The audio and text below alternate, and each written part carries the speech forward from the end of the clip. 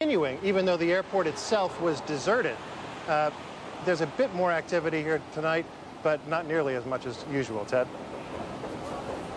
All right, David Wright, thank you very much indeed. We have had a team of reporters, producers, researchers investigating the people believed to be behind this week's act of terrorism. And joining us, three of my colleagues, ABC News investigative correspondent John Miller, whom you've already met, our chief investigative correspondent Brian Ross in New York, and Justice Department correspondent Pierre Thomas in Washington. And Pierre, let me begin with you, and I'd like to begin with you because I'd like to get whatever the official word is at this time. What is the U.S. government telling us about how the investigation is proceeding? Well, what they're telling us so far, Ted, is that they're making great progress. We were informed today by the Attorney General, John Ashcroft, that they have identified 18 suspects who carried out the attack. 5 on 2 flights, 4 on 2 other flights. They are expected to release the names and photographs of these people as early as tomorrow. The other thing that they're telling us on background, Ted, is that they're getting more and more information about just how sophisticated these operations are. Some of the information includes that some of these flight training programs that they participated in cost between $19,000 and $25,000 per course. That is why you're seeing so much emphasis on these flight training schools. And they're saying, again, with that kind of financing, these people were in place and working to carry out these attacks for quite some time, Ted. Who is it who goes to these flight? You know, obviously people go to flight training school because they want to become pilots, but to become a commercial pilot, is it enough to go to one of these flight training schools, or wouldn't that in and of itself raise certain questions about who these people are and what they're doing? Well, Ted, one of the officials I talked to today said, look, one of the things they're quite interested in is why this didn't raise any red flags, that a number of these people were coming in wanting training with this much money to spend. And quite frankly, Ted, the source said that he was just dumbfounded that no one saw any red flags about this and that the federal government had no idea that this type of training was going on in so many different places around the country. We're told that there are at least 3 flight attendant schools, flight training schools that were involved in this, at least 3, 2 in Florida and 1 in Minnesota, Ted. Brian Ross, what is it that that you've been able to discover about, and when I say discover, we have just learned, in large measure due to the reporting of John Miller, we've learned now about 2 further efforts this evening, one at JFK and one at LaGuardia, apparently to hijack 2 other American planes. Is there any indication that you're aware of just how many other people might still be out there? Does the FBI have any sense of that at all yet? Well, Ted, the FBI, since the hijackings on Tuesday, began examining the passenger list of all flights that were supposed to take off on Tuesday, already aware then, it seems, that it might be other hijackers who did not carry out their missions. They have been tearing through South Florida, towns Coral Springs, Vero Beach, Deerfield Beach. There were 2 raids conducted there tonight, over on the West Coast in Venice, Florida. This seems to be a hotbed of activity going back to June of last year, the month that Elian Gonzalez was returned to Cuba. At least 2 of the people who have been identified as on board the flights that crashed into the World Trade Center had begun their pilot training then. And one thing I want to add to what Pierre had said, there is a report tonight out of Minneapolis that several weeks ago the FBI detained a man who had applied for flight simulator training in Minneapolis in large jets because they became concerned about what he was doing. They detained him and held him for deportation proceedings, let him go, and then after Tuesday's attack by the aircraft and the hijackings, he was re-detained. He is said not to be cooperating with authorities. I don't think I phrased my question to Pierre very well. What I was trying to get at is my assumption is that if you want to go to work for an airline, that A, you need to be a pilot, but they will be the ones who will put you through a training program on one of these commercial airliners. Or am I wrong? In other words, do people have to go to one of these training schools and then go to the airline? What I can tell you so far is that some of these schools give degrees of training. Some of the training would allow you to fly simply small aircraft, but they also offer courses that would prepare you to fly commercial aircraft. And according to my sources, that's what these men were taking, those type of courses that would eventually prepare them to fly commercial airlines. Ted, the U.S. trains... John Miller, yeah, go ahead. I was going to say, the U.S. trains many of the world's pilots here at these various schools. It's not unusual for foreigners to come to the United States to train as pilots. The U.S. is thought to have the toughest, the strictest standards for teaching pilots how to fly. So there are many pilots, student pilots from overseas, who come to this country on a perfectly legitimate basis to learn how to become pilots. That's an excellent point. I was going to come back to John Miller now, John, and I'd like you to take us back to something that you were telling Peter Jennings earlier this evening. And that has to do with the way that Osama bin Laden, as you put it, I think, likes to tweak the West, particularly the United States, by giving some sort of advance notice. Tell us that story first, and then we'll come back to a piece of tape that we have here in London. Well, it's something that I noticed early on, and something that intelligence analysts have discussed at great length, which is bin Laden seems to have a pattern before he pulls off an attack, if you accept the idea that he's responsible for the things the government says he is, of foreshadowing the attack with a message. Essentially, instead of claiming credit after the attack, as terrorist groups have done for years, he seems to put himself center stage ahead of time to foreshadow what is to come. Before the embassy bombings, he did the interview with me that we ended up airing on Nightline, which essentially introduced him to the American public. Before the bombing of the USS Cole, just weeks before it, he released a video where he said to his followers, "We've been doing too much talking. Now is the time for action. Prepare to fight." And in that video, strangely, for the first time, and he hasn't done it since, he wore traditional Yemeni garb with a Yemeni dagger stuck in his belt, almost as if he was giving subtle hints in a strange way. After the Cole bombing, he sent another video showing himself at a party for his son's wedding to the daughter of his military chief.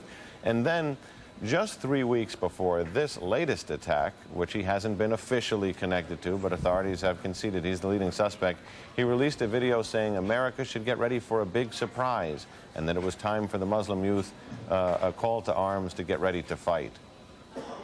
And that's what I wanted you to lead us to, because one of our very perceptive producers here, Robin Wiener, recalled that in point of fact, we have that piece of tape. And what I'm going to do now, because it involves an interview by a correspondent from the Middle East Broadcasting Company, who apparently was invited to meet with Osama bin Laden, and he does a voiceover in Arabic. I'll give you a brief translation of what it is he's saying, but let's just take a look at that tape now.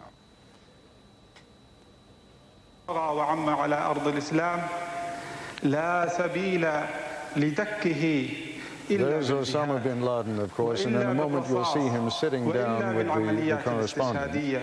And I will read you part of the Q&A that took place between them.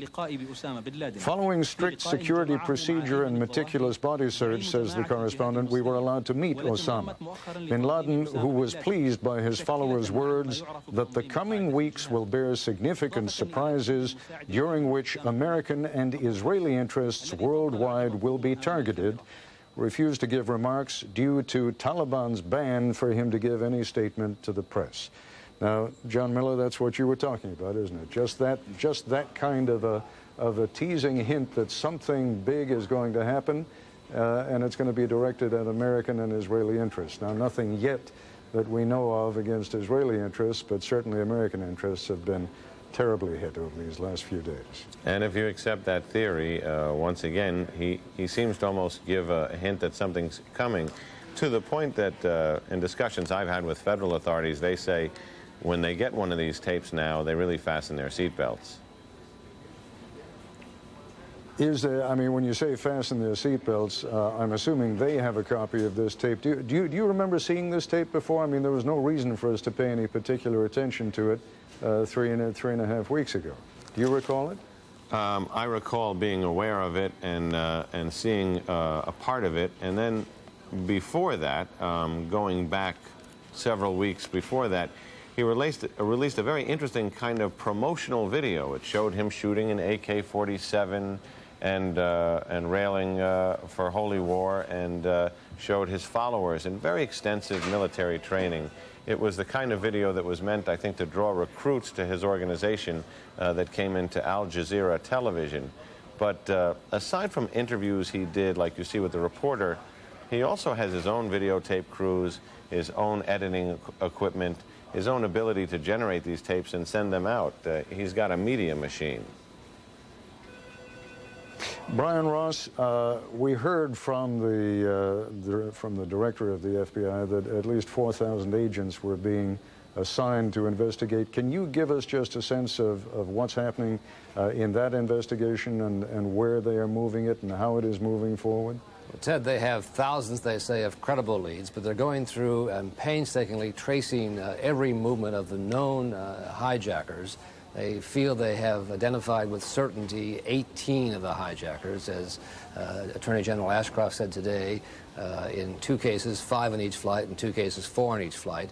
And they are going through records of where they traveled, where they stayed, how they paid for bills. A key part here, Ted, will be to trace the money.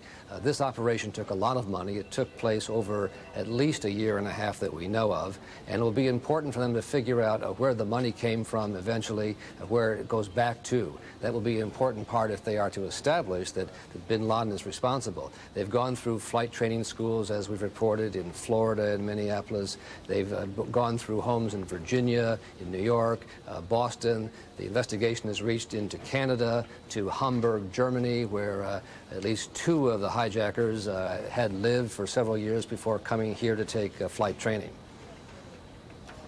All right, gentlemen, I thank you very much, and really just some extraordinary reporting today. Just how vulnerable, then, is the United States to terrorism? The millions of stranded airline passengers around the country, I don't know if that's an exaggeration, but certainly hundreds of thousands of them can answer that question, a question that will undoubtedly be debated in the coming days and months. Joining us now is Kenneth Quinn, a lawyer specializing in aviation law. He joins us from Washington. And Larry Johnson, the former Deputy Director of the State Department's Office of Counterterrorism. Mr. Johnson, let me begin by asking you, as you listen to what has been developing over the course of this day now,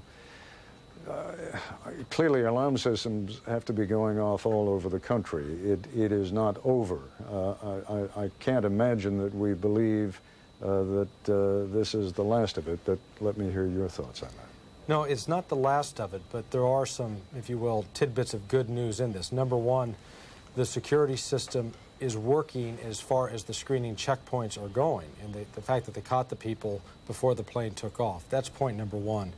Point number two, there are some very extraordinary tools available here in the United States that will allow the establishment of who these people were in contact with. And I can't say more about it than that, other than it is a remarkable piece of technology that I know the FBI is using. And in using that, it's going to be able to lead them to some, to the entire network of the folks that we're providing support in any way. Mr. Quinn, this is not one of those times when people like to hear a lot about civil liberties, and I don't know if I'm reading too much into what Mr. Johnson said here, but do you think it is likely that we are going to have to forfeit some of our civil liberties in order to have a safer travel system? To be sacrifices in terms of delays. There's going to be extra scrutiny, but this was a colossal hit, albeit probably a low-tech but a high-concept hit on the fundamental structure of our aviation security system. We're not going to come up with a quick fix. It's going to be a comprehensive fix. We're probably going to have to be more on a warlike footing. We're not going to do it overnight. And I think what we're seeing today is attempts to just resuscitate the system 48 hours after it was taken down. Have to slowly regain the confidence of the traveling public and slowly institute our law enforcement, our intelligence, our aviation security apparatus. But I think, as Larry said, it does seem to be working. I know from my activities today, the airports, the local law enforcement, the FAA, the airline industry, intel folks are all getting together and working cooperatively, and we're catching more of the bad guys.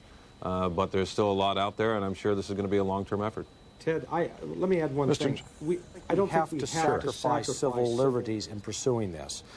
Right now, the aviation security system rests upon 3 legs. There's a technology leg there is a human element leg, and then there's an assumption about human behavior. Now, what we saw in this attack was, there's been some, many have said in public that the screening system failed. It did not. The weapons that got on board the plane were what were allowed under the system. And the fact is, there is no system you can put in place that can prevent something getting on board a plane that can be used as a weapon. A Mont-Blanc pen can be used as a weapon. The problem is, and this is the human behavior assumptions that undergird two vulnerable points of our aviation security system. On board the plane, we have the bank teller, bank robber human behavior assumption. The assumption is if someone hijacks a plane, they're not going to take control of the cockpit. They are not going to be able to commandeer the plane and fly it somewhere because they're not going to commit suicide. We now know that assumption doesn't work. So we need to step back and say, what can you do to prevent someone from getting control and access to the plane? It requires changing how pilots are trained to handle hijackings. And what you do, it's a simple two-step process. You do what the Israelis do. You secure the doors in such a way that no one can just kick it in within a minute. You want to give pilots at least a 5-minute window where they can begin taking action to prevent someone from coming into the cabin. Secondly, you arm the pilots, not to make them law enforcement officers, not to make them responsible for the security, but to put them in an Alamo defense posture that if someone tries to penetrate that cabin, they're in a position to turn around with a firearm and shoot. And that requires training the pilots. You do quarterly evaluations, and it's quite doable. Most of these pilots are former military. They have carried firearms in cockpits before. That prevents the plane from being taken over from the cockpit. But to do that, we have to be willing to accept the possibility that if someone's with a knife or threatening that they have a bomb, that they may kill some people back in the passenger compartment. But it's something we're going to have to sit down and recognize we need to change it, because now we know there are people that will take those planes and turn them into a weapon of mass destruction. Well, you've really anticipated a couple of my questions, because I was going to say to you that the Israelis, to the best of my recollection, have never suffered a successful hijacking, and that has been in large measure because they have been willing, the Israeli travelers have been willing to endure far more rigorous situations at their airports than anything that we've ever had at ours. But perhaps the even tougher question is, and it's clearly relevant here, from all accounts, some of those stewardesses were being cut up pretty badly by the hijackers in the cabin, and that is what drew the crew members out. I want to be sure I understand you. You're saying that the rule would have to be, doesn't matter what's happening back in the cabin, doesn't matter who's being killed, doesn't matter who's being cut up or shot, the pilot stays where the pilot stays. The pilot stays where the pilot stays, because at that point, one of two things has to happen. And again, the two things that have to happen is either if you have an armed air marshal on board, they take care of the passenger compartment, or the passengers themselves, as apparently happened in the case of the souls on the plane that went down in Pennsylvania, take matters into their hand to protect themselves. What we've seen with hijackings over the last 10 years, Ted, is around the world, the metal detectors have worked in keeping firearms off planes. Most of the hijackings that have been carried out by people who have a knife of some sort or threaten to have an explosive, and then you get back into this human behavior assumption, okay, cooperate, because they're not going to kill everybody. They want to survive. You can't have it both ways. Mr. Quinn, as I mentioned at the outset, you specialize in aviation law. Is something going to have to be changed in our aviation law to make this a safer system, and if so, what? Well, clearly there's going to be a lot more authority given to the FAA. There are proposals on the table right now to federalize the security screener checkpoint function, to shift the liability and the responsibility for screening away from the airlines and toward the federal government. There are a number of huge issues associated with that. But I would go back to say that it's very difficult to turn the flight crew into police. Gentlemen, as I mentioned a few minutes ago before we introduced all of you, there has been a wonderful development in New York, and 10 New York City policemen have apparently still been found alive. My colleague Michelle Martin is in the southern segment of Manhattan, and Michelle, bring us up to date with anything you've got. Well, Ted, I'm here at the corner of Greenwich Street and Reed, and it's a fairly grim scene behind me. You can see the smoke billowing up. You can see all kinds of emergency vehicles, but I can tell you that the grimness here is punctuated by some very good news. ABC News can report that 10 police officers have been located about 2 floors down, and apparently how this happened is that one of the police officers contacted his wife via cell phone. That's sort of the instrument of the modern world that's sort of become so ubiquitous, and reported that he is trapped with 9 other officers, and that she then was able to contact rescuers who are trying to locate them, and they haven't apparently been able to extricate them, but they have located them, and that is terrific news. And it's also interesting that I was intrigued by Terry Moran's earlier report that the White House had apparently relaxed a bit of its security perimeter. Here, the opposite has occurred. There is now fencing, there are now roads. It's almost as if this has become its own neighborhood. There are places to sleep, places to eat. It suggests that they're settling in for the long haul here. It's almost as if it's become a new kind of normal.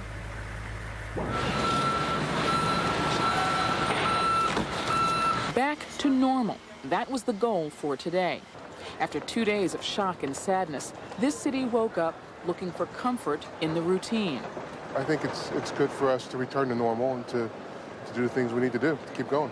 The routine is very comforting, so to see, you know, that it hasn't been completely and utterly disrupted is definitely a familiar feeling. It feels good. The streets were busier, the subways were fuller, and there was a sense of defiance. I'm going back to work because I refuse to let those evil people make me do something I wouldn't do, and I think it's important for the economy, for all of us to get back, even though we don't probably feel like we really want to be there. We gotta show them that we're not scared of them. We have to let them know that we are people that are united. You know, we work together, and we're gonna come out of this thing here clean. Which can I change for the F train? I'm trying to take this train to 47 50th Street. Crucial to getting the city back to normal, restoring public transportation. The subways were running, but frequently not on time, and not always where people needed to go. It changes from hour to hour, and I just will get on whatever is going in the direction I'm moving in, and then if there's nothing else moving, hope my feet will get me there. You just have to wait for the trains to come, and it's crazy because you don't know when the train is coming. This woman was sure this train would get her back to work. Instead, it was headed for a stop 30 blocks away. School kids were back too, although school started 2 hours late. Clearly, for the kids at LaGuardia High School, it was hard. I just think that it's too early because, I mean, what about all the people in our schools with their families who are missing and hurt and everybody, and I just think that it's too soon. I think that we need more time to, kind of get more into the swing of things. I just don't think that I don't think that we're ready. My mother didn't even want me to come to school. I said, well, I don't want to miss any more time. I need to catch up on, I don't want to be behind on my schoolwork, but she felt it was too soon, and I also felt it was too soon. Their fears seemed well-founded. Within hours, they had to evacuate because of a nearby bomb scare.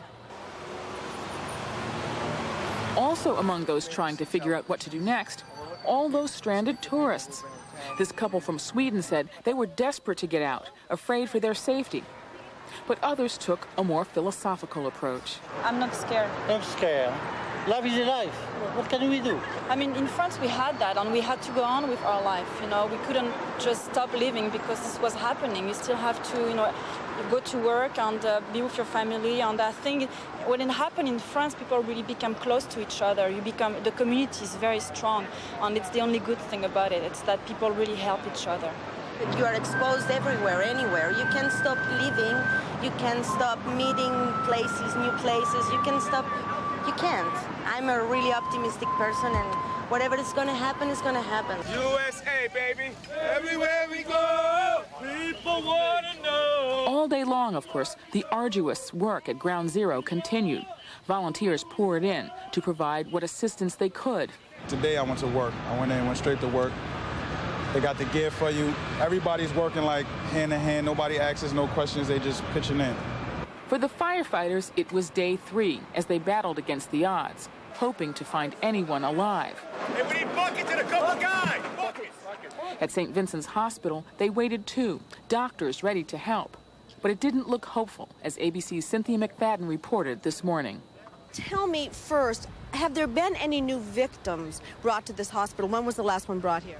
Actual victim would be about 30 hours ago. We've had a lot of rescue workers that have dribbled in since the time of the disaster, but actual victims extricated from the site. It's been about 30 hours. 2 of them walked away. And then, seemingly miraculous news. 5 firefighters assumed to have been missing since Tuesday, found alive. The excitement was palpable. We were removing the debris. We had a large steel wall behind the beam. When they removed that, 2 firefighters just came crawling out. It was unbelievable. What was your feeling after having been there yesterday, seeing nobody, no living come out? Amazing. You can't believe it. The whole place went crazy. Everybody screaming, chanting, just happy you could do something good. The news spread fast. I can tell you that things here have really increased in number. A huge crowd is gathered behind us, a couple hundred people lining the sides of the street, with word that some of these firefighters have been rescued and perhaps will be brought here.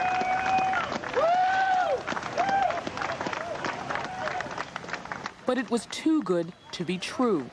These firefighters had been missing since this morning, having fallen into an underground pocket while searching for the first victims. A happy event, yes, but hopes of finding anyone else alive are all but lost. God bless, man. For firefighters who may have lost as many as 300 of their own, the strain is obvious.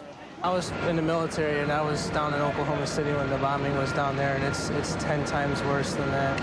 It's hell. I've been trying to beat a lot of stuff in my life. This is hell. Can I get some water, please? Can someone give me some water, please? I've never seen anything like it. It's one of the worst things I've ever seen in my life. Despite the efforts to return to normalcy, for many, their only task was the continued search for loved ones. My son was in Building 2 on the 92nd floor. I talked to him when he saw the plane coming, and I haven't heard from him since. And we just need to find him. He's my only child.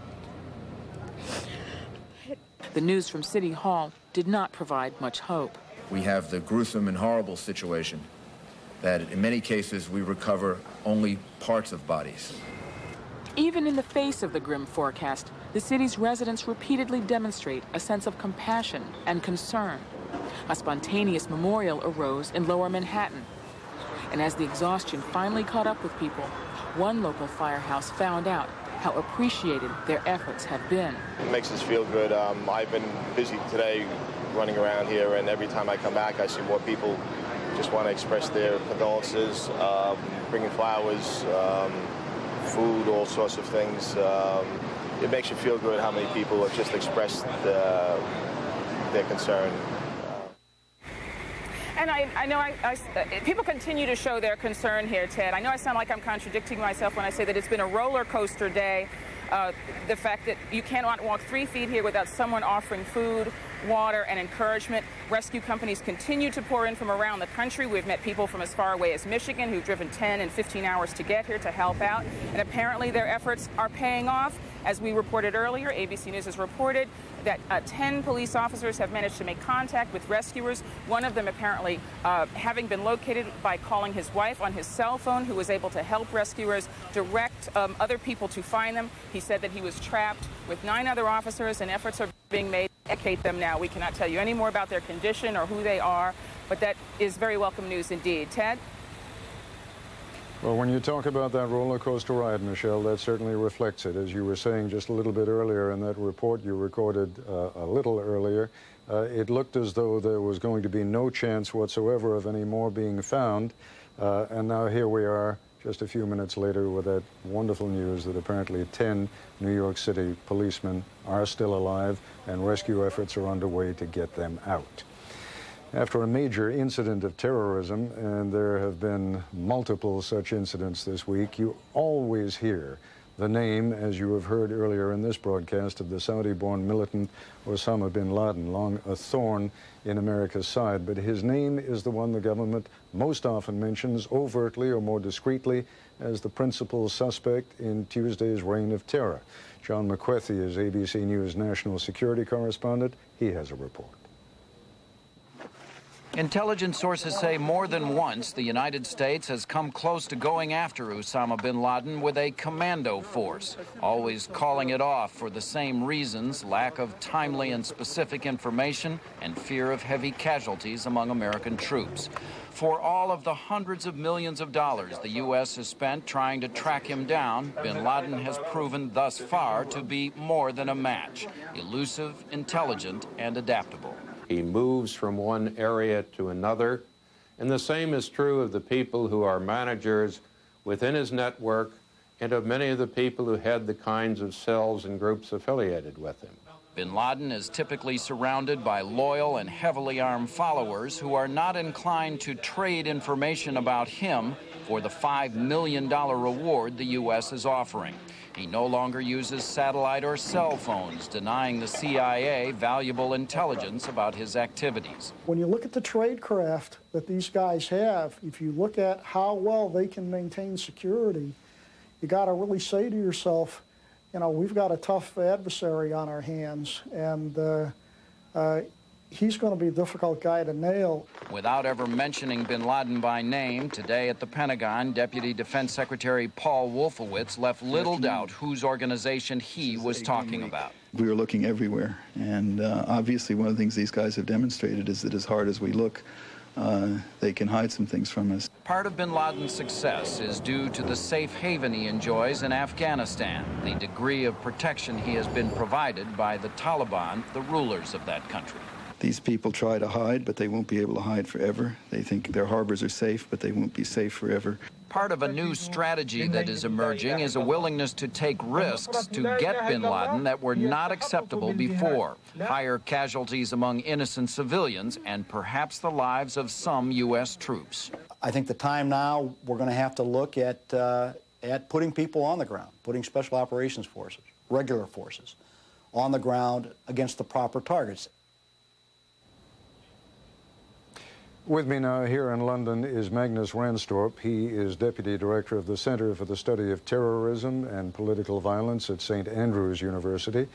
And from San Jose, California, Amin Tarzi. He is Senior Research Associate for the Middle East at the Center for Non-Proliferation Studies. Gentlemen, let me begin by just reading you something from this morning's edition of The Guardian here in London. And I'll just show you the headline. Maybe you can read it.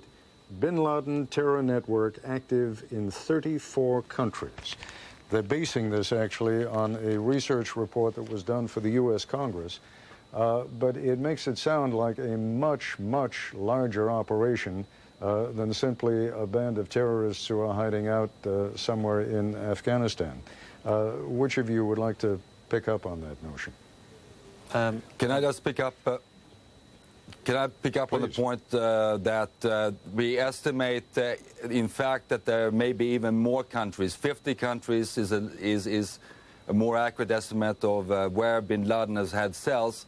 Where we have detected and destroyed them, he has been managing to rebuild them. So it is truly a multinational enterprise. Yeah, and I agree. What kind of an operation is it? And please, I didn't mean to interrupt. So if you'll just pick up on that question, though, do you know anything, does anybody know anything about the method of operation? How does bin Laden control these units in countries around the world? Number one, I mean, I agree also that the 34 countries may be not actually the limit, maybe more than that, and it depends on what degree of connection it has, whether it's governmental, non-governmental, charities. Sometimes the money, his money moves through some of these charities, which are in governments that may not even know that the money belongs to Osama bin Laden. The problem is that, again, we are dealing with an elusive organization. We call it Al-Qaeda or the base, but it's not what they call themselves. We don't even know if there's the command structure is also elusive, and that makes it even harder. It's not like most other organizations, terrorist or otherwise, where there is a command structure, they have websites. He does not have any of those. So it's also an issue that Afghanistan has provided him a black hole or a swamp where he's hiding in there. And one thing I want to emphasize is that he is not the only person. You know, he may be the person that we know most about, and he is the target right now, but he is just one among many of the leaders and many of the movers of this operation. Professor Ransdorp, among the other things that is mentioned in this congressional report is the notion that perhaps his organization also has access to chemical weapons. Is that just speculation, or is there any reason to believe that's true? I have not seen any evidence or heard any evidence of the fact that he has been actively pursuing chemical weapons. He's really relying on a different compartmentalized network that mutates according to the security situation, and therefore he has at its core a number of nationalities that are skilled in certain reconnaissance, certain skills that are necessary to launch different types of operations. There are a number of different nationalities that are important, particularly for the Al-Qaeda. And one of those nationalities that has concerned security sources have been particularly the GIA network, the Algerian armed Islamic group that has been very active in Europe, and particularly in terms of providing forgery of identity documents and passports. I think many of us, Mr. Terzi, have drawn the inference that there must be a relationship between Osama bin Laden's organization and some of the more extreme Palestinian groups in the Middle East. Is that a fair assumption? As far as the Palestinian groups are concerned, they may have sympathies with them. What level of cooperation is there, that's hard to say. The Palestinians, they have a specific agenda and it's declared, and I don't think most of the Palestinian groups want to even involve themselves. Whether their sympathizers will look at Osama bin Laden as a leader and as somebody who's, in their view, successful, that's something else. The two other organizations that I'll add, other than the Algerian that was just added, is the two Egyptian organizations, Al-Gamal Islamiyya and also the Islamic Jihad. This is the Islamic Jihad of Egypt, not the Palestinian one. These two groups are very well connected with Osama bin Laden. They also have bases in Afghanistan, in Kunar and Khost. If you remember, Khost is where we launched the Tomahawk cruise missiles after the bombings in Africa. So the Egyptian militants, who are basically mostly now in Afghanistan, are involved with it. There are also some Pakistani militant groups that are involved with it, which actually give them support, logistic, and maybe right now he may not even be in Afghanistan. He may even be in Pakistan, from all we know. Professor Ransdorp, I think you were cautioning us not to put too much confidence in the notion that even if there were to be a military action against bin Laden's operation in Afghanistan, and even if he were to be captured, that would necessarily mean the end of his operation. Did I read you correctly? That's correct. Bin Laden is one, he's of course the principal backbone of the organization, the inspirer, the orchestrator. But around him, as was mentioned earlier, are certain top lieutenants. Many of those, of course, are the Egyptian extremist groups that surround him in terms of his leadership council. And we do have a fairly clear picture of how he's structured at the top. But unfortunately, because of the multiple nationalities that are involved in his operations, we do not know who is underneath the radar screen so well, and that is where the difficulty is. And if I may add, it means, Professor, therefore, it therefore means that even though we go after perhaps just bin Laden, it is also necessary to really try to track down the top lieutenants of his organization, to really degrade and at least destroy what is in action today. And I just Mr. wanted to add Terzi, there. Yes, can I add something on that one? Basically, yes, please. And if you would sort of wrap it up for us here. Okay, an agreement. Basically, the problem is, and I think Secretary of State Colin Powell mentioned it today in some place. It's not one operation, and more importantly, again, as I alluded to it, it is not one person, even a few people. It is a problem, and Afghanistan itself has become a problem, a swamp, if you want to call it. And if you kill a mosquito, 1 or 2 mosquitoes, that will not clear the issue. We have to basically clear the swamp, and that would take some time and maybe even ground operations. And we are in it for a long haul. We have to get down and dirty and fight this thing in more ways than just launching cruise missiles at them. Mr. Tarzi, Professor Ranstorp, let me thank you both very much indeed. The last point that Mr. Tarzi made is, of course, one that has also been made by several top members of the administration, warning that this is not going to be something that is over quickly. We are in this for the long haul. And that also means that as much as we may be caught up in the emotions of the moment, in the fear of the moment, there has to be some way of returning to some kind of normal life. New York, for example, has not felt a lot like going to the theater this week, but tonight, Broadway reopened, as my colleague Barbara Walters reports. The Broadway theaters have been dark since Tuesday. No plays have been running.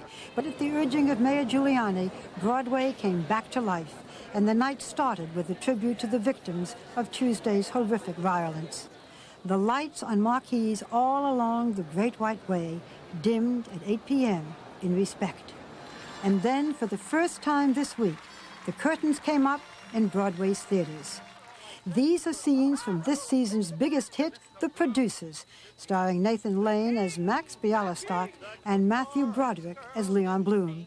This show, written by Mel Brooks, has been packing them in since April. It is the hottest ticket on Broadway. As they were dressing to go on stage, I talked with the two stars backstage at the St. James Theater. Nathan, all of the lights in the Broadway theaters are going to dim tonight. What is the significance of that? Well, I think in light of this tragedy, it's all of us coming together, as we've seen so many New Yorkers doing in the last couple of days, and it's our tribute to the people we've lost and the people who are continuing to search for victims, and that we won't be beaten by this bully. You know, this is the funniest show in Broadway, maybe in all of America. You've got to go out tonight and make people laugh. Is that going to be hard? Yeah, I think but I'm hopeful that it'll be that you can laugh and also be moved and be together. I wanted to be here to be with the cast who I work with and to be back to some kind of life. And I think it makes people feel less alone to come to the theater, so it's a good thing to do in these times. I think the theater is important. And all of the shows have been dark. None of them have run since Tuesday night. Yeah. Mm-hmm. You feel it's important now for people to just go on, keep their lives going, and laugh? Well, yes, because otherwise they have won. And I think we've shown that we're much stronger than that. And it's not that we're forgetting what's happened, but I think as you watch these stories and how incredibly heartbreaking and moving it is, you do need to get away from it and think about something else, or just to laugh. And as Matthew said, to be with other people. And you know, I think as New Yorkers, that's what we've all been doing as we watch these heroic firemen and policemen and everyone involved. So Max Bialystock and Leon Bloom are going to go out there and give maybe one of the most historic performances of your lives. Well, I hope that everyone feels that we're all together and trying to reach out to one another. Yeah. And make them laugh. Make them laugh, yeah. Make them laugh, and it's going to be very moving, I have a feeling. Difficult decisions, and not everyone is reacting the same way as to when it will be appropriate to come back. I remember almost 40 years ago in 1963, after the assassination of John Kennedy, the NFL decided that it was going to play its games the Sunday following that assassination because, as the then NFL commissioner believed, that is what he thought the late President Kennedy would have wanted. This time, and it's for the first time in its history, the NFL has canceled all of its games this weekend, and according to a couple of the players at least, it was not a difficult decision for them. We in the National Football League have decided that our priorities for this weekend are to pause, grieve, and reflect. It is a time to tend to families and neighbors and all those wounded by these horrific acts of terrorism. For me, this is a no-brainer decision. The thought of, on Sunday, not supporting those that are mourning, that are in churches, synagogues, still trying to help people in the rubble get out, hospitals. It makes no sense to have played our game. Well, I think for players' aspect, for us to execute the level we're expected to execute, concentration has to be on football. And to a man, nobody was really concentrating on football. The conversations weren't about the Green Bay Packers, and they weren't about, Brett Favre. They were about, did you see those two towers fall? Did you see that plane enter those things? For us, it's a little more difficult. We sit here and we can see the fire still smoking right there. We come out every single day for the last 8 years, and I've seen two towers standing there. They're not there. There's nobody thinking about football. Nobody's mind is on a game this Sunday. For us to play, would be ridiculous. I can't imagine the horror that people have gone through. I can't imagine the horror that the families who are looking for their loved ones are going through right now. And I think that's why, for us as players, this is so secondary. Football is so secondary right now. I think New York City and the country needs to be behind everybody with the effort of trying to save as many people as possible and trying to get the city back on its feet. There's more to life than football, man. And, I love the game and everything, but there's, more to life than football. And that's why, after seeing that whole thing, I was happy with the decision because, yeah, we like to get things going, but the games are like a celebration, man, and you're not one to celebrate. It's a tough situation for America.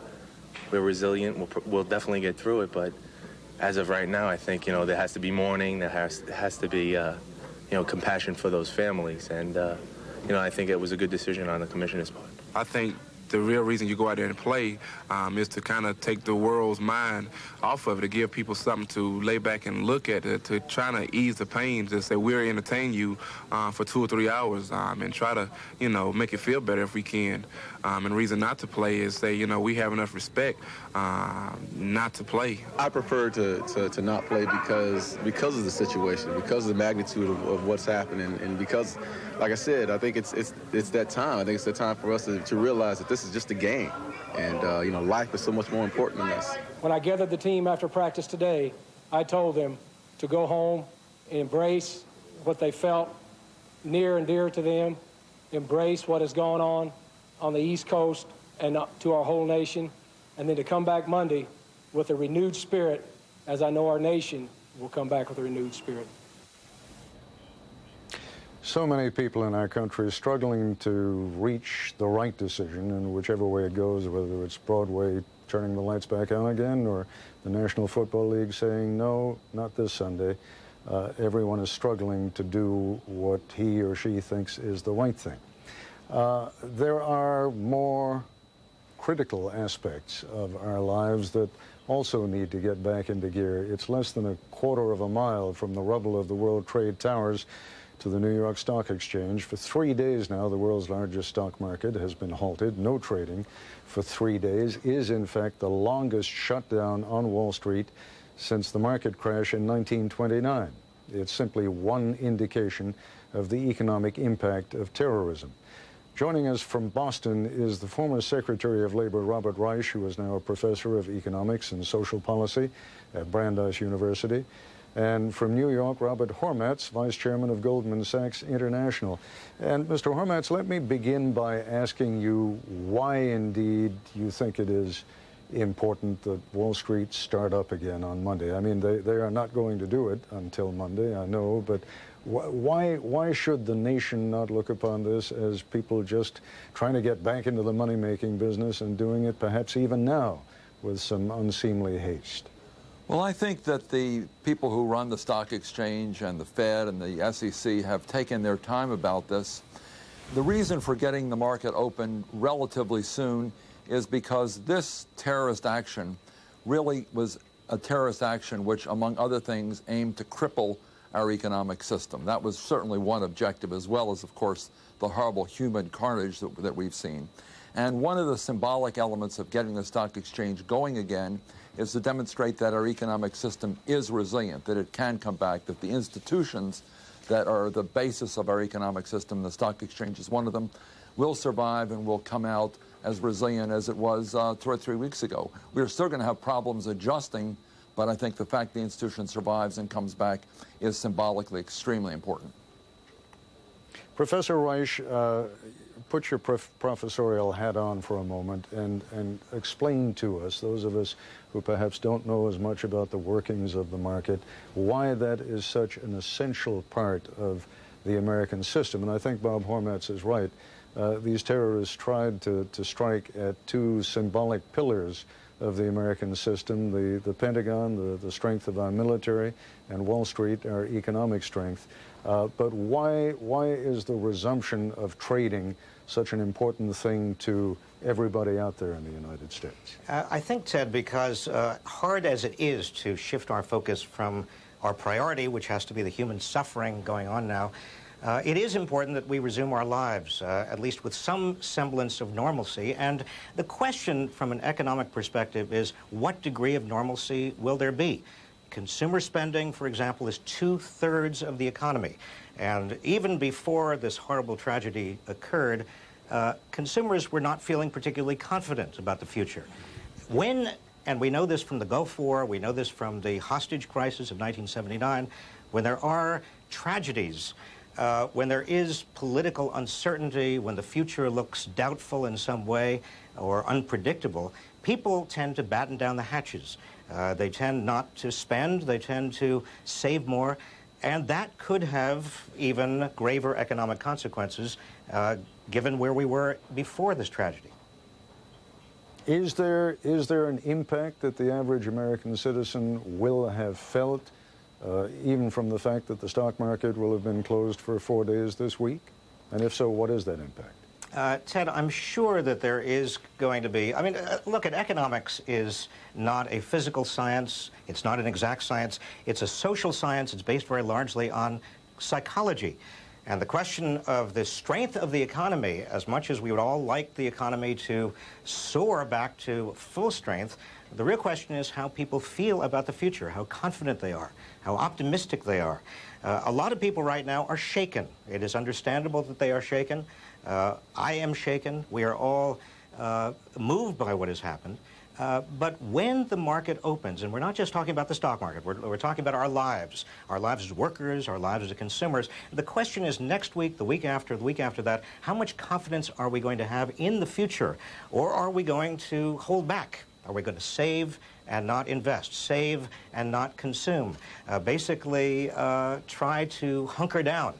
That may be a rational response, but it certainly is not good for the economy as a whole. Mr. Hormats, sometimes it seems indecent even to talk about things like this, but it does, in fact, have an impact on every American out there. We have been teetering at the edge of a recession.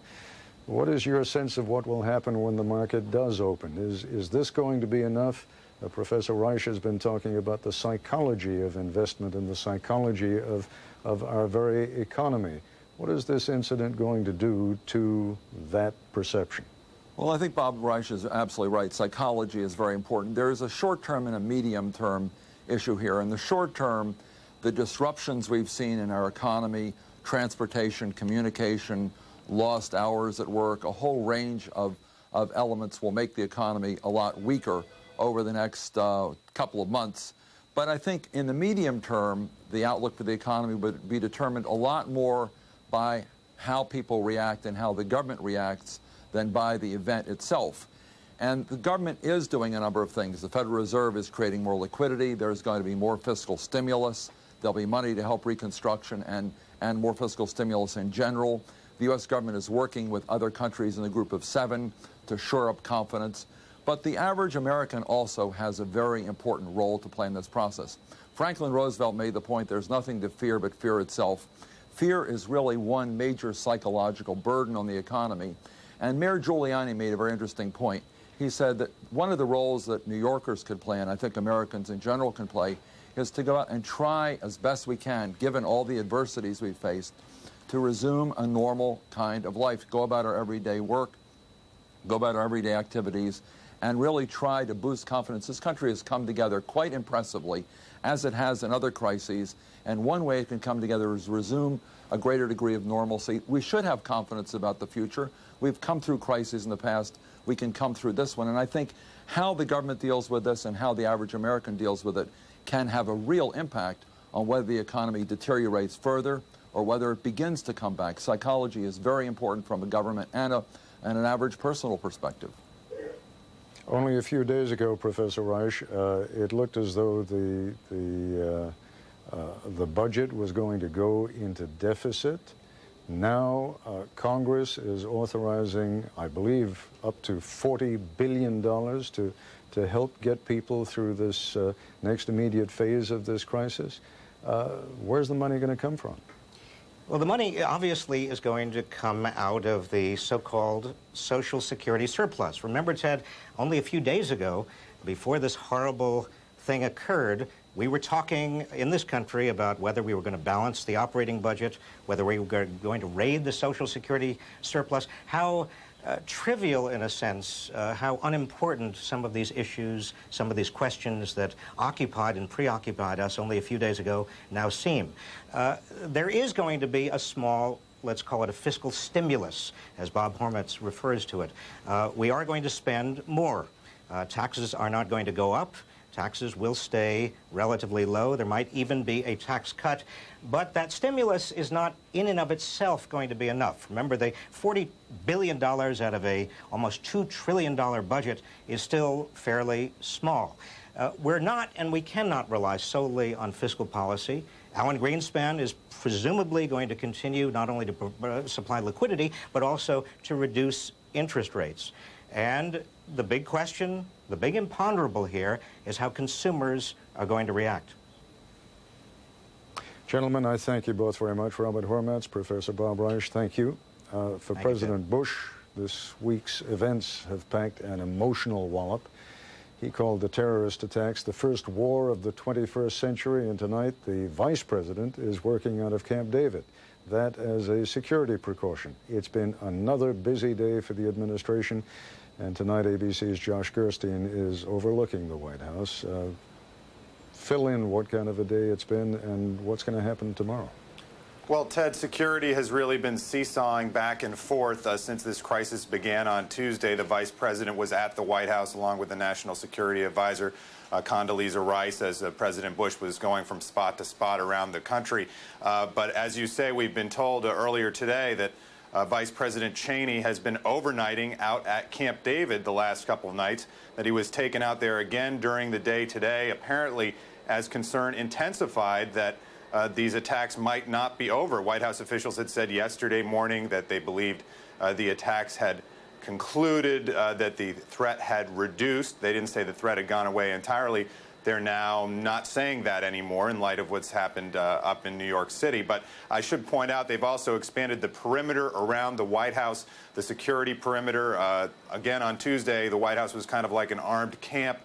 Then on Wednesday, they pulled that perimeter back. They were allowing people right up to the north fence of the White House. Now they've pushed it out again a couple blocks. They've closed off Lafayette Park completely to pedestrians and to vehicles. It's always closed to vehicles. And they've now pushed it out even another block away from that. So clearly there's greater security concerns.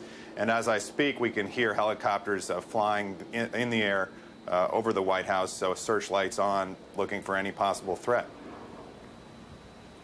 Josh, I don't know whether you can answer this, but I know some people are raising questions over the fact that the White House announced that the president is going to go up to New York tomorrow to look at the damage for himself. On the one hand, the fact that he is going to show himself up there and show support for New Yorkers and in this moment of great trial that they're going through, I know is terribly important, but did the White House have anything to say about the wisdom of announcing it? Well, Ted, I think it's effectively impossible to take the proper security precautions to move the president out of town and to keep that information secret. They need to move Secret Service agents into place and things along those lines. I think it would be very difficult for them to put on a surprise trip to New York, if you will, but you can rest assured that they'll have a very serious security presence in place up in New York tomorrow for the president's activities and for his viewing of whatever part of the wreckage up there he's able to take a look at. Josh Gerstein, thanks very much indeed.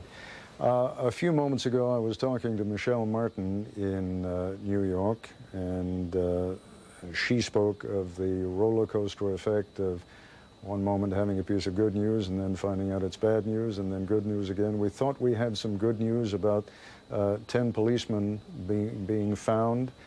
Michelle, where does that story stand now?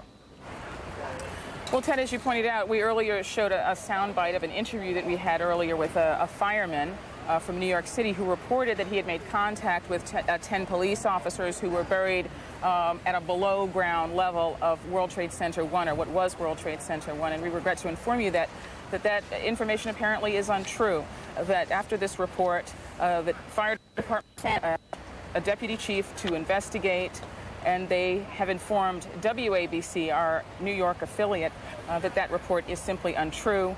And our colleagues at WABC have also contacted the police department and the Port Authority police, who are also a presence down here, and they say that report is also untrue for their officers as well. Apparently it was a very bad rumor. You can understand why people would be attracted to that rumor, but apparently it just is simply false. We have no idea what the motivation of the person reporting it is. We haven't been able to locate him. It's just heartbreaking. It really is. And I gather from your umbrella there that it started to rain, and you need to just take a moment to talk about that, Michelle, because it's going to have an impact, of course, on the rescue operation. Yes, I would say that one fortunate thing seems to be that we've been talking to all the, as you can probably see behind me, there are a number of, well, perhaps not at the moment, but there have been all evening long heavy equipment, ambulances, other kinds of emergency vehicles moving up and down this corridor. And we've been talking to all the members of these crews, these ambulance crews, to ask if they were being assigned to rescue these persons or to provide sort of first aid. None of them had heard this rumor. So that's a good thing that it probably wasn't as widespread. This rumor was not as widespread. But the rain is going to add to the misery here. You can already see that people are very tired. The people who've been leaving the scene have the same kind of exhausted, heavy gait. And the rain is going to make their lives that much more uncomfortable here. They're already living in tents. Some of them are sleeping in their cars. People from out of town are sleeping in their ambulances, Red Cross vehicles. And the rain is going to make it that much more uncomfortable for them to do their work. And it's also going to make the debris heavier.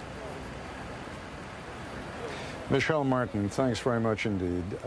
I'm going to throw things now to my colleague Chris Bury in Washington, because he and our associates in Washington have a series of reports on what the administration has been doing and the many different approaches that they have to the various aspects of this crisis. Chris? Ted, just a moment ago, you were talking with Josh Gerstein about the whereabouts of the president and the vice president and efforts to keep them secure. At the time of Tuesday's attack, the defense secretary, Donald Rumsfeld, was at his office in the Pentagon. In fact, he ran there after seeing the television coverage of the attack at the Twin Trade Center in New York City. That morning at the Pentagon, he assisted with the rescue effort, helping put people on stretchers. Today, Mr. Rumsfeld went back to look at the still smoking wreckage where so many who worked in the building died. ABC News national security correspondent John McWethy talked to him about it. When I first came out here, of course, there was no one here except about 6 or 8 people pulling some bodies out of the area. The people had been burned badly and injured. The aircraft came from right over from here. Over here, hit a light. A couple of light poles. Yeah, and then came in about between the first and second floor over here. And it went in through 3 rings. I'm told the nose is still in there, very close to the inner courtyard, about 1 ring away. So the flight recorder may still be in the nose, for all we know. It's conceivable. But there was so much jet fuel that the flames were just horrific. Thanks for your help. Morning, sir. Morning. Good to see you.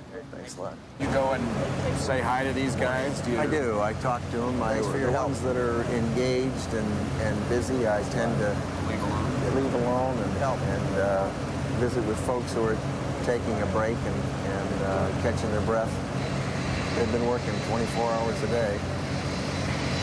You said yesterday and the day before that this is a completely new thing. The first war of the 21st century.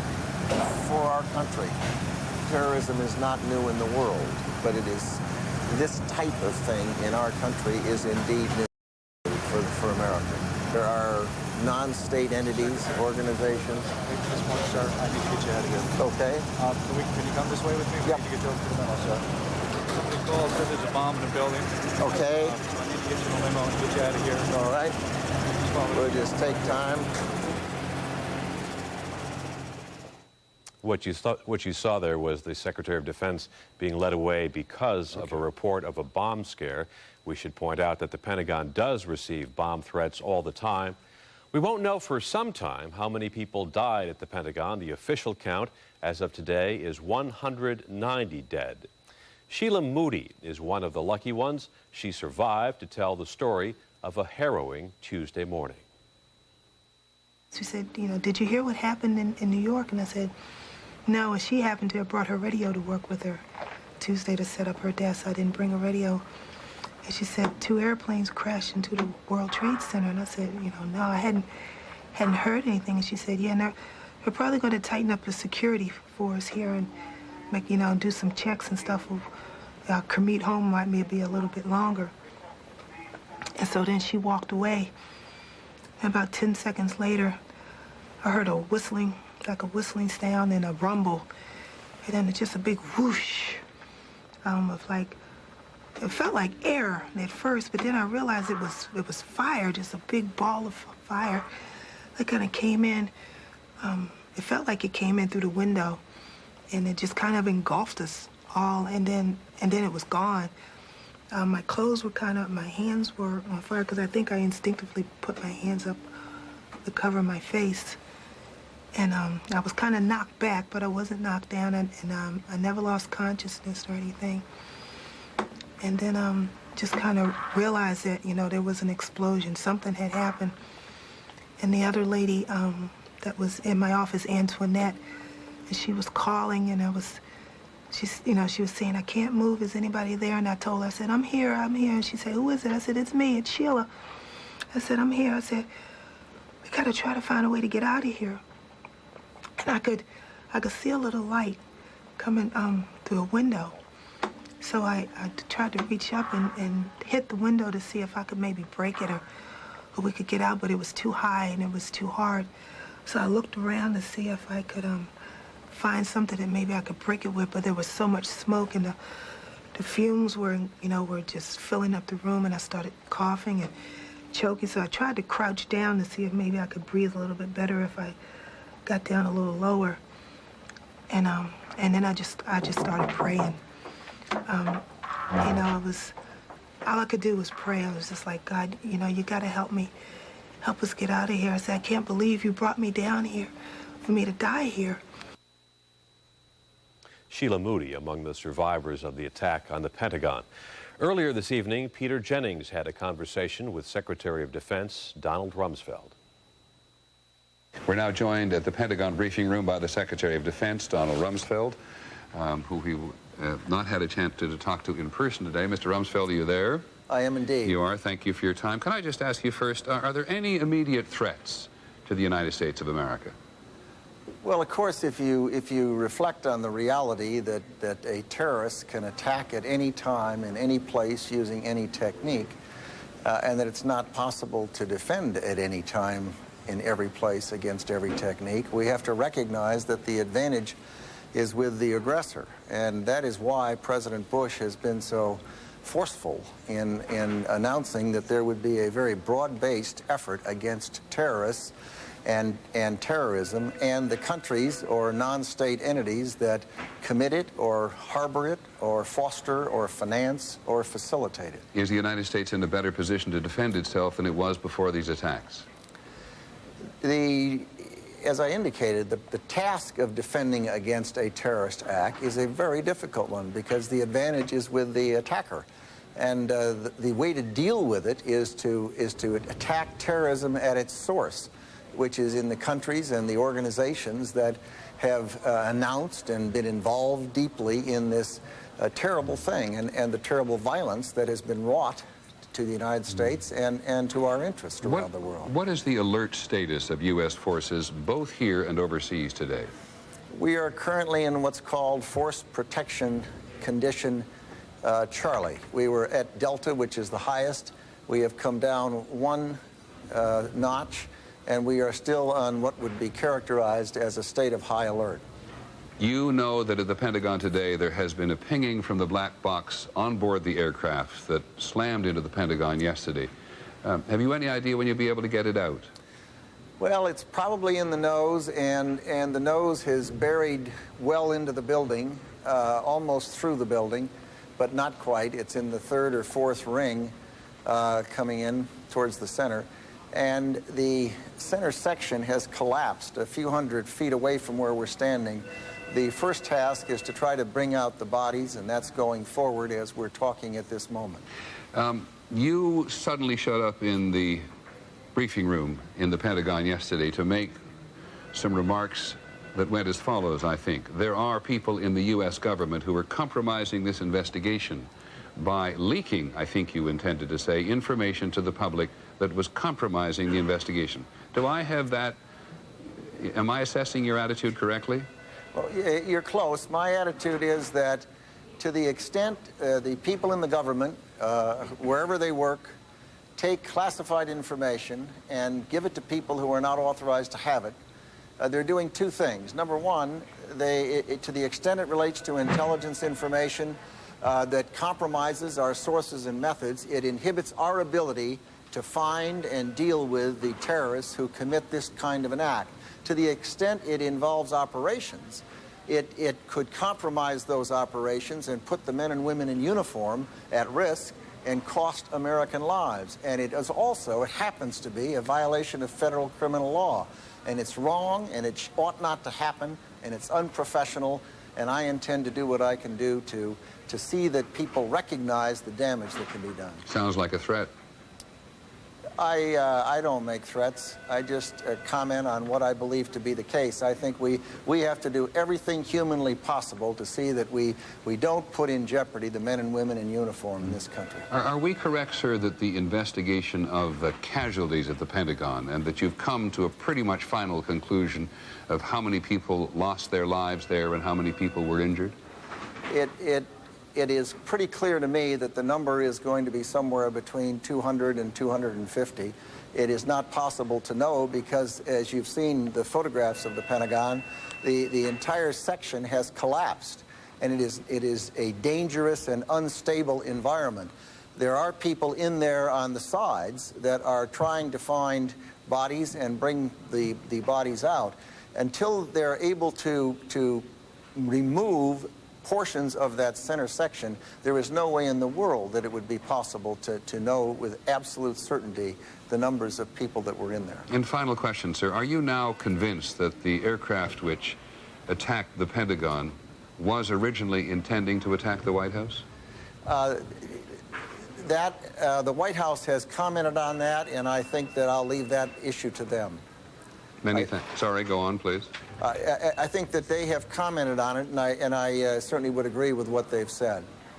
Okay, Mr. Secretary, thank you very much for your time. Don Rumsfeld, the Secretary of Defense, talking to us from the Pentagon briefing room tonight. And that was an interview conducted, obviously, by my colleague Peter Jennings earlier this evening. Incidentally, my recollection is that the White House officials, perhaps not on the record, but certainly on background, were telling reporters that they did have information and that they do believe that the plane intended to hit the White House. The United States got a pledge of cooperation in its war against terrorism today from the government of Pakistan. ABC's Bob Woodruff is in the Pakistani capital of Islamabad tonight. Actually, it is tomorrow morning there already, as you can see. Bob, why has this been such a difficult situation for the Pakistanis? Well, because it marks a complete change in their policy of about 10 years here in Pakistan. We do have details about exactly what the United States is asking of Pakistan to do. Essentially, they're saying that they need to cut off fuel supplies. They're asking Pakistan to cut off fuel supplies to the Taliban. They're also asking for them to share intelligence with the United States about Osama bin Laden and the Taliban inside Afghanistan. And most importantly, they're asking for air rights, access to the skies over Pakistan in case there is any kind of military operation against the Taliban in Afghanistan. As you can imagine, this comes as a great shock to many people here in Pakistan. There is no official response yet from the government here, but we do understand at this time that there is a meeting of the top brass of the military, the top 10 corps commanders of the Army going on right now, together with the top 10 commanders of the ISI, the intelligence unit here, to try to hammer out some kind of response to this, to give the U.S. an answer about what they're going to do. In the papers this morning, you can imagine this is very top news, and for the first time, the newspapers have used the word and raised the specter of a potential civil war. Because as you know, Ted, this is a very divided country at this time between fundamentalists and more moderate forces. So far, the fundamentalists, the jihadi, have remained very quiet in the last couple of days since this attack in the U.S. But the prospect of U.S. planes possibly flying over the skies of Pakistan on their way to what would amount to a destruction, perhaps, of the Taliban, or at least a capture or destruction of Osama bin Laden, could create some major problems here politically for the Pakistani government and the people. You have actually now answered the question that I was putting to you, and the reason I put it to you is I'm not sure that it's altogether clear to most Americans how many divisions indeed there are in Pakistan and why it is so difficult for a fairly moderate leadership to do what it is the United States is asking. I mean, on the face of it, it doesn't sound that tough. Help us cooperate against terrorism. But go into that a little bit more. How strong and how dangerous is the Islamic segment of Pakistani society, and how high does it rise within the government itself? Well, remember that President Musharraf came in as General Pervez Musharraf, and he came in and essentially announced himself as president in a military coup. Previous to that, there was a rising fundamentalism within the government itself under previous regimes, and that has created a much stronger force. And there were these madrasas, these religious schools that had been created largely along the border of Afghanistan that gave rise to an increasing fundamentalist nature. People have called it the Talibanization of Pakistan, and it is a very strong force. As you said, Musharraf is more of a moderate general, and it is said by people that know this place very well that he has wanted to crack down on the more fundamentalist elements within the society here, but he has been prevented from doing so. The ISI, the intelligence service here, which created the Taliban during the Afghan war against the Soviet Union as a fighting force against them, is their primary sponsor still. They supply them with fuel, they supply them with military advisors. And in order for the government now to crack down on the Taliban, they essentially are going to have to go over the heads of the ISI, and that's a very difficult thing to do. On the other hand, this is a very heinous crime. There are about 300 Pakistani nationals, we understand, that may be missing in the rubble of the World Trade Center. So if they do crack down on the Taliban, or whoever might be responsible, Osama bin Laden, for this crime, if there's evidence given to them that this is the case, they could, of course, paint it as an avenging of Pakistani deaths and not necessarily simply a buckling to U.S. pressure. If I understand you correctly, though, Bob, and this will be my last question to you, if the United States were to take a position, let's say, at some bases in Pakistan, it is not necessarily a foregone conclusion that they would have complete support from the Pakistani government. Well, they would get official support from the Pakistani government. What kind of political consequences that would have for those elements of the Pakistani government that make that decision is still unclear. Certainly there will be great dissent within the government and amongst the populace if they decide to do that. No one so far is talking, as far as I know, about setting up U.S. bases or allowing U.S. access to Pakistani bases. What they're really asking for is overflight rights over the top of Pakistan. And as some have said to me, a lot of the reaction depends, one, on the depth of the U.S. presence here, and certainly coming on the soil with ground troops would be very difficult for the population to swallow. It also depends on the duration of their stay. If this is a very quick action, a very quick military action, it is less likely to engender great divisions within the country and within the government. Bob Woodruff, you've begun to lead us in exactly the direction I wanted to go. Let me thank you for your contribution. I want to move now in a direction that you haven't heard much about over these last few days, but the Russian cabinet observed a moment of silence today for the victims of the terrorism in America, and the Russian foreign minister said that all means must be used to root out this dreadful evil. I want to turn now to two of the best Russian specialists. Stephen Cohn, he is a professor of Russian Studies and History at New York University. He joins us from our New York studios. And Stephen Sestanovich, who was the Clinton administration's ambassador at large for the former Soviet Union, he joins us from our Washington bureau. Professor Cohen, let me begin, if I may, with you.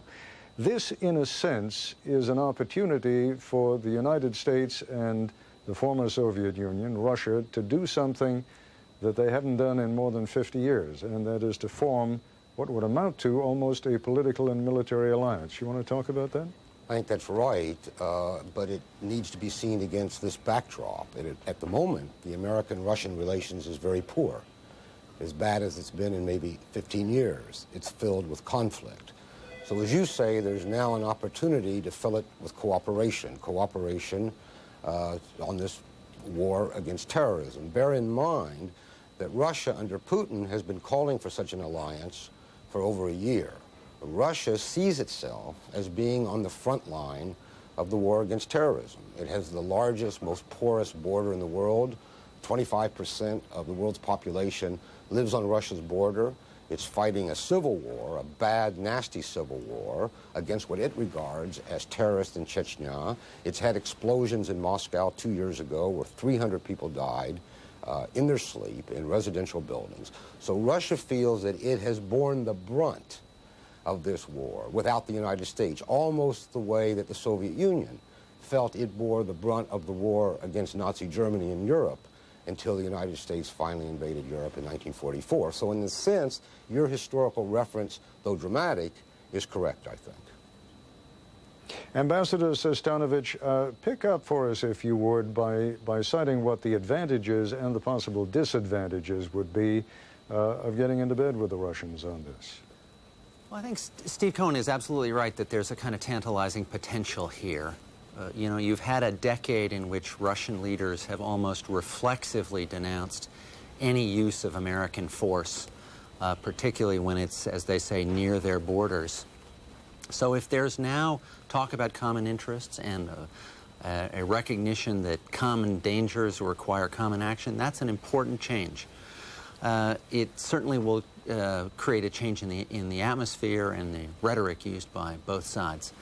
But we need to be aiming at more than just changes in rhetoric and atmosphere. And I think if we're going to get some practical results here, we will find that there's some, we encounter obstacles. This is not going to be easy to develop this, this cooperation. You know, for example, intelligence services never find it easy to cooperate. You heard Secretary Rumsfeld talking earlier about sources and methods. They're going to protect those sources and methods for good reasons. The difficulty of working together there will be great. Americans tend not to approve of the way Russians have dealt with the terrorism threat in their own territory. In fact, you know, we've often called it genocide.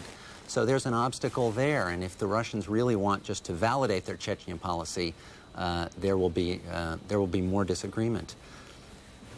I could go on. There are concerns among some of Russia's neighbors that Russia wants to use the threat of terrorism as a way of restoring its influence over them. So they're uncomfortable with that. Finally, to have practical results, the Russians will have to do specific things, like vote for a UN resolution endorsing the use of force, calling on perhaps NATO to take action here. That's something they haven't done and that they tend to find more difficult to accept. I mention these obstacles not to say that there is no way around them, only that we need to be aware of them if we're actually to get as much out of this moment with great potential as we should. Steve Cohen, there are, of course, some real recent historical ironies inherent here. Not so many years ago, it was we, the United States, who were giving military support to the Taliban in their battle against the Soviet Union. And the Afghans were, of course, successful in driving the Soviet army out of Afghanistan. So there is a possibility now for the two sides who were on opposite sides of this issue to join forces, not perhaps in the simply the diplomatic fashion that Ambassador Sestanovich was referring to a moment ago. Is it remotely possible that the United States could actually be using bases in Russia if it were to launch a military action? I think it all depends on what kind of leadership comes from the United States. Ambassador Sestanovich has put the emphasis on the need for a change in Russian policy and Russian behavior. And some change there is certainly needed. But I cannot imagine the kind of alliance or cooperative policy with Russia against terrorism that we're talking about without fundamental changes in Washington.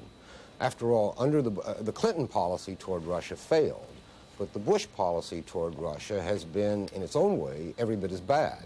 Let's remember what it's been. It's been essentially, we are going to expand NATO to include 3 former Soviet republics, the Baltic republics, and we are, against your wishes, going to abrogate the anti-ballistic missile treaty and build national missile defense. And we have said these are basically ultimatum. This is what we're going to do. We'll talk about it, but there's no real negotiation. Now suddenly the tone in Washington has changed from this kind of unilateralism to talk about the need for a broad alliance. You cannot have a broad alliance without the largest country in the world. That's Russia, the largest territorial country in the world. And therefore, the rhetoric coming out of Washington and the substances of policy proposals, the leadership, now has to change. Therefore, I see this as a second chance for the Bush administration to conduct, to imagine, to implement a wise policy toward Russia. Now, change is needed in Russia, too. The Chechen war is genocidal, and it's awful, and it can't be an excuse. Can't use terrorism as an excuse. And yet I think the fundamental change has to come in Washington if we want this kind of coalition.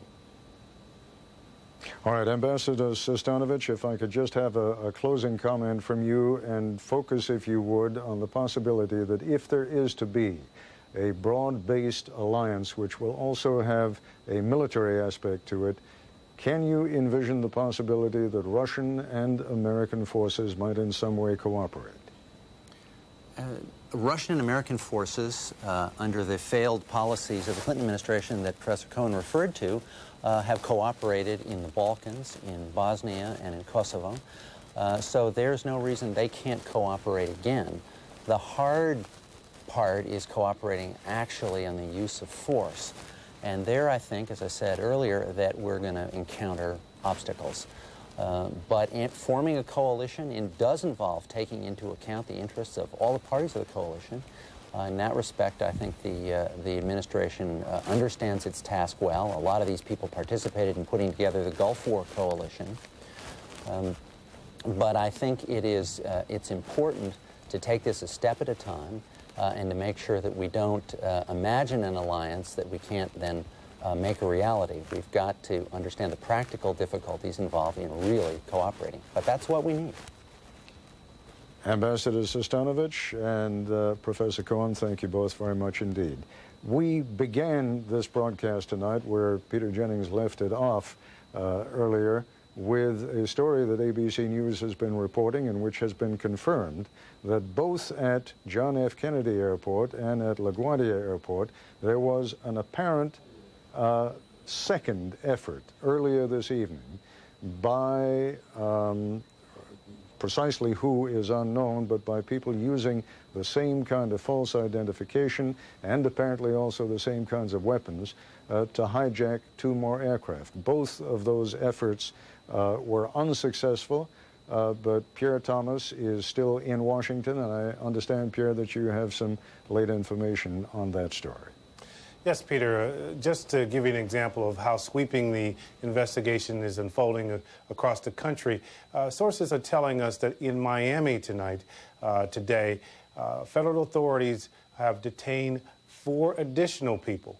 Now, we're being told that 3 women and 1 man were detained in Miami. Their backgrounds are being investigated. And here's the reason why they were very suspicious of these people. Apparently at Miami International Airport, a woman went into a facility, changed clothes into flight attendant wear. A man who was in the vicinity began to run. Officials detained the man. Also, along with the woman, there were 2 other women who were wearing flight attendant wear as well. All 4 of these people have been detained. They're being questioned tonight. The suspicion is they might have ties, might be supporting some of these earlier attacks. Again, it's still unfolding. It may not turn out to be a connection, but the authorities are investigating, Ted. Pierre, before we let you go, just bring people up to date on what the story was, both at JFK and at LaGuardia earlier this evening.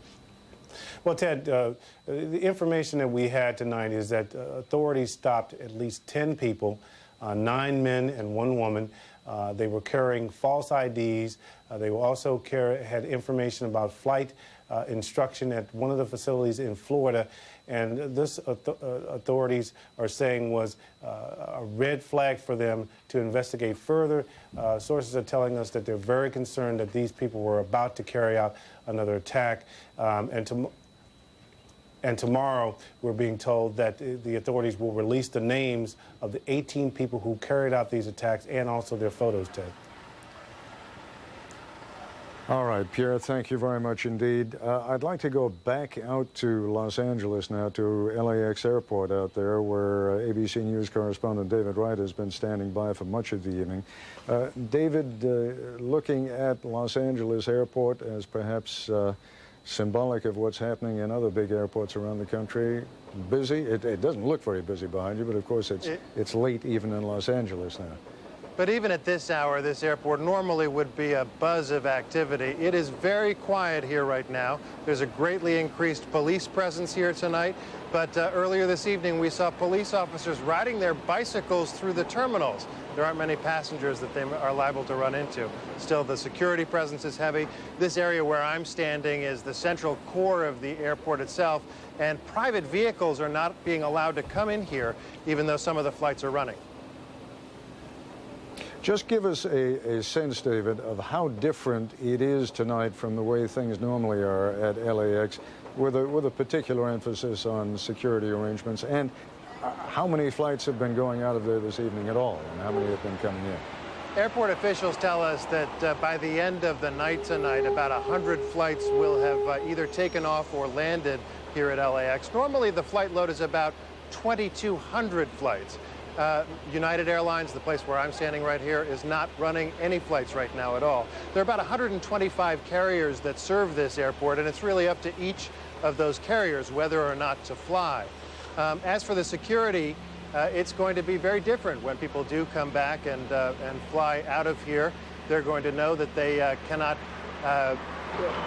check bags here at the sky caps. They're no longer going to be here.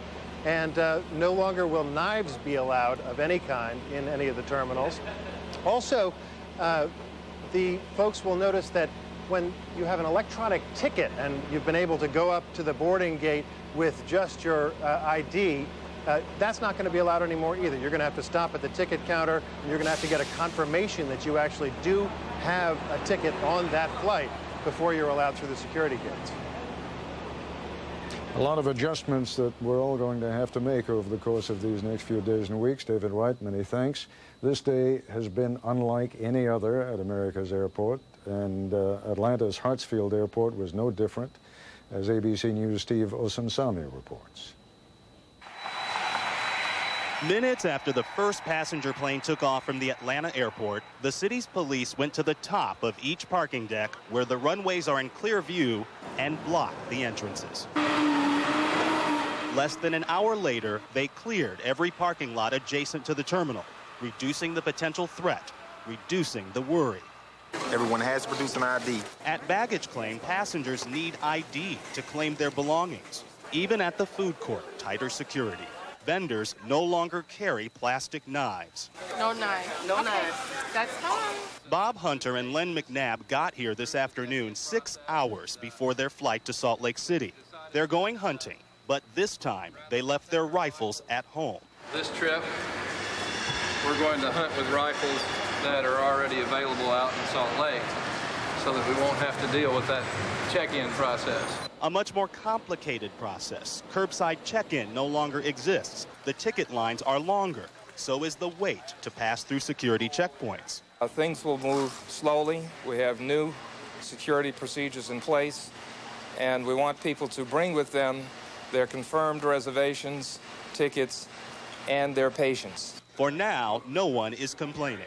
I'm in full agreement with whatever the government, the FAA want to do is fine with me. I don't care if I had to come to the airport 3 hours before.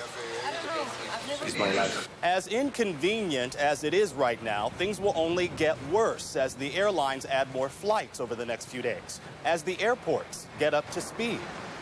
Outside, business as usual. Tearful goodbyes and the hellos that make the journey, however inconvenienced, however changed, worthwhile.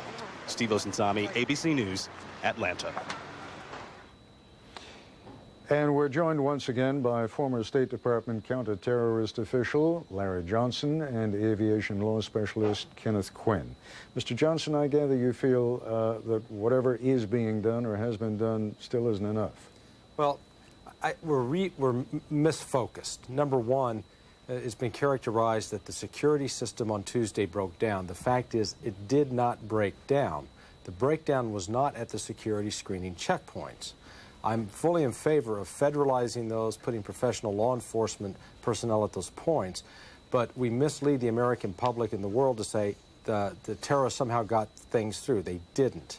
But at the same time, we now need to take the human assumptions about behavior out of this, and there are technological fixes that are now available, but it requires, one, getting security functions away from airlines. In the past, the airlines have handled the security checkpoints, and that, frankly, the airlines legitimately have a profit concern about costs, and that doesn't mix well when you're doing security.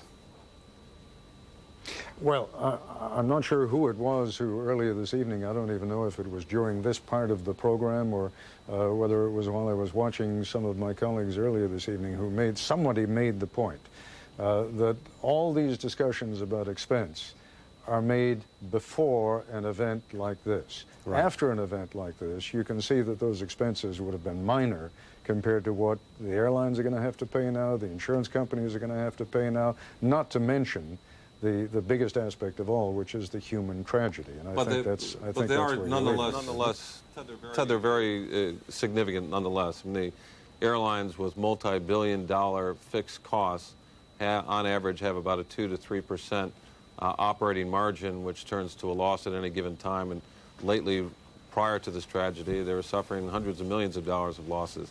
Shifting the costs of security, adding new security requirements, delaying passenger throughput at checkpoints all over the country, grounding fleets as we have right now, really does imperil the financial condition and vibrancy of our airline system. And it's going to be a very significant matter for Congress to intervene. They're talking about imposing additional user fees that can be passed along directly to consumers, probably refunding the Air Marshal program so that the passengers are paying directly for the additional security. And we're going to have to beef up checkpoints all over the country. But Ted, the system is fixable. And again, I'm on the record. I've got an article that was written back in 1995. And some of the same problems we're dealing with today continue. And there are real three basic fixes. Number one, we eliminate the double standard that exists between international security and domestic security. And it is clear in this case, these terrorists exploited one of those gaps. We didn't have air marshals. There was no chance of finding an air marshal on a domestic route. We have one set of security standards, a tough standard, a zero-tolerance standard across the board. Although that's got to be applied to foreign air carriers as well. We don't want to be in a situation of a competitive disadvantage Generally speaking, international flights are going to be the higher threat environment, generally speaking, going to the larger airports. But the important point here, I think, is that the actual attack is usually against the flag and the tail, the United States of America, not against those passengers necessarily, or against the United Airlines or an American Airlines. And so the burden really of defending that great flag falls to the United States government as well. They all play a role, but the U.S. government, Congress, really needs to step up to the plate and completely revamp and enhance our security systems all over this world. Focus, if you will, Mr. Johnson, for a moment on a point that I think Donald Rumsfeld made earlier on in Peter Jennings' interview with him, and that is that the terrorist always has the initiative. No matter, you know, I'm reminded of what someone from the DEA once told me. He said if you built a 10-foot wall around the United States to keep the drugs out, then the drug traffickers will simply build or come in with an 11-foot ladder. That's the problem, isn't it? No matter what kinds of defenses you institute, there are ways of getting around it as long as you are willing to lose your own life in the process. Right. Ultimately, if someone's willing to commit suicide, there is no perfect defense, and that's why you saw the Secret Service move the perimeter out around the White House, because what you're hoping is you will force them to trip the perimeter at some point. But that said, we do see through history that when you put security measures in place, it does reduce and change the behavior. Before we had walk-through metal detectors, you had armed hijackings of aircraft. And I was in a meeting with the Germans in the European Civil Aviation Conference. They made fun of us in the United States because of that. And yet in February of 1993, a Lufthansa jet was hijacked because the German officials used a hand wand. They didn't check an individual who had hidden a gun in his hat. That plane was en route to JFK. One of the issues we dealt with in the command center, and I was directing it at the State Department at that time, was the possibility of that plane flying into the World Trade Center, and it had fighter escort.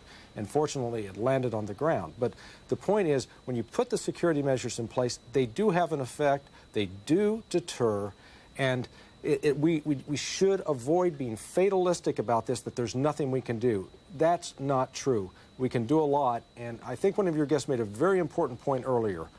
Going into Afghanistan is like clearing a swamp. You got to clear it out to kill the mosquitoes. And in this case, these are very vicious mosquitoes. Yeah, I think what we're talking about really here is a last line of defense. When you talk about the role of the airlines, you talk about the role of security screeners, the role of the FAA. First and foremost, the chain is only as strong as its weakest link. And massive retaliation in response to any kind of a terrorist action, infiltration on a human basis of these terrorist cells, and successful counter-terrorist operations within the United States, making our borders much less civ-like than they are today. Those are the kinds of things that keep the people from ever being in that situation. And we are facing a new threat with a suicidal hijacker, which has not really been the case before.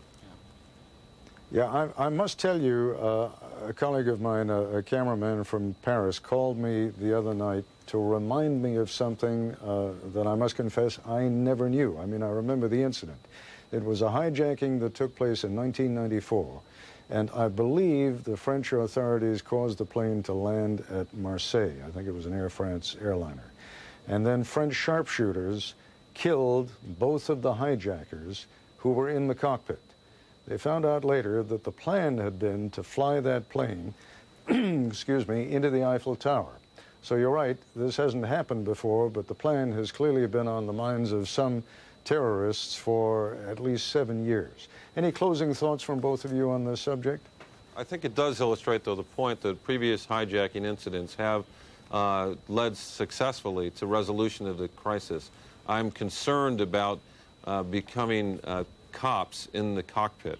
The notion that they are an Alamo that should be armed and trained is troubling to me, because flight crews really need to pay attention to the airworthiness of their aircraft. I would far rather have professional law enforcement personnel, air marshals, in the cabin defending against any attempted intrusion, so that the pilots are looking forward at the instruments, maintaining the airworthiness, because they could win the battle and lose the war. They can overcome the terrorists with a pistol, and yet lose control of the airplane and have the same dastardly result is what was intended.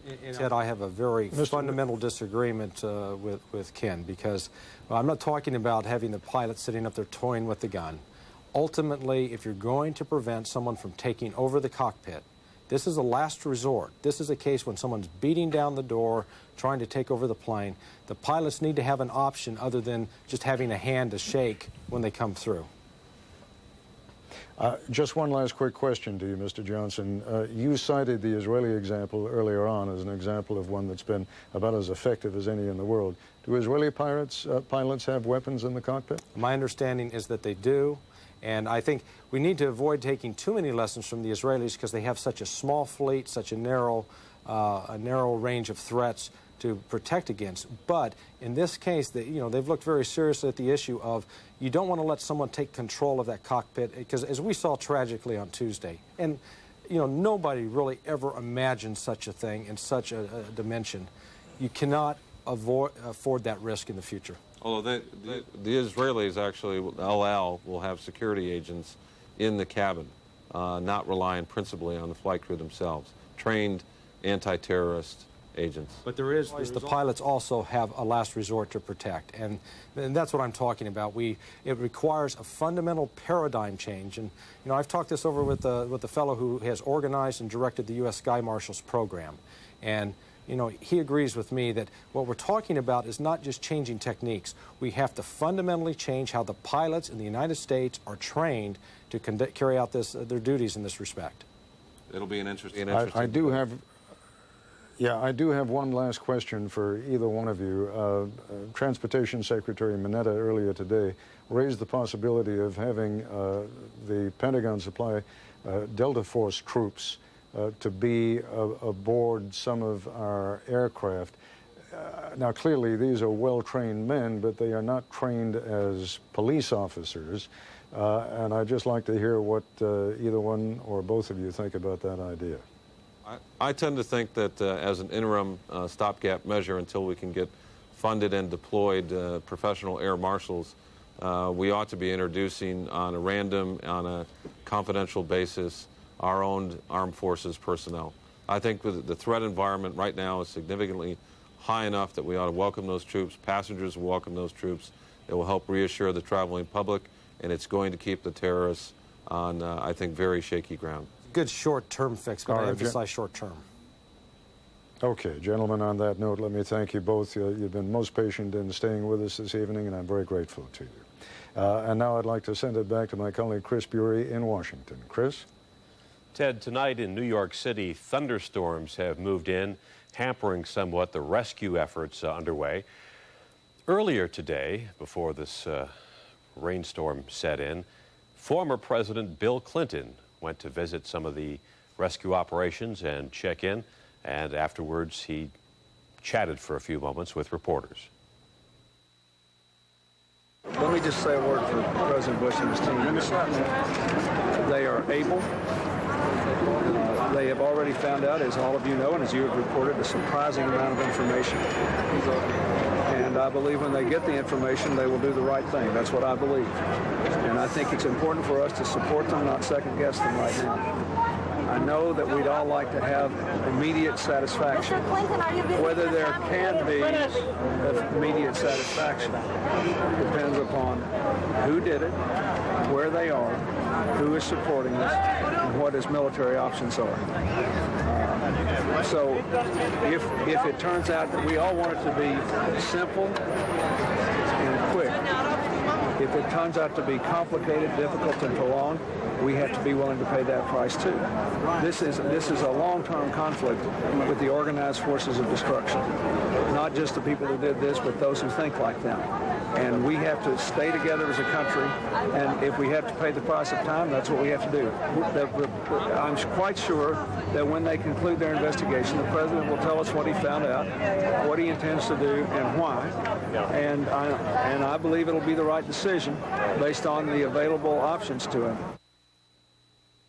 Mr. Clinton's wife, Hillary Clinton, of course, is now a member of the New York congressional delegation. It has been reeling since Tuesday's attack on the Twin World Trade Towers. Earlier this evening, my colleague Peter Jennings spoke with the junior senator from New York, Hillary Clinton. There's already a lot of finger-pointing about the intelligence failure and it's the inability of the intelligence community, or just the general failure of the intelligence community to predict that any of this was going to happen to the United States. Has there been any of that sentiment in the Congress, and do you share it? You know, Peter, I think that the sentiment in the Congress is one of unity and looking to do everything we possibly can to support the president and to help our fellow citizens, particularly in New York and Virginia and other places. I do think that we're going to have to give some very careful thought as to how we wage the sort of war we're engaged in right now. It's not like any other war that the United States has ever had to fight. And it does require a different level of intelligence, strategy. And I think there are lots of people who are seriously planning how to do that. I was with the president today. I have a lot of confidence that he's well aware of the challenges that we face. In your capacity as Senator Clinton, do you believe that President Clinton, in his 8 years in office, did everything he could to provide the best possible anti-terrorism forces for the United States? And if he did not, what do you think went wrong? This has to be not just an American effort. One of the realities of dealing with these terroristic networks is that if they are well funded, as indeed we know the bin Laden network is, to just take that for an example, they have intelligence assets of their own in many governments, in many institutions around the world.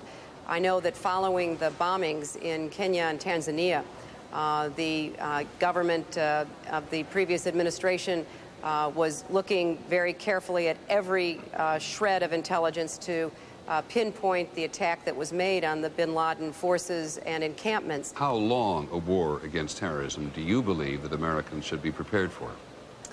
I don't think we can answer that, Peter, and it's not because anyone's withholding any information. It's because we just don't know. Clearly, what we saw carried out on Tuesday was extremely well planned, well financed, led by people who are willing to die. That is a very different kind of threat. It's why I believe that we ought to focus on our homeland threats, the chemical, biological, nuclear weaponry, the kind of suicide actions that we saw. How long is it going to take? We don't know how long it's going to take, but I was convinced today that the president is certainly ready to stay the course no matter how long it will take. Well, you've talked of a variety of different kinds of threats to the United States, which leads me to this question.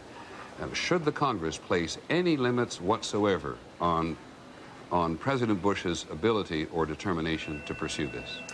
Well, Peter, there's precedent, and I haven't been around long enough to have firsthand experience, but there are many of my colleagues who were here to literally help draft the Gulf War resolution, who are deeply knowledgeable about what needs to be given to the president. I have no doubt that whatever authority the president actually requires, he will receive. So you believe the Congress will unanimously give the president the authority that he requests, no matter what it is? I do believe that we will get to a meeting of the minds about what authority and assets are necessary, and the president will have our support. Do you believe that New York is permanently changed by this event, and do you believe, among other things, that business may tend to drift out of New York because of what has happened here?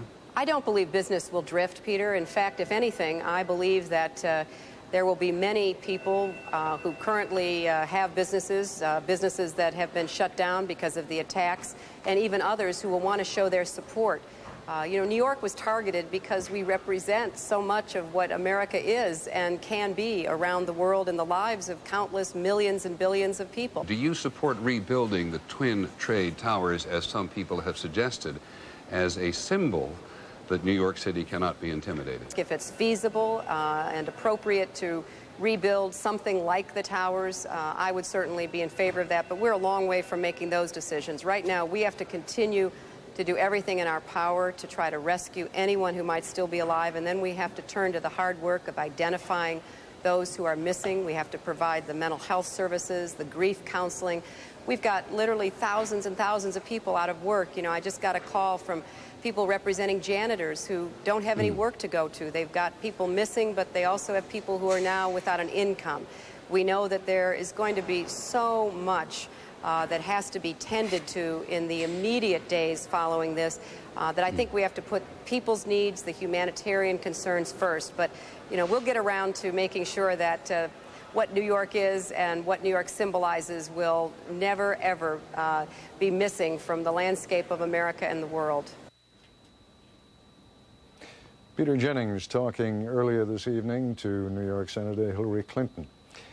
One of the questions being asked today in New York, and I guess it's a perception question, is why hasn't there been more rubble?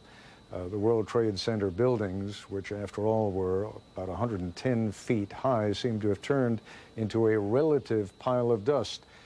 Our colleague Robert Krulwich explored that question today. It is hard to conceive, but 3 days ago, both World Trade Towers rose 1,362 feet into the sky. Visit those same towers today. At their tallest point, they rise maybe 100 feet above the street. And while it's true there are 6 floors below street level, now filled with debris, engineers at the firm that built the building's best guess to account for the missing 1,200 feet of material from each tower is that large portions simply vaporized into the dust that rained down on New Yorkers immediately after the collapse. It was that powerful. Get out of here!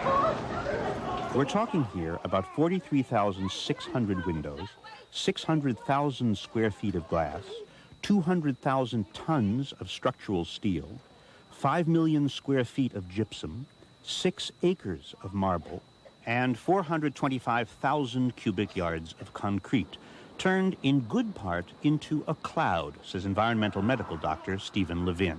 I was astonished at the degree to which solid materials were turned into pulverized dust as a consequence of that building collapse. I think it was striking. The Environmental Protection Agency has been sampling the dust, and one specialist told ABC they believe the clouds that appeared immediately after the collapse were mostly gypsum dust from drywall, cement dust, and plaster, which can cause problems. Cement dust is an irritant. Fine glass powder is also an irritating material. The EPA did find spotty levels of asbestos. A sample on a police car turned out dangerous. Another sample a couple of blocks away, not dangerous. But most interesting, in the mix, they are looking, they think, at specks of steel that used to be beams and elevators, marble from the lobby floor and facings. So what were once the strongest architectural elements in the 2 towers were pulverized, large portions turned into clouds like this one. Still, there is this mystery. If some of the hardest materials were vaporized, how to account for the presence everywhere of paper, fully intact letters, business forms, stationery. Paper is so fragile and combustible, and yet somehow, maybe because we have so much of it, it was everywhere. Robert Krulwich, ABC News, New York. A fascinating look, and always, Robert Krulwich always gives a different and interesting perspective of stories that we have looked at now for days. This has been, in so many respects, a tale of 2 cities. We have focused primarily on New York, but John Donvan, my Nightline colleague, is standing by in Washington. I wonder if you can give me your thoughts, John, on just the qualitative difference in the feelings that people seem to have in Washington about what has happened down there at the Pentagon relative to what we've seen coming out of New York over these last couple of days. Well, I actually have kind of a personal feeling about that because I'm a native New Yorker and lived very close to the neighborhood where everything has happened, and in a way feel almost a sense of guilt that I'm not in New York City and I'm in Washington, because the whole thing, as horrible as it has been here, has not as been paralyzing to the life of the city. The Pentagon is actually across the Potomac River, and life in downtown Washington is continuing with some normalcy. At the same time, people here, particularly on Tuesday, had a sense that there are so many potential targets. There are so many potential symbols. The Capitol, the Washington Monument over my shoulder, the White House just beneath that, which apparently was going to be a target. And I remember on Tuesday, first thing I did was I went to pick up my son at school, thinking maybe I was a little foolish and overreacting, and found all of the parents who had children in that school were rushing up the hill to pull their kids out. And it was because there was a feeling that you didn't know if there was any place in the city that was safe. And I would say that although tonight it is quiet, you could hear a pin drop outside the window behind me, there is a real sense of of unease that if it happens again, where in Washington would they try it again? We're a couple of blocks away where I'm standing from the White House, and earlier we were taking a look out our window. We could actually see the snipers who are always stationed on the White House roof, and they were, you can see by their body language as the shot moves in that they were rather relaxed. They're not particularly tense. And yet, if we had been speaking maybe an hour ago, there were helicopters circling the area with searchlights looking in the park around the White House. And at that time, there was a real feeling of tension. Did they know something that we didn't know? So it's different from New York in the sense that it's quieter. It's like a baseball game versus a football game. There's a sense that something might happen. There might be tension, as opposed to this constant drumbeat and constant sense of disaster. And so that's how I would sum up the difference between these two things. A feeling here that maybe we escaped the absolute paralysis that New York City is going through, but not a feeling that necessarily we're free of it, we're over it. And just one notation, and that is that the Vice President tonight is not sleeping in his house. He's up at Camp David. We have to take a break.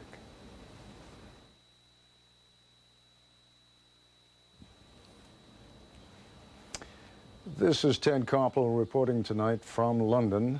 I have been stuck here, as have so many thousands of Americans who have been trying to get back. And indeed, I should point out to you an aspect of the story that understandably has not been getting as much attention back there in the United States. But the British Prime Minister Tony Blair has announced that the British government estimates that at least 500 of its own citizens may have died in New York as a result of the airplanes crashing into those two towers. When the British say that they are standing shoulder by shoulder with the United States, they mean it not only as long-standing allies and friends of the United States, but as people who are themselves experiencing the same kind of pain. I want to go to begin this segment of our broadcast, however, by going back to our Justice Department correspondent, Pierre Thomas. And Pierre, would you bring everyone up to date, both those who have been watching this broadcast and those perhaps who have just joined us? Bring us up to date on the latest development in this unbelievably bizarre story. Apparently, there was another effort, not just one, there were two other efforts tonight to hijack yet two more airliners. Take it from the top, if you would, and tell us whatever new information you've been able to gather. Well, Ted, tonight the FBI and officials at LaGuardia and also JFK stopped a total of 10 people, 9 men and 1 woman. And we're told by sources that they were armed with knives. They also had false identification. Also, we're told that they had flight instruction information similar to those of the attackers who flew the attacks earlier this week, Ted. So the theory and the fear is that they were about to mount more attacks today.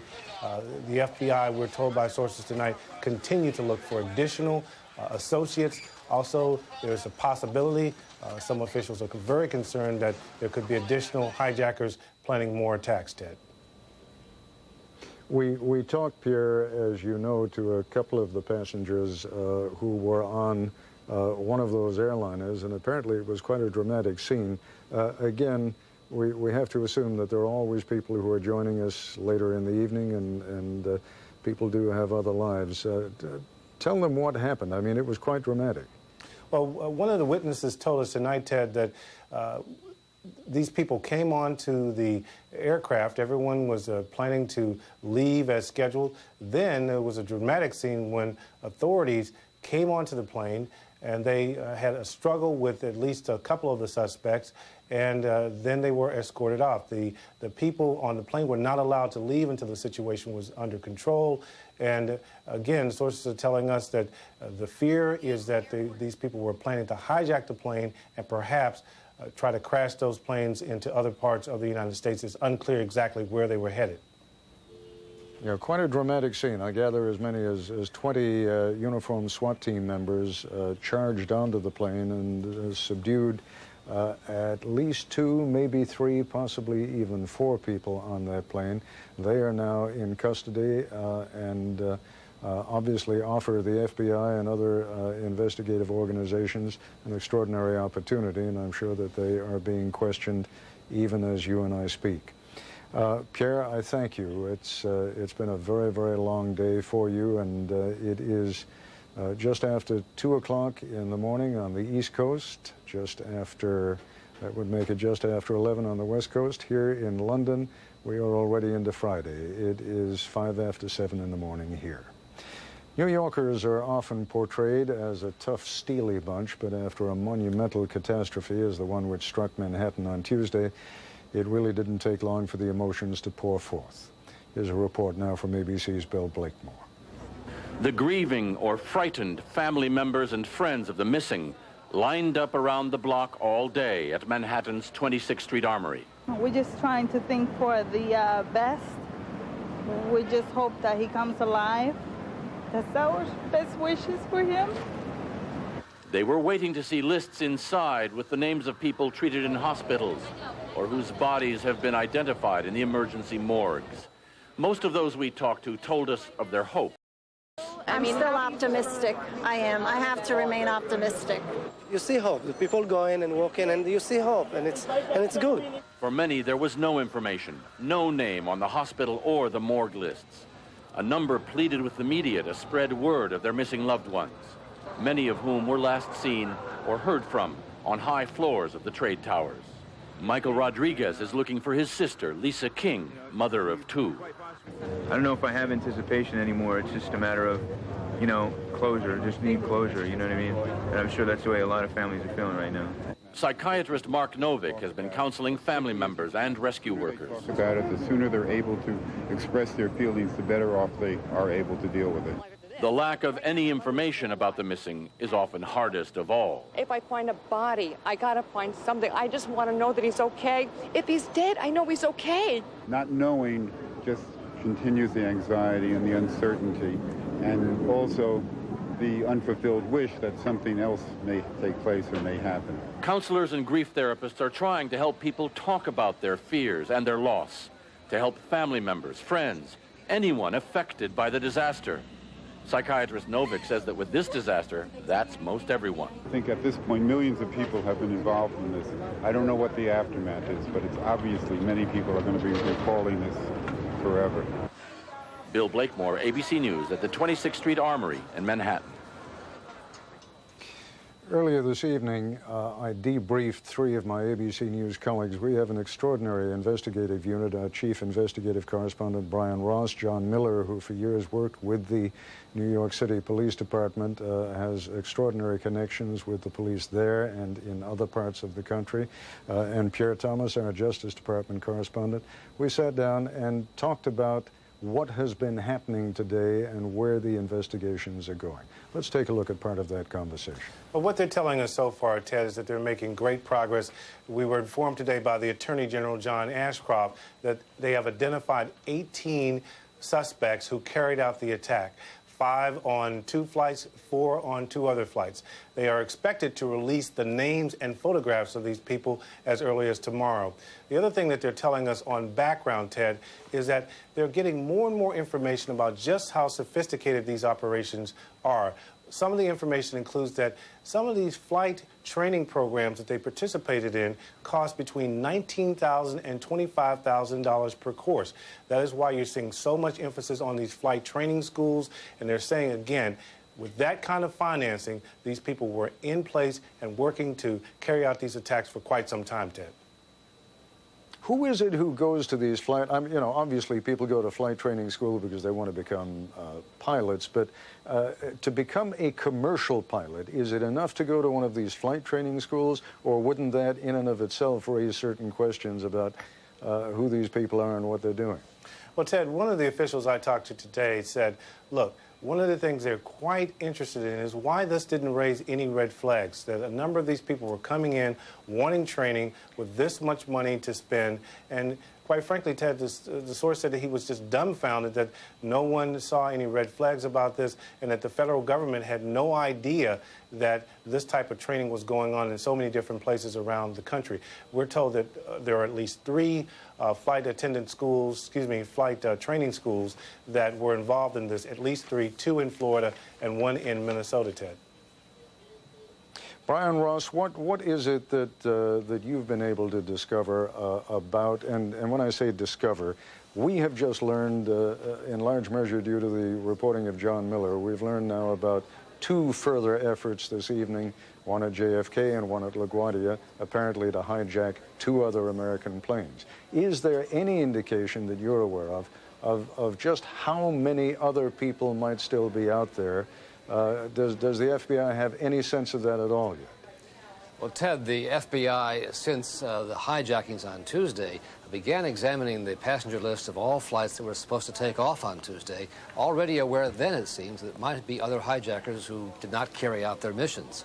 They have been tearing through South Florida, towns Coral Springs, Vero Beach, Deerfield Beach. There were 2 raids conducted there tonight over on the West Coast in Venice, Florida. This seems to be a hotbed of activity going back to June of last year, the month that Elian Gonzalez was returned to Cuba. At least 2 of the people who have been identified as on board the flights that crashed into the World Trade Center had begun their pilot training then. And one thing I want to add to what Pierre had said, there is a report tonight out of Minneapolis that several weeks ago the FBI detained a man who had applied for flight simulator training in Minneapolis in large jets because they became concerned about what he was doing. They detained him and held him for deportation proceedings, let him go, and then after Tuesday's attack by the aircraft and the hijackings, he was re-detained. He is said not to be cooperating with authorities. I was going to come back to John Miller now, John, and I'd like you to take us back to something that you were telling Peter Jennings earlier this evening. And that has to do with the way that Osama bin Laden, as you put it, I think, likes to tweak the West, particularly the United States, by giving some sort of advance notice. Tell us that story first, and then we'll come back to a piece of tape that we have here in London. Well, it's something that I noticed early on, and something that intelligence analysts have discussed at great length, which is bin Laden seems to have a pattern before he pulls off an attack, if you accept the idea that he's responsible for the things the government says he is, of foreshadowing the attack with a message. Essentially, instead of claiming credit after the attack, as terrorist groups have done for years, he seems to put himself center stage ahead of time to foreshadow what is to come. Before the embassy bombings, he did the interview with me that we ended up airing on Nightline, which essentially introduced him to the American public. Before the bombing of the USS Cole, just weeks before it, he released a video where he said to his followers, "We've been doing too much talking. Now is the time for action. Prepare to fight." And in that video, strangely, for the first time, and he hasn't done it since, he wore traditional Yemeni garb with a Yemeni dagger stuck in his belt, almost as if he was giving subtle hints in a strange way. After the Cole bombing, he sent another video showing himself at a party for his son's wedding to the daughter of his military chief. And then, just 3 weeks before this latest attack, which he hasn't been officially connected to, but authorities have conceded he's the leading suspect, he released a video saying America should get ready for a big surprise, and that it was time for the Muslim youth, a call to arms to get ready to fight. And that's what I wanted you to lead us to, because one of our very perceptive producers here, Robin Wiener, recalled that in point of fact, we have that piece of tape. And what I'm going to do now, because it involves an interview by a correspondent from the Middle East Broadcasting Company, who apparently was invited to meet with Osama bin Laden, and he does a voiceover in Arabic. I'll give you a brief translation of what it is he's saying, but let's just take a look at that tape now.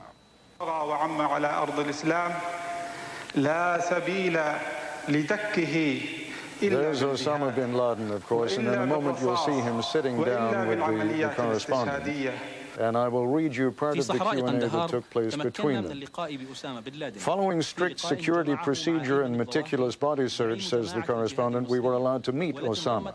Bin Laden, who was pleased by his followers' words that the coming weeks will bear significant surprises during which American and Israeli interests worldwide will be targeted, refused to give remarks due to Taliban's ban for him to give any statement to the press. Now, John Miller, that's what you were talking about, isn't it? Just that kind of a teasing hint that something big is going to happen, and it's going to be directed at American and Israeli interests. Now, nothing yet that we know of against Israeli interests, but certainly American interests have been terribly hit over these last few days. And if you accept that theory, once again, he seems to almost give a hint that something's coming, to the point that in discussions I've had with federal authorities, they say when they get one of these tapes now, they really fasten their seatbelts. There's sometimes so much information coming in that it's difficult to keep one story separate from another, but I want you to cast your mind back now to what we were telling you just a little bit earlier about the efforts by two new groups of suspected terrorists using similar kinds of identification, carrying apparently similar kinds of weapons, to hijack two other planes, one leaving LaGuardia in New York and the other trying to leave JFK in New York. That happened earlier this evening, and when it did, one of the passengers, a man by the name of Jim Hunter, he was out of JFK aboard American Airlines Flight 133 bound for Los Angeles, and he came into the studio to talk to us a little bit later and tell us what happened while he and the other passengers were waiting for the plane to take off. We were on at the gate for about 2 hours. We boarded about an hour late. It was a 4 o'clock flight. It was supposed to be the first flight on a regular scheduled basis for American to go out to LAX today. And we boarded about an hour late, and then we sat on the plane for about 2 hours, or maybe a bit more than that. And then near the end, the captain came on, was trying to walking through the aisles, trying to make everybody calm down. He was talking to me and a few other passengers and was asked forcibly by the his first mate or his other captain to go to the front of the plane. The first officer. Exactly. And at that point, he ultimately came back on the air and told everybody that we were going to go, and we were all very happy and feeling very good that we were going to be able to get home and see our families and stuff. But about 10 minutes later, the door was still open, which is unusual, and literally a few minutes after that, about 20 or more police officers, many in SWAT gear with large guns, all unholstered and looking down the aisles, screaming at everybody to go and hit the floor, and we all hit the floor. And meanwhile, there was a commotion going on behind me, about 4 or 5 rows behind me, where they were subduing a passenger.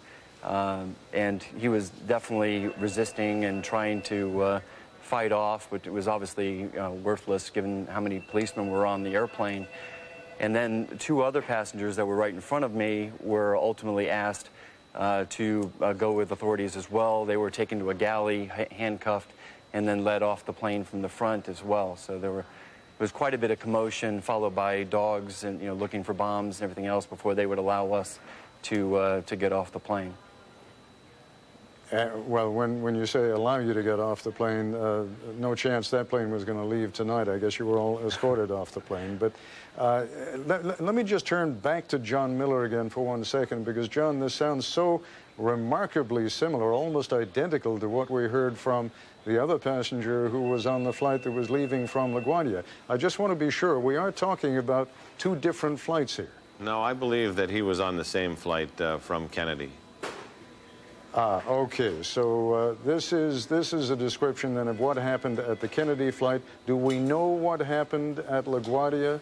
Did police or SWAT teams board that plane, or were the arrests made before the men could even board that flight? I don't have those details here. All right, Mr. Hunter, Are you still gonna try and fly to Los Angeles tomorrow, or have you had enough flying for a while? I do actually have I'm booked on another flight to go home to San Francisco where my family is, and I do obviously want to see my wife and kids, and so from that perspective, I am going to try to get home. The big question is we're relocating to New York now from San Francisco. I'm supposed to be permanently relocating in October, and so the question that my wife is asking me right now is, do we drive all the way across the country or do we fly? And we'll have to figure that out over the next few weeks. Yeah. I would like you just to give me a quick description of how you think the rest of the passengers reacted to all of this. Very well.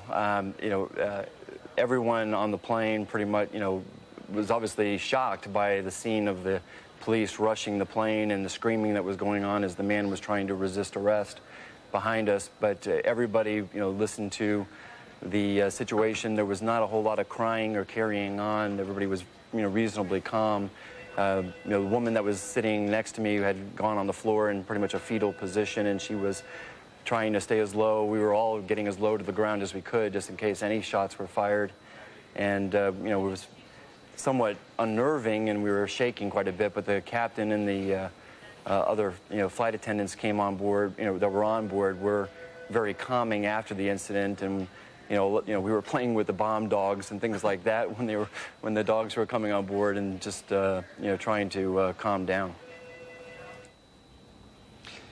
It may seem trivial or irrelevant to be concerned with Hollywood at a time like this, but ABC's Brian Rooney reports that real-life terrorism has had an impact on the fiction at the film and television factories also. For one thing, you won't see the opening of the new Arnold Schwarzenegger film in October. Collateral Damage is about a fireman who loses his family in a terrorist attack, and Warner Brothers decided it's too close to reality for release anytime soon. The producers of the yet-to-be-released Spider-Man have pulled a trailer that features the Twin Towers of the World Trade Center. All over Hollywood, movie and television companies are making decisions about what might be appropriate entertainment in the coming weeks and months. Disney has delayed the release of a Tim Allen comedy called Big Trouble. It has a scene that involves a bomb on an airplane.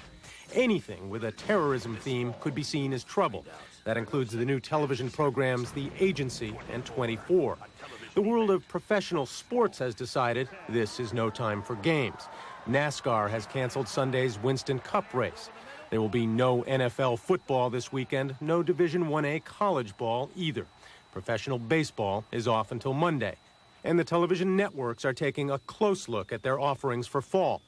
NBC will not start its fall season next week.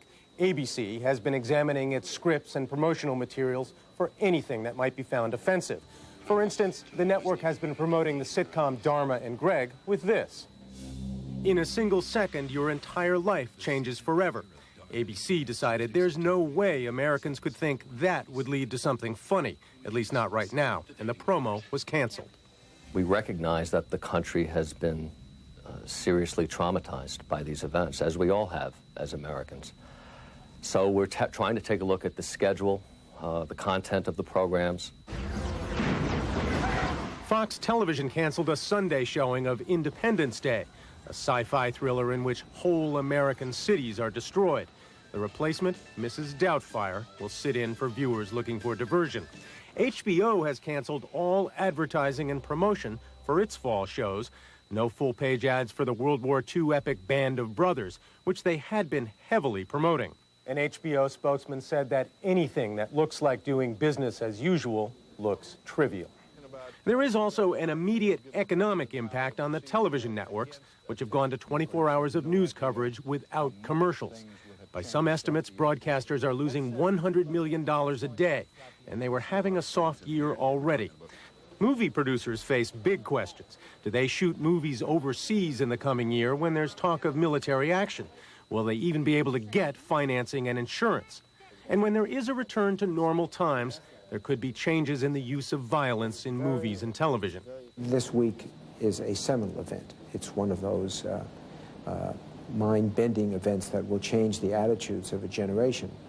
And I think that's why you're going to see a rethinking of content throughout the entertainment business worldwide. Some of the changes have happened already. Brian Rooney, ABC News, Hollywood. It really is true. Things that you could cover in the movies, subjects that you could focus on the movies. Curiously enough, you could only do because they had not happened in real life. And now that they have, nothing is ever going to be quite the same again. That on-again, off-again fire at the Pentagon, for example, broke out again tonight as rescuers continue their efforts. ABC's Jim Sciutto is outside the Defense Department. Jim, I take it no one is directly threatened by that except possibly the firemen, but why don't you bring us up to speed? Well, Ted, the Pentagon tonight actually looks something like a Hollywood set lit up by these super bright Hollywood-like lights, but of course the scene here depressingly, absolutely real. The death toll 190, or the number of missing presumed dead 190. We did see a fire hose going about an hour ago for the first time in quite some time, but the rescue workers telling us that the fire has not, in fact, started again. It did flare up last evening about 9:45 Eastern Time, several hours ago, lasted about an hour, and then they put it out again. But again, fire and rescue workers telling us that at the time, although there were rescue workers in the building when the fire flared up, they were not in danger. The fire on the 4th floor, rescue workers were down on the 1st floor. They were taken out, but they went back in about an hour later, Ted. Jim, you and I have flown over that building so many times when you fly into Reagan National Airport. And I must say, from the air, it always looked so indestructible. And I've been kind of shocked to discover what a fragile building it really turns out to be. Old, wooden in some places under that roof. That's one of the reasons that the fire keeps going. Have you made your way through the many corridors of the Pentagon since the fire? I mean, how has it affected the rest of the building? Well, about half the building is still closed. We saw yesterday guards with M16s blocking the parts of the building that you're not allowed to go in at this point. But, you know, I've heard constantly referred to here the fact that the building, though old, and as you mentioned, parts of it made out of wood, a tile roof, for instance, still, though, very strong. 2-foot thick walls, 2-foot thick floors that officials here think made a difference in perhaps even minimizing the damage, that perhaps a weaker building, the damage would have been worse. Where would the chiefs of staff, for example, have gone in the event of a more conventional war? Let us say that some foreign enemy was expected to bomb that building. It now does not look as though it would have sustained very many bomb hits particularly well. I mean, am I being unfair here? I don't think you're being unfair. What we do know is that the more sensitive parts of the building, perhaps the higher-ranking officials, concentrated in the centermost ring. As you know, 5 rings in the building. This plane got into the 3rd ring, really. It's A, B, C, D. Got into the C ring. But not much damage there, really concentrated on the outer ring, so that made a difference. But of course, as you mentioned, we fly over this building all the time, and those inner rings vulnerable from the sky. But in this case, with the plane coming in from the side, it did not penetrate that far.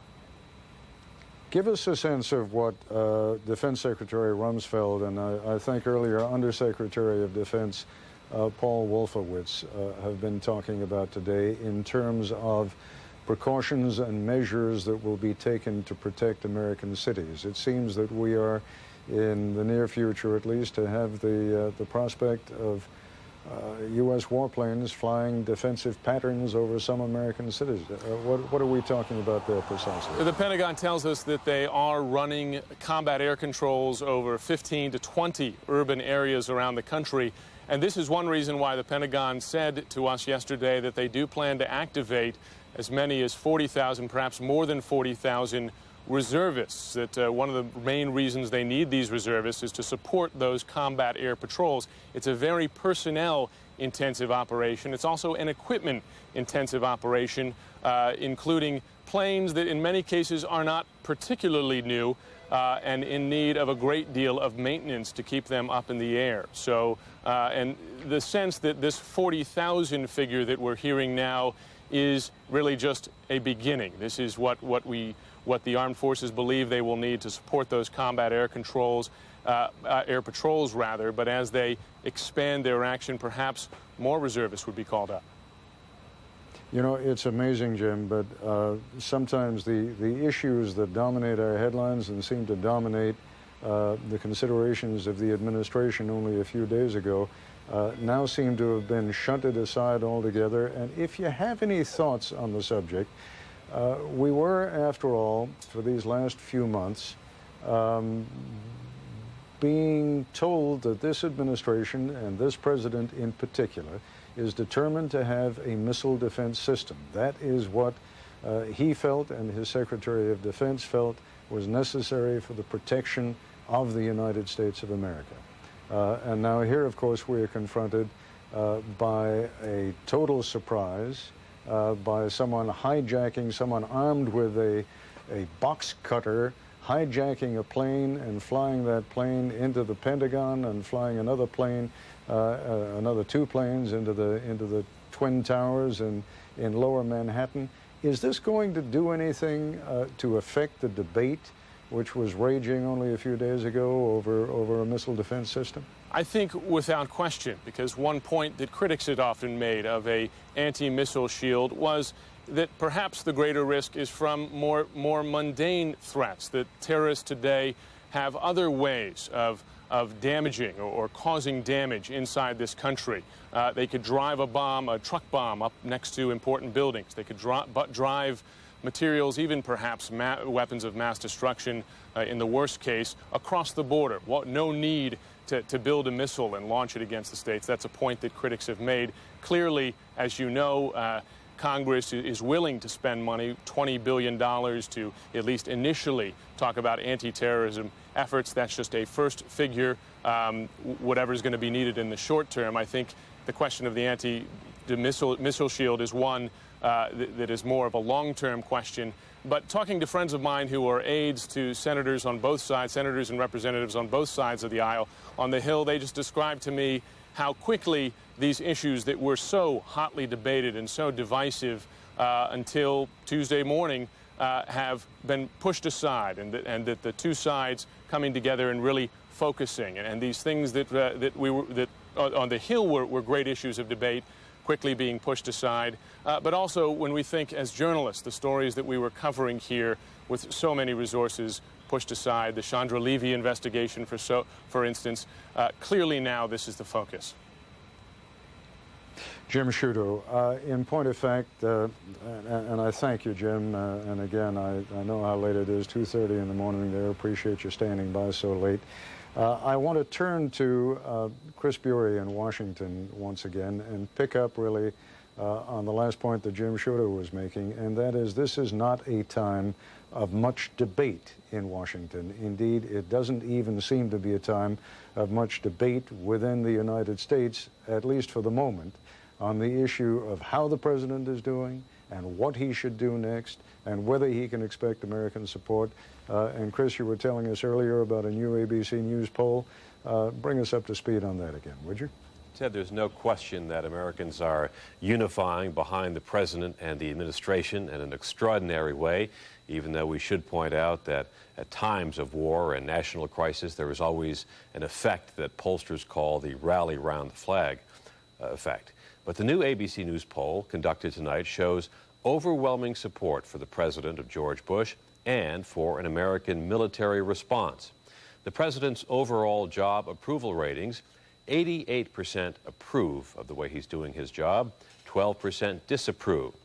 Those are the highest job approval ratings of any president since the ones Mr. Bush's father enjoyed during the Gulf War. On the president's response this week, the numbers are even stronger. 91% approve, 7% disapprove. On the question of a military response, should the U.S. take military action even if it means war?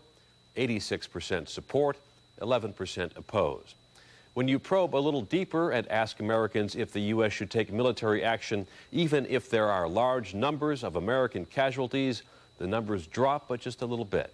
69% still support military action, 26% oppose it if it means many casualties.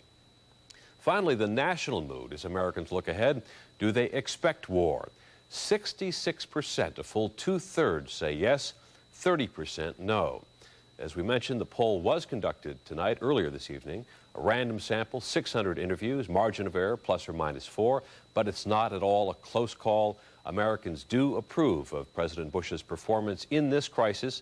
They do support military action, and they do expect war. Ted?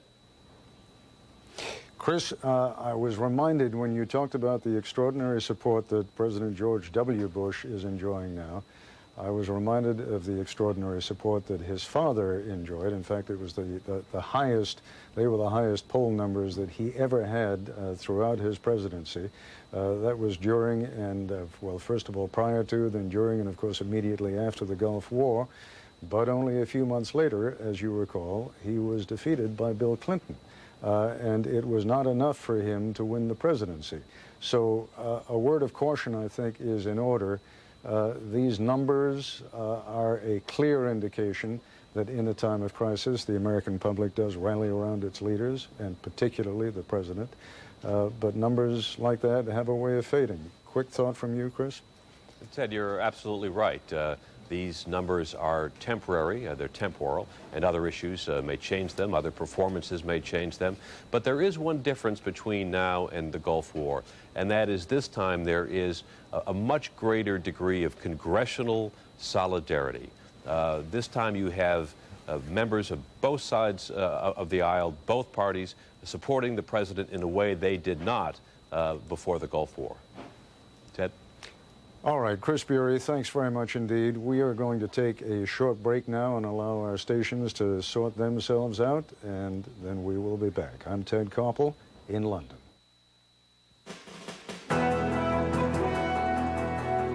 This is an ABC News special report.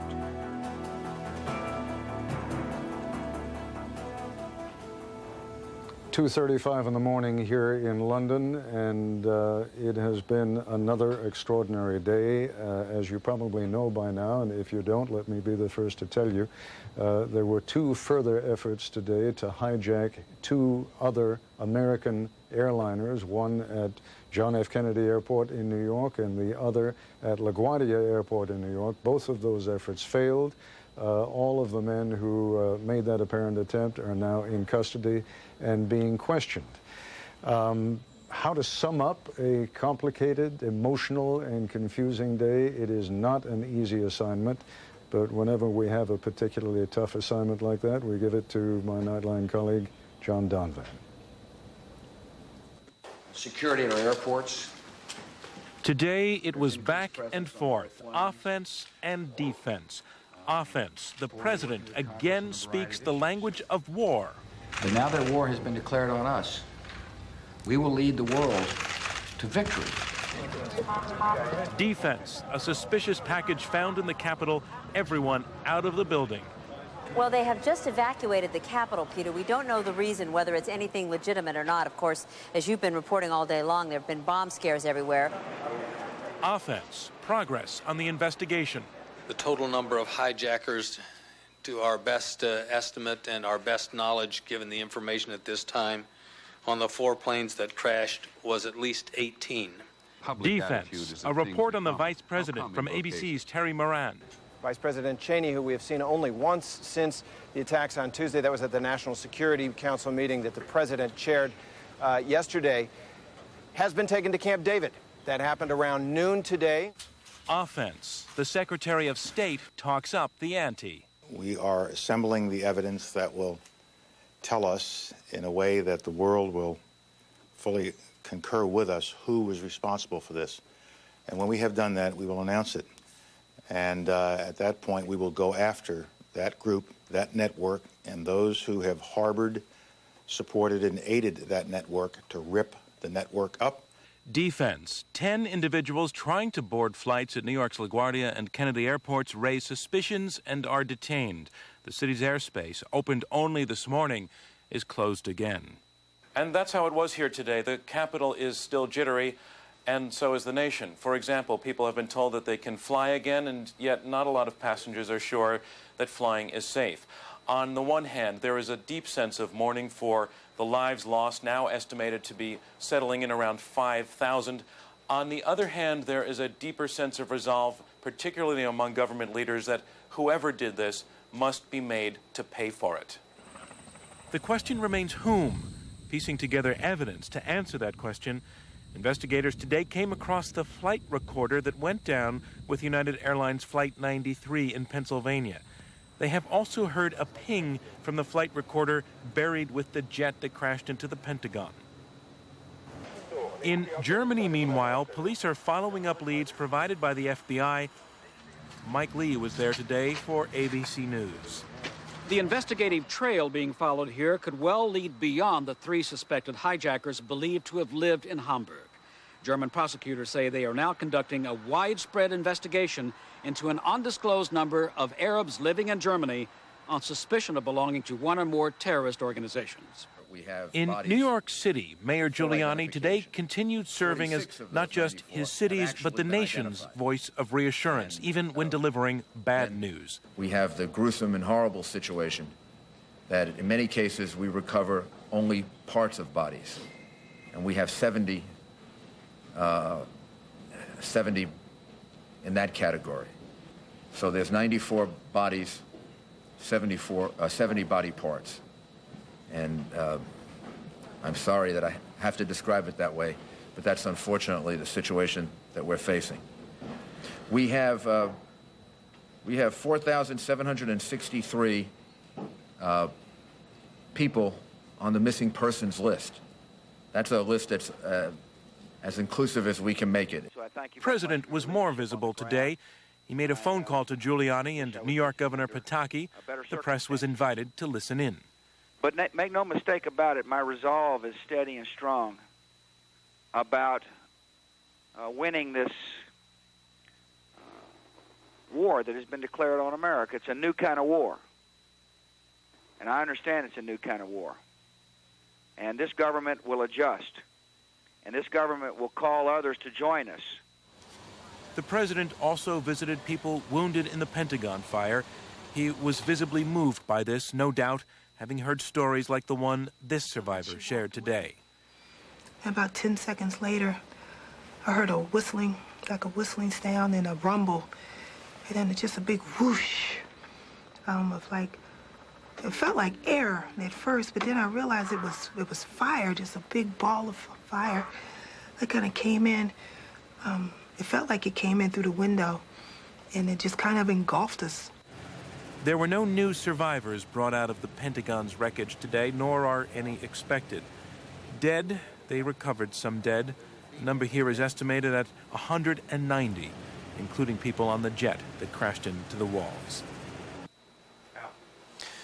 Ted, overall, I know that at one point today, the Queen of England on your side of the ocean asked for the Queen's Guards who performed the changing of the guard actually to play the Star-Spangled Banner, and I just wanted to mention, because I think at some point later in the broadcast we're going to be seeing that, I just wanted to mention that whenever that has been shown in our newsroom, and I think whenever any American has seen that footage, and it's been played several times today, people just really choke up. I guess I'm just passing that back across the ocean to you, that gesture by the British today has been enormously effective and enormously appreciated, and it goes a long way to talking about just how much people here need to feel a sense of sympathy, and that the sense of community that you hear people talking about in this broadcast is real, and to know that it's global is just enormously appreciated. It's not only global, John. I can tell you it really seems to be sincere. As soon as people hear an American accent over here, there is an almost uniform effort to comfort that person. I was stopped on the street the other day by a couple of Americans. This just by way of giving an example of a small instance of suffering, although the suffering is great for that individual. The two people who stopped me were a couple of teachers. They are over here in London with a group of their students, are unable to get back to the United States, but they had come to the U.S. Embassy to try to get this one young student out because his brother is among the missing at the World Trade Center. They hadn't been able to get him out. There are many such cases over here, And as I think I said earlier this evening at some point, the British themselves have endured enormous losses. Perhaps as many as 500 Britons were in the World Trade Center when it collapsed, and they too are among the missing. But of all the stories we have heard, the one we're going to bring you next is in some respects about as great an instance of individual loss as we have heard. My colleague Connie Chung conducted this interview. It is a long one. I commend it to you. It really is heartbreaking. Among the corporations that suffered terrible casualties on Tuesday was Cantor Fitzgerald, a brokerage firm which was housed on 4 floors of one of the World Trade Towers. 700 of the 1,000 employees are feared dead. As I said, Connie Chung spoke with the chief executive officer of that company, Howard Lutnick.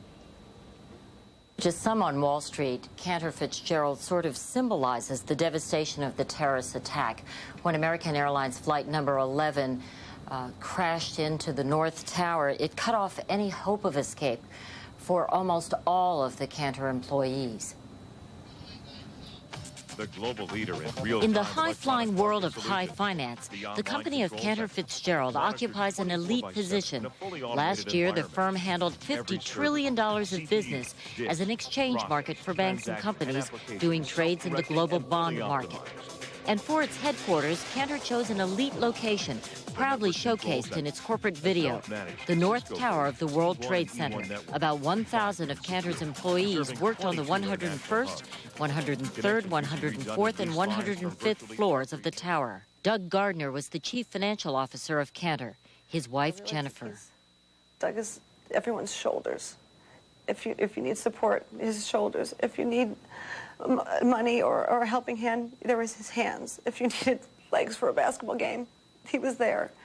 He just was everybody's rock, everybody's center, the warmest, kindest, biggest smile, big blue eyes, the most delicious man you ever met. As CFO, Gardner had a window office on the executive wing of the 105th floor. Gardner liked to get in early. He was at his desk at 8:48 a.m. on Tuesday. Jennifer Gardner didn't find out right away that a plane had crashed into the North Tower, hitting between floors 96 and 103. She was with her children, Michael and Julia. Did your husband talk to anyone that morning when the plane hit? Yes. Doug's father, Joe Gardner, called Doug at 10 of 9 when he heard on the news that there was a explosion, and Doug answered the phone and said, "We're evacuating. We have to get out of here." And Doug's father just said, "Go, go." So, I heard someone called me and told me that someone talked to Doug, and I was like, fine. So I went home kind of casually to watch what happened. And then I saw the building collapse, and I felt his presence just leave me. Cantor Fitzgerald has set up a corporate center at the Pierre Hotel, providing up-to-date information and grief counseling. 2 employees who were on the concourse level survived, badly burned in critical condition. None of the hundreds of employees on the upper floors is believed to have made it out. Have you told your children? Julia doesn't really understand anything. She feels the intense emotion around her, but she's still too much of a baby. Michael is 5. He knows. We told him that there was a big accident at Daddy's building, and we can't find him. And then the next day, he woke up and he said, "I think Daddy died." I want them to know that Daddy did not leave because he wanted to, but that he was taken. And that it wasn't his fault, and it wasn't their fault, and that Daddy loved them. Howard Lutnick, the CEO of Cantor Fitzgerald, was best friends with Doug Gardner.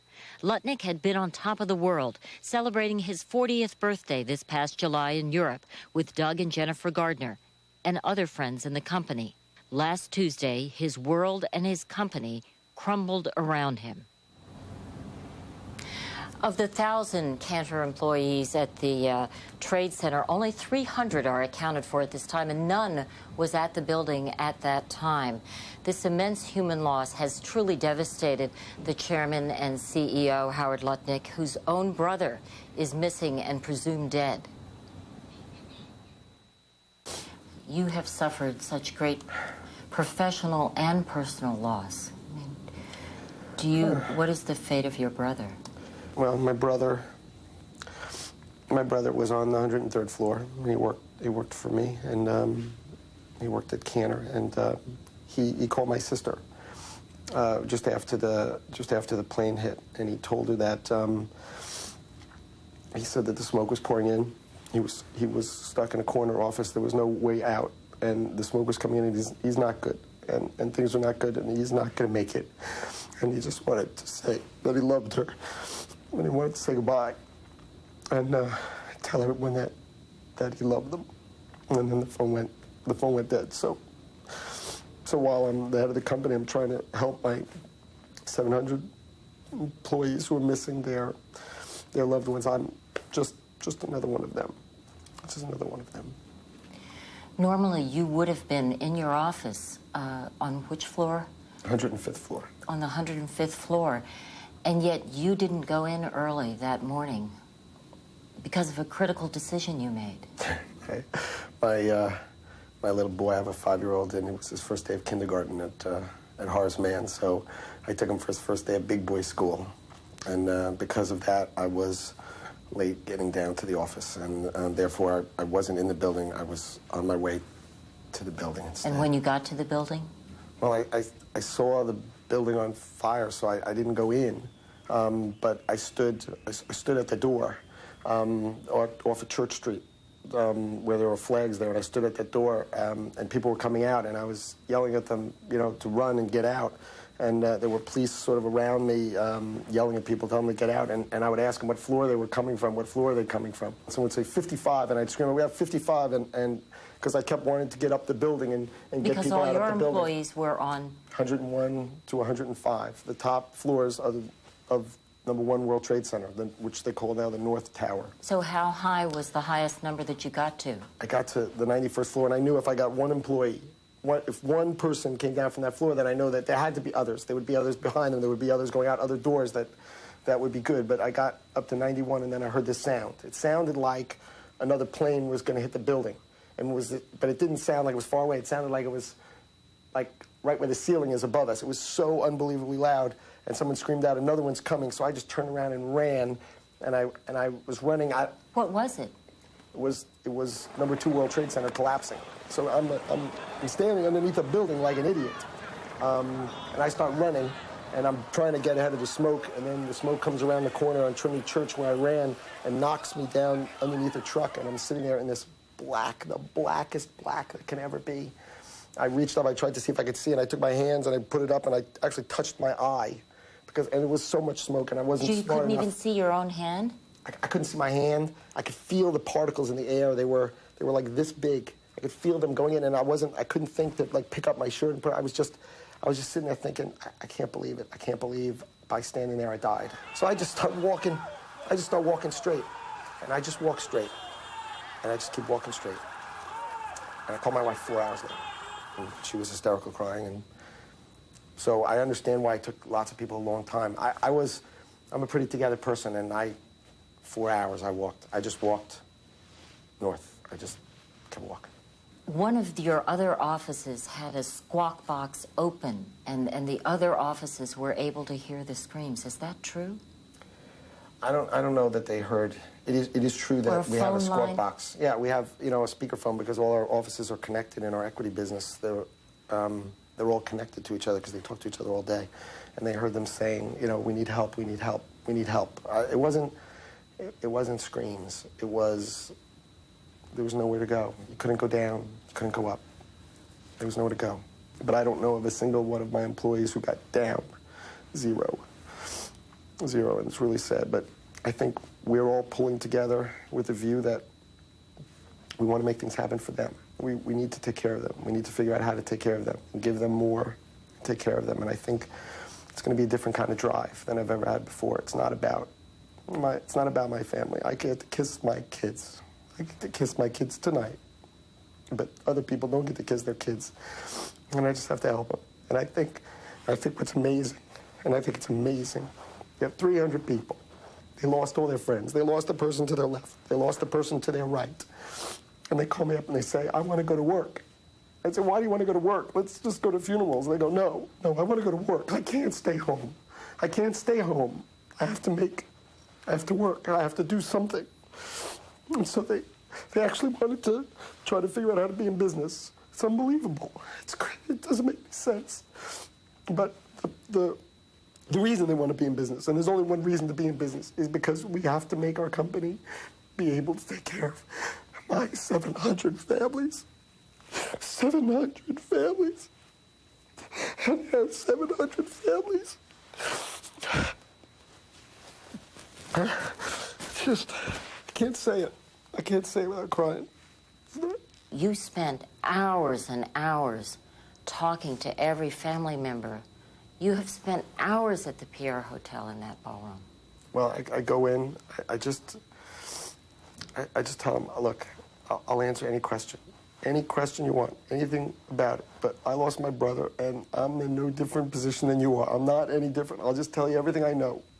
But I get to say to everybody so that they believe me, that when I say that we are doing everything we can to find their kid, that they know that I do not look for my brother. I don't go to any hospital or get anybody to go to any hospital and say, find Gary Lutnick for me. Why not? Because I go with an employee list. I say, here's my list. Here's everybody I got. Find somebody on this list. I don't care who they are, because if you find someone on this list, then I get to call them. And I get to give somebody else some hope, some dream. Maybe they get to kiss their kids. I'd love to find my brother, but I'd love to find their brother or their wife or their husband or anything. It's been said that the loss of your company will have worldwide impact. Cantor Fitzgerald is the primary, it's like the exchange for the world's bond markets. I mean, it is the exchange for the world bond markets. Last year we did $50 trillion in business. Today, the remaining employees of Cantor Fitzgerald and eSpeed have worked every second since that bomb. And they made the decision. And I told them there's no reason for us to open. I don't care when we open, if we open, it doesn't matter to me. And they collectively, 250 of them, collectively voted that they were going to open the markets. And this morning, at 7 a.m., those people opened for business, not to make money, but they did it because they thought if the Fed and the Treasury wanted it to be open and it was important enough for them to show strength for America and for these markets, then they were going to do their damnedest to get it open, and they did. And I voted against it. I said, why? I don't want you to work. I want you to go home and kiss your kids and hug your families. But it's them. They wanted to do it, maybe for themselves, maybe for their friends who they lost. But so right this second, our electronic systems are running around the world, and it's, I don't know, maybe it's a miracle. Maybe it's because these people are just, they're unbelievable. They're the best. Maybe they're the best because they had an incredible boss. I think it goes the other way around.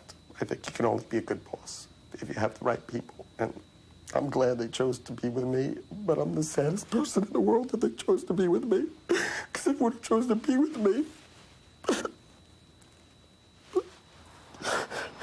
so many people, so many names, so many people I loved.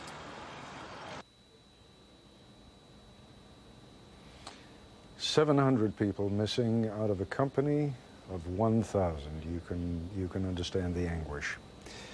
In so many little ways, and sometimes little ways are the only ways that people can show their compassion. For example, just a couple of blocks from the hotel where I'm staying is the U.S. Embassy, and there's a beautiful park in front of the U.S. Embassy with a statue of Franklin Delano Roosevelt, and it is there that the British have set up a couple of tents where people can sign books expressing their condolences, and they are leaving floral bouquets at the foot of the FDR statue. But perhaps what moved Americans here in London as much as anything was a decision, an unprecedented decision, I might add, by Queen Elizabeth II to have the Coldstream Guards at the changing of the guard in front of Buckingham Palace earlier yesterday now, it would have been Thursday morning. In the presence of the U.S. ambassador, the American national anthem was played. John Donovan referred to that before. You just need to look at it and listen.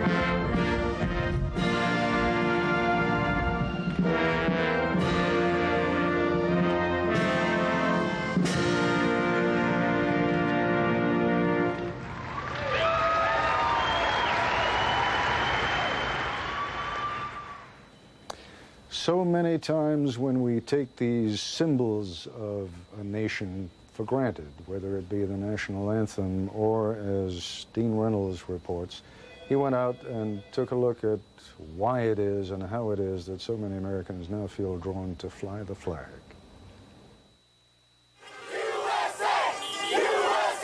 From the sidewalks of this country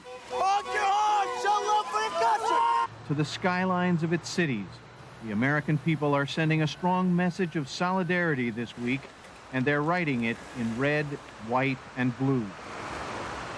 In Phoenix, the flag was at half-staff and yet flying tall all the same. New Yorkers often are accused of thinking that the country ends at the Hudson River, but actually there's a lot of us out here who are with them. I believe it's important to show our support right now. Even though we aren't in New York or Washington, D.C., our home was attacked.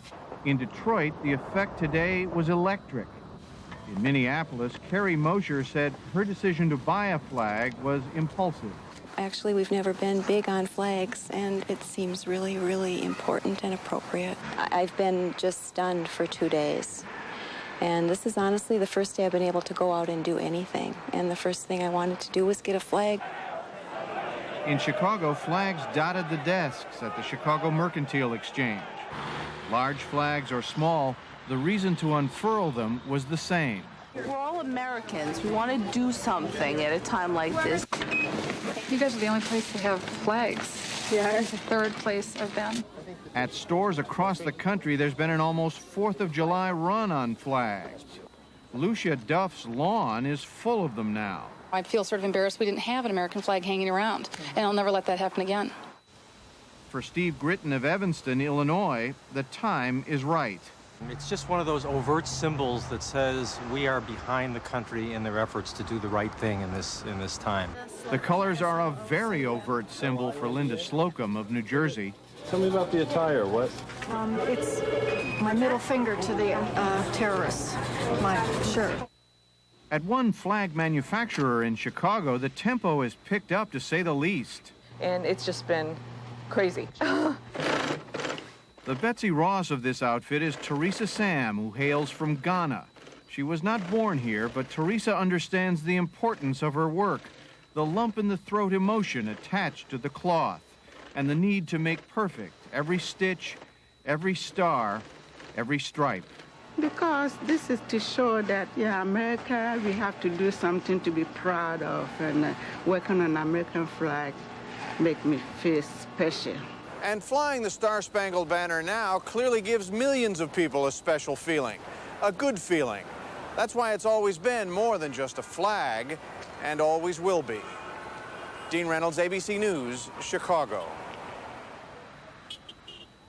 There's a slim volume that many of us were required to read when we were in high school, probably a little book that deserves rereading called The Bridge of St. Louis Ray by Thornton Wilder.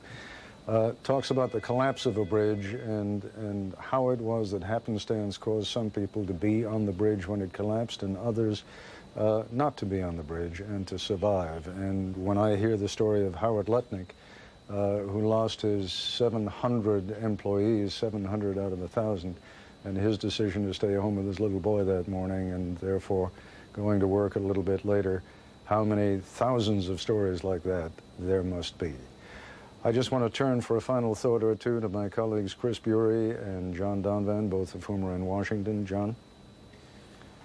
Well, you're talking about where people are and where they are not, and I had a strong sense on Wednesday morning waking up here in Washington of being one of the people who was still here and knowing I was going to have to get to work, and as it happened that morning, my little boy, who for weeks had been saying he wants to see what a sunrise looks like, woke me up that morning before the sunrise, and finally I got out of bed, rolled out early and got him in the car and drove up to the hills above Georgetown University to look out over the city because I wanted to see Washington. I wanted to have a sense personally of something normal, and it was one of those crystal clear days such as we've been having here lately, and could see the helicopters off in the distance in this crystal blue morning, and had a mixed sense that I think a lot of people in this city have, that yeah, we can say we're sticking with things that are going about business as normal. The city has not been paralyzed. People are going to work.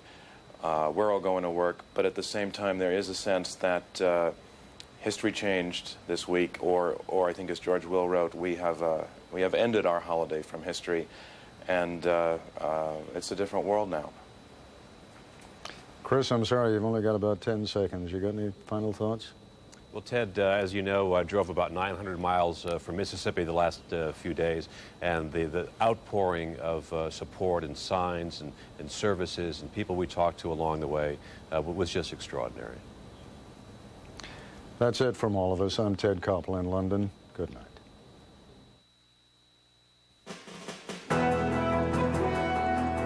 This is an ABC News special report. Good morning. This is ABC's continuing coverage of the terrorist attacks on the United States. I'm Derek McGinty. Well, there are several new developments at this hour. We're going to tell you about them. As emergency crews working in the rain continue searching the rubble of the World Trade Center, there are some ominous signs that the threat of terrorism may not be over. We'll have the latest on the investigation in just a minute or two, but we will begin at the epicenter of the attacks, where my colleague Allison Stewart is right near the site of the World Trade Center, and it is a wet site this morning. Good morning, Allison. Good morning, Derek. Of course, right now, the big news down here is the weather. We are sort of at the beginning of what looks to be the fourth time the skies have opened up. The thunderstorms down here this morning have produced up to a quarter to a half an inch of rain already since 1 a.m. and 40-mile-an-hour gusts. Now, despite all of that rain, I don't know if you can see over my shoulder, there seems to be an incendiary area right in the rubble. I'm not sure if it's flames or not, but it's been growing steadily for about the past 20 minutes. Whether the rain is going to be a good thing or not, nobody's really quite sure. Of course, it has cleared away all that horrible dust and concrete that was pulverized that was burning people's throats and their eyes. The dogs will be able to sniff because the dust will be going away, but obviously people are concerned about the weight of the rain and the concrete on the area, Derek. All right, Allison Stewart, thank you very much. We'll be getting back to you, of course, as things develop later on this morning. Well, as we mentioned to you, there are some new developments in the investigation into these attacks. ABC News has learned that 3 men and a woman were detained in Miami last night, and sources say suspicions were raised when one of the women changed into a flight attendant's uniform and the man ran from the scene. In New York, several people have been taken into custody at LaGuardia and Kennedy airports, and ABC's John Miller brings us that story. Latest information, as many as 10 people being held by the FBI in New York tonight for allegedly attempting to board, and in some cases actually boarding aircrafts with false identification, carrying weapons such as knives, indications that some of them had attended the Flight Safety International Training School in Vero Beach, the same school that helped train some of those who became the, as authorities suspect, the pilots who took over the controls of the planes on Tuesday, the terrorists who then slammed them into buildings such as the World Trade Center and the Pentagon. So these people were picked up at checkpoints because their names were on watch lists supplied by federal authorities to the airlines of potential suspects and other terrorists to look out for. Some of them got past security and onto airplanes. Federal authorities believe at this hour that the intention of one team at Kennedy Airport and another arrested later at 7:30 this evening at LaGuardia Airport with similar equipment and false identification, that their intention was to continue the pattern that started on Tuesday by attempting to hijack those airplanes. And because some of those picked up tonight apparently had training to fly commercial aircrafts, the fear is that they were again going to take over the cockpit, divert the planes, and attempt to crash them into some target. What targets, of course, we don't know, and federal authorities aren't speculating either. All right.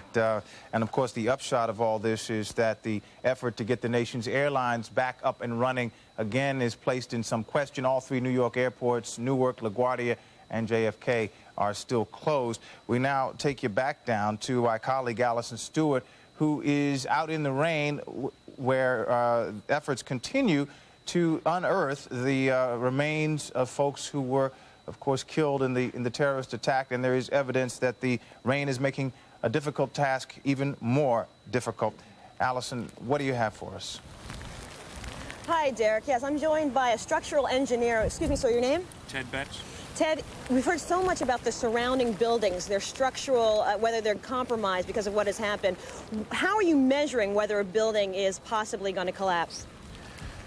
That's a very difficult question. You have to take each building, each area of each building, piece by piece, evaluate where the load path is coming from the roof down, of course, and of course, make recommendations as far as what shoring has to be done to temporarily support what's up there, or certainly condemn. And what's your role here today and during the whole week?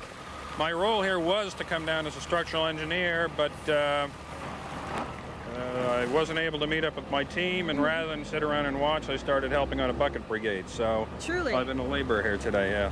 What have you seen as someone who doesn't do this for a living, who doesn't do rescue work as a living? What have you seen on the site? I've seen a remarkable strength of people, the will, people just wanting to help and angry because they're being turned back by roadblocks. Granted, there's not a room for everybody to help, but it's remarkable to see how so many people are coming in to help. It's, that keeps the tears from coming from your eyes, at least. No doubt. How long are you going to stay? I think I've had it for the night, but I will be back tomorrow afternoon. All right, great. We appreciate you taking the time to talk to us. Thank you very much, Ted. Back to you in the studio, Derek. All right, Allison, thank you very much. Well, many Americans, or we should say there is also evidence right now in the nation's capital of just how concerned officials are about more possible attacks. ABC's Rebecca Cooper now joins us from Washington. Good morning, Rebecca. What's the latest? Good morning, Derek. Well, the White House is acknowledging that White House Chief of Staff Andrew Card has been keeping President Bush fully updated on the developments, as ABC News has been reporting them throughout the evening, of the 10 arrests and the concerns that there were people trying to perpetuate further hijackings and perhaps further attacks on American installations. But the White House is being very careful about how they acknowledge this information. They are trying mightily not to further upset an already anxious American public. And in fact, today, President Bush told reporters that he felt safe having even his own loved ones fly on American airliners today, but in the past day. But as we saw by the day's end, many of the airports that were open during the day had been shut down, and a number of airports had never reopened. Airports such as Washington National Airport that simply weren't prepared for the new safety precautions. But on a more positive note, senior administration officials have told ABC News that the investigation as to who was responsible for this attack is moving forward rapidly, and that they have such a mounting number of pieces of evidence pointing in one direction, that senior administration officials are telling us that we should expect the government to be prepared to point and name Osama bin Laden as the mastermind behind this attack officially, even as soon as tomorrow. The FBI and law enforcement officials may delay that official announcement for a couple of days, but we are going to see that coming very shortly. And also, we also saw one other positive note in the past 24 hours, Congress and the White House coming together, agreeing not only to the original $20 billion request to aid in the communities that have been devastated by this attack and aid in the investigation, but in fact, the White House and Congress agreeing late yesterday to a $40 billion package so that they could provide additional funding to the New York area because of the vast devastation there. Derek? Rebecca, one of the big barriers to possibly putting American hands on Osama bin Laden, as they seem to be announcing that's what they're going to want to do tomorrow, is that the Afghanistani government the Taliban has been shielding him. They have been demanding to see this evidence against him. Are we going to see that evidence tomorrow? I doubt we'll see the evidence not only tomorrow, Derek, but even in the coming weeks. Administration officials have really been urging for patience as they lay out the evidence. As you will recall, we only just a short time ago saw the trial for the World Trade Center bombings. It takes a long time to lay out the evidence for public consumption. And the White House today urging the American public to be patient, not only in terms of seeing the actual evidence, but also to be patient in terms of seeing retaliatory measures being taken. They want time to build a coalition, and they want time to plot a real and definite strategy. ABC's Rebecca Cooper in Washington. Thank you so much. Well, we're going to take a minute or two to recap for you all the latest information that we have now. There are renewed fears of more terrorist attacks. 10 people taken into custody yesterday while trying to board flights at New York's LaGuardia and Kennedy airports. They were carrying fake IDs, knives, and flying licenses. In addition, sources tell ABC News 4 people have been detained at the airport in Miami. And as the investigation intensifies, so do the military preparations. The Pentagon planning to call several thousand reservists to active duty in the next few days, and this would be the first time reservists have been called up since the Gulf War. And a new ABC News Washington Post poll shows very strong support for a military response and for the way that President Bush has handled the situation so far. More than 4,700 people are still unaccounted for at the World Trade Center, and officials list 126 people missing in the attack on the Pentagon. President Bush has designated today, Friday, a national day of prayer and remembrance, and he will visit New York today for a first-hand look at the devastation from the attack. And as I mentioned, many Americans have not waited for an officially designated day to remember Tuesday's victims. This group held a candlelight vigil last night at New York's Union Square, not too far north of the World Trade Center. Americans also showing support for their government and steps it might take. As we mentioned, there are new polls out, and ABC's polling director Gary Langer is here with the result of the new ABC News Washington Post poll. And Gary, it's certainly not unusual for people to rally behind the government, behind the president when things like this happen, and that's exactly what you're seeing now. Indeed, Derek. We're seeing Americans closing ranks behind the president and this country, really, in numbers unseen since the Persian Gulf War 10 years ago. George W. Bush's job approval rating, now 86%, up 31 points in a week to a level we haven't seen for a president since his father, just after the end of the Gulf War. President Bush's approval rating specifically for handling this crisis, 91%. It's really an enormous rallying behind the nation and the president. Huge majorities in our poll now express support for military strikes against the groups or nations responsible if they can be identified, even if it means war, even if it means civilians in those places may come in harm's way. Another example of the resolve here, I think we're finding, is that nearly 7 in 10 Americans say they'd support military strikes, even if it means a long war with significant U.S. losses. Polls are not predictive, but that is really a measure of the seriousness of purpose we're seeing in this survey. And we want to get to some of those questions later, because we also know polls are not permanent and these things can change. But I was interested in the numbers regarding Democrats who, before this all happened, only 29% of them thought the president was doing a good job. That number completely changed now. Yeah, it's a good another example of the rally around effect here, the bipartisanship that exists in time of crisis. A week ago, 29% of Americans told us they approved of the way President Bush was doing his job. Today, 79%, a 50-point increase as a direct result of this tragedy and the way it's brought people together. How do people feel now about travel? How afraid are they that their aircraft could be the next one hijacked? We do see some concern about travel. 6 in 10 Americans telling us they are concerned about the threat, the risk of terrorism in air travel. We also see an increase in the sense that the government did not do as much as it could have to prevent Tuesday's attack. And as a result, that brings people, I think, to two places. One, in our results, 71% of Americans, 7 in 10, tell us they would support legislation making it easier for the authorities to investigate suspected terrorists, even if that means giving up some personal liberties and privacy that people have in this country.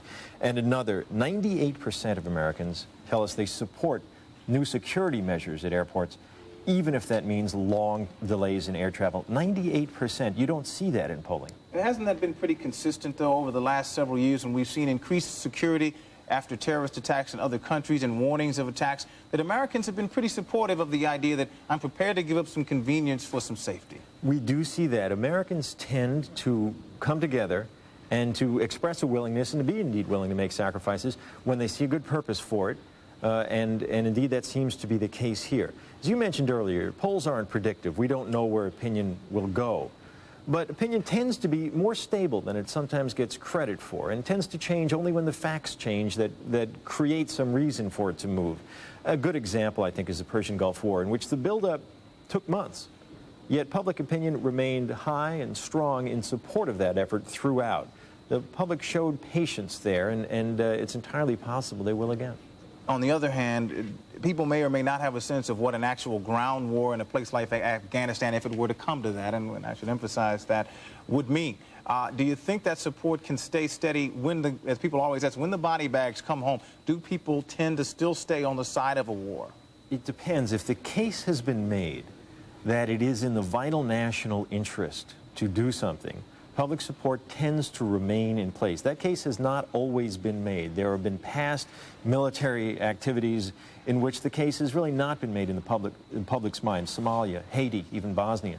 But in other cases, the Gulf War is a good example. When the case has been made that there's no other solution, indeed, public report has remained behind the country in those cases. And it's a sense that because of the enormity of what we're going through now, that the case has automatically been made in some ways. Well, in some ways. And there's been some suggestion that what we're seeing here is a public desire for retribution or reprisal. That may be one way to look at it, but another way to look at it might be as a public demand for self-defense. Yeah. Very quickly now, the economic outlook is something people are concerned about. For the last 3 or 4 days, we have no air travel. The stock markets are closed. The entertainment industry, including football and movies and plays and things, have all been put on hold. How worried are people that this will tip the country into recession? Well, we measure it simply by asking people if they think the country is heading into a recession, and today 58% say so, and that's not good. But it's important to keep in mind that last week 53% said so. So consumer confidence, faith in the economy is not particularly good right now, but it's not a lot worse than it was before this occurred. ABC polling director Gary Langer, thank you very much. Very incisive, very interesting. And we should note that White House officials also had quick reaction to the results of our poll. And for that, now we go to ABC White House correspondent Josh Gerstein, who is in Washington, not far from the White House. Good morning, Josh. Good morning, Derek. Well, I did speak to a top political advisor to President Bush about the numbers coming out of that ABC News poll. They really were not surprised by it. They were obviously heartened by the high approval numbers for the president, although I found it interesting that the advisor told me that they see a potential drawback here for the president, which is the amount of support, the level of support for some kind of military response to what took place on Tuesday is so high that they believe there will be a lot of pressure on the president to act quickly.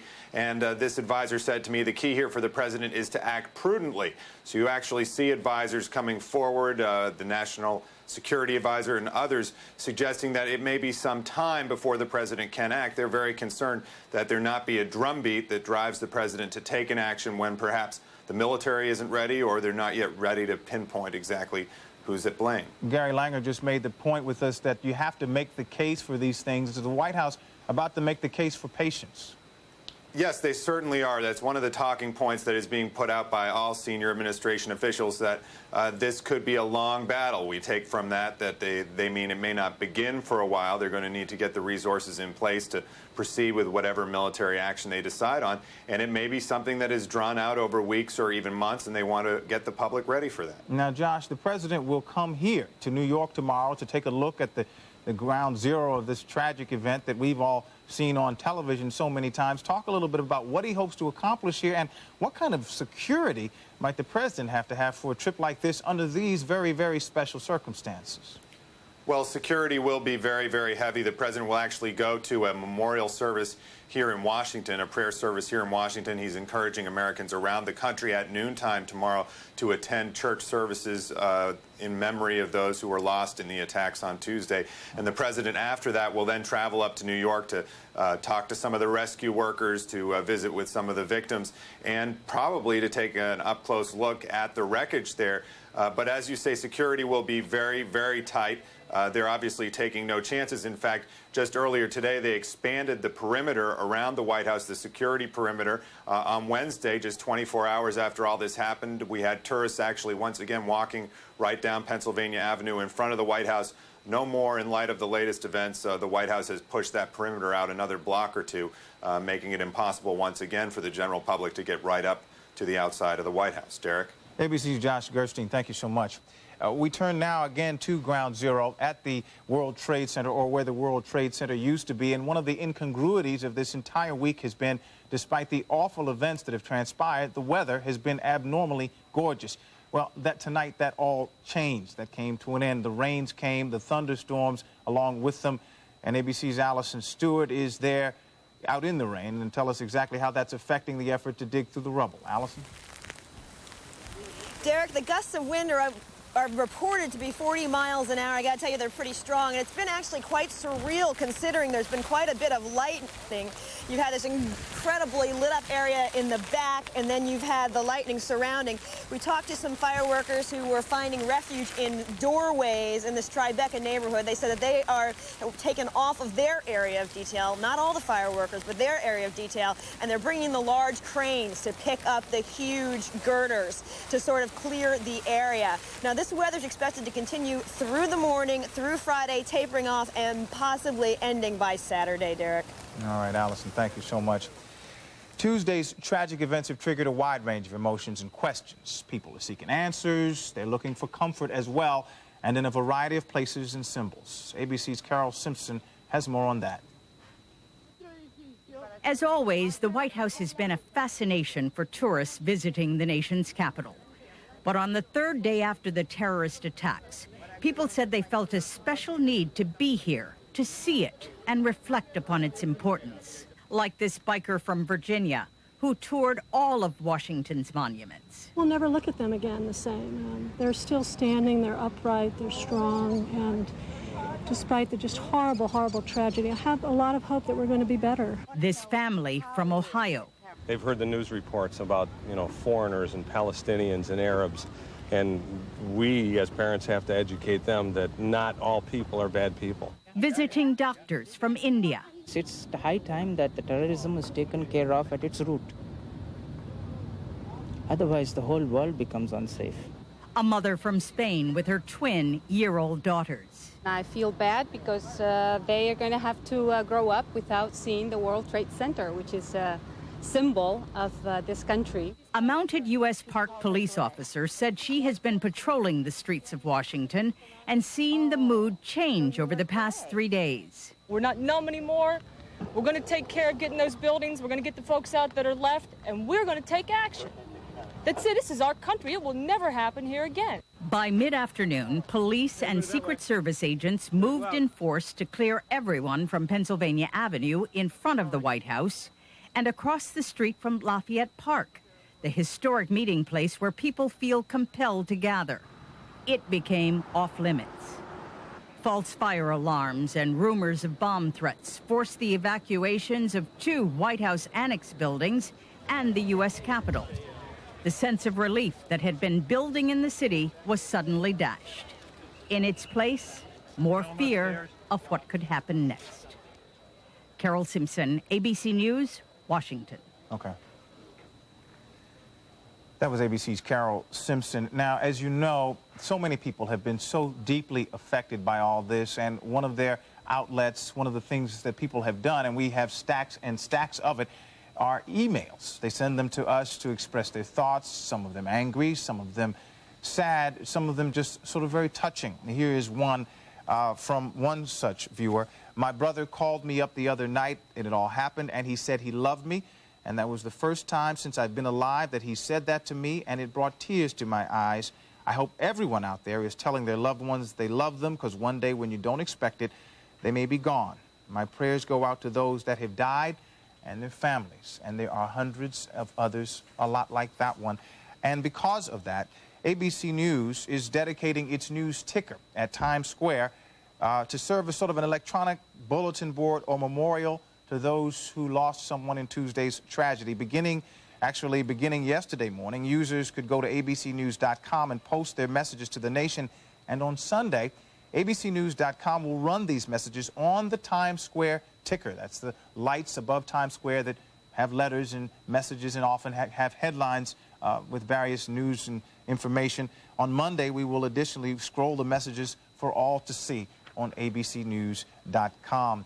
We'll now go to ABC's Jim Sciutto, who has spent the last several days right outside the Pentagon, where the search and rescue mission, unfortunately, has become more of a salvage mission now. Jim, how does it look tonight, and what's this we hear about more reservists being called up, and how's that being pulled together? Well, Derek, first, the scene here at the Pentagon, as you can see behind me, lit up like a movie set with these super bright lights. Search and rescue still. We learned from search and rescue officials that they still had the dogs out earlier this evening, the search dogs looking for signs of life, although they did not detect any. The toll of dead or missing and presumed dead here, 126 Pentagon staffers, 64 people on the plane, but that toll could rise because there are several critically injured people who are now in Washington, D.C. area hospitals, and also there's a chance that some people, that the total of missing might be a little bit higher. The Pentagon's been under renovation for a couple of years now, and they're just not sure that they have a hard number for everyone who that should be accounted for. So, yes, as you said, a very grim task of recovery here, and still dangerous at times. The fire flaring up late last evening at about 9:45 Eastern Time. Fire again while search and rescue workers were in there, but none of them were injured. We were told they were not in danger. Derek? Jim Sciutto at the Pentagon. It's a 24-hour job, obviously, and he's been there much of that time. Well, good morning. This is ABC's continuing live coverage of the terrorist attacks on the United States. I'm Derek McGinty, and as the grueling search for victims continues at the site of the World Trade Center, there are disturbing signs this morning that the threat may not be over. We'll have new developments in the search for suspects in a minute. First, let's get on with the latest rescue efforts at the World Trade Center. My colleague Allison Stewart is in Lower Manhattan. Good morning, Allison. Good morning, Derek. Of course, everyone is focusing on the numbers. 180 bodies or body parts have been pulled out of the wreckage. Of course, the other big news is the weather. It is pouring rain in Lower Manhattan. It's rained almost a half inch since 1 a.m. I thought you might have just seen some lightning go off. Some of the work has been pulled off of detail while they have large cranes coming in and picking up some of the larger girders. But it's in full swing. All the volunteers are here, fire department, Army, police, sanitation. We'll talk to you about that a little bit more later on in the hour. Derek. All right. Thank you, Allison. The investigation into the attacks has taken a disturbing turn this morning. Amid renewed fears of more attacks, authorities have taken a total of 10 people into custody at New York's LaGuardia and Kennedy airports. These people were carrying fake IDs, knives, and flying licenses. And in Miami, sources tell ABC News 3 women wearing flight attendants' uniforms and a man have been detained. The military is stepping up its preparations for retaliation. The Pentagon plans to call several thousand reservists to active duty in the next few days. We'll hopefully talk with Jim Sciutto a little about that later. And officials say the military has authority to activate up to 40,000 reservists. A new ABC News Washington Post poll shows strong public support for a military response and for the way the president has handled the situation so far. More than 4,700 people are still unaccounted for at the World Trade Center, and officials list 126 people still missing in the attack on the Pentagon. President Bush has designated today a national day of prayer and remembrance, and he'll be visiting New York a little later on today for a first-hand look at the devastation from the attack. Well, 4 men detained at Kennedy Airport were picked up after they boarded a United Airlines jet bound for Los Angeles. As we mentioned a few minutes ago, they were carrying fake IDs, knives, and flight training certificates. And Peter Black was a passenger on the plane at the time. He talked later with ABC's Peter Jennings. We got on the plane late. We sat on the plane. We were forced to wait for a while. They didn't tell us anything. They told us there were government regulations keeping us there. Finally, after about 2.5 hours, they told us we were finally okay. And then about 15 minutes after that, the back door of the plane opened, and about, it's hard to say, 15 to 20 fully armed SWAT team members filed in. They told us all to put our heads down, and they ran through the plane, grabbed a passenger, handcuffed him, and carried him out. And how many passengers did they take off in that condition? From the main cabin, I only saw them take out 1. Afterwards, we heard they took 2 out from business class as well. Okay, I believe, in fact, in the final analysis, there were 4 men who were taken off 133, which was scheduled for Los Angeles. What was it like trying to get into the airport and onto the airplane before you were put in that position?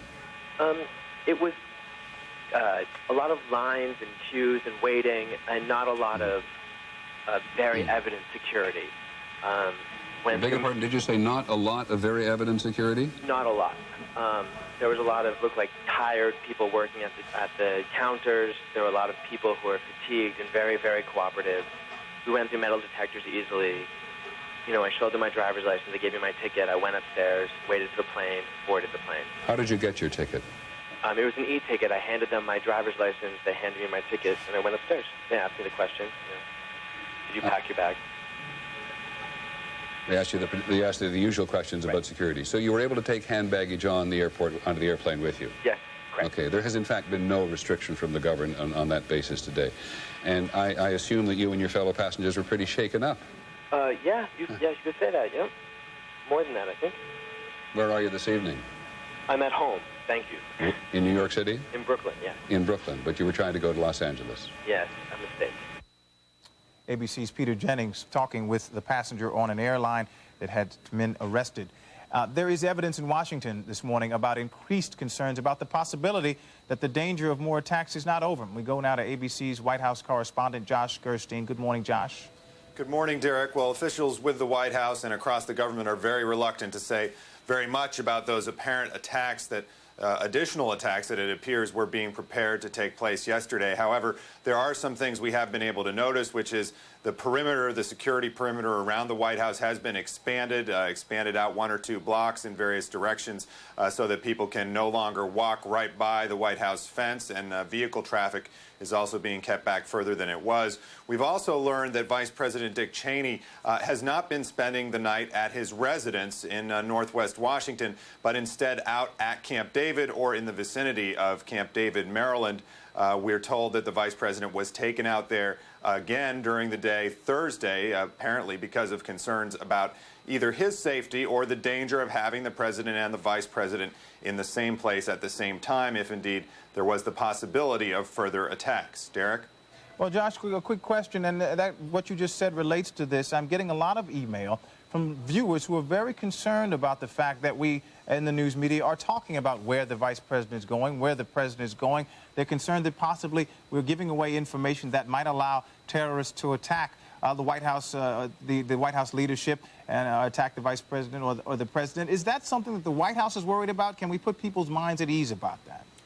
Well, I can't put people's minds at ease that much because, especially in the last few hours, the White House has said that it won't make any more details public about where the vice president is at any given time. In fact, sources have suggested to us that the vice president may not even actually be at Camp David, but at a secure military facility near Camp David, at least during the time that he's working out in that area. But it certainly is a reasonable concern. As for the president, White House officials are realistic about that, saying that it's very difficult to keep the president's whereabouts secret, and indeed they want to have it seen that the president is working, that he is in the Oval Office, and that he is directing the nation's effort to recover from and to respond to the very serious attack that took place on Tuesday. Derek? On that same note, yesterday and last night, we have seen an escalation of the rhetoric from the president, talking more about war and about the possibility that there is a war pending now. Is that your sense of where he's headed, and is he, in a sense, trying to prepare the nation for the conflict that may well be to come? Well, he was doing a couple things, I think. One, they wanted to tone down some comments the White House had made as recently as yesterday, suggesting that the threat of further attacks had been reduced, that whatever mission was underway on Tuesday had been carried out, and it was very unlikely that there would be further attacks.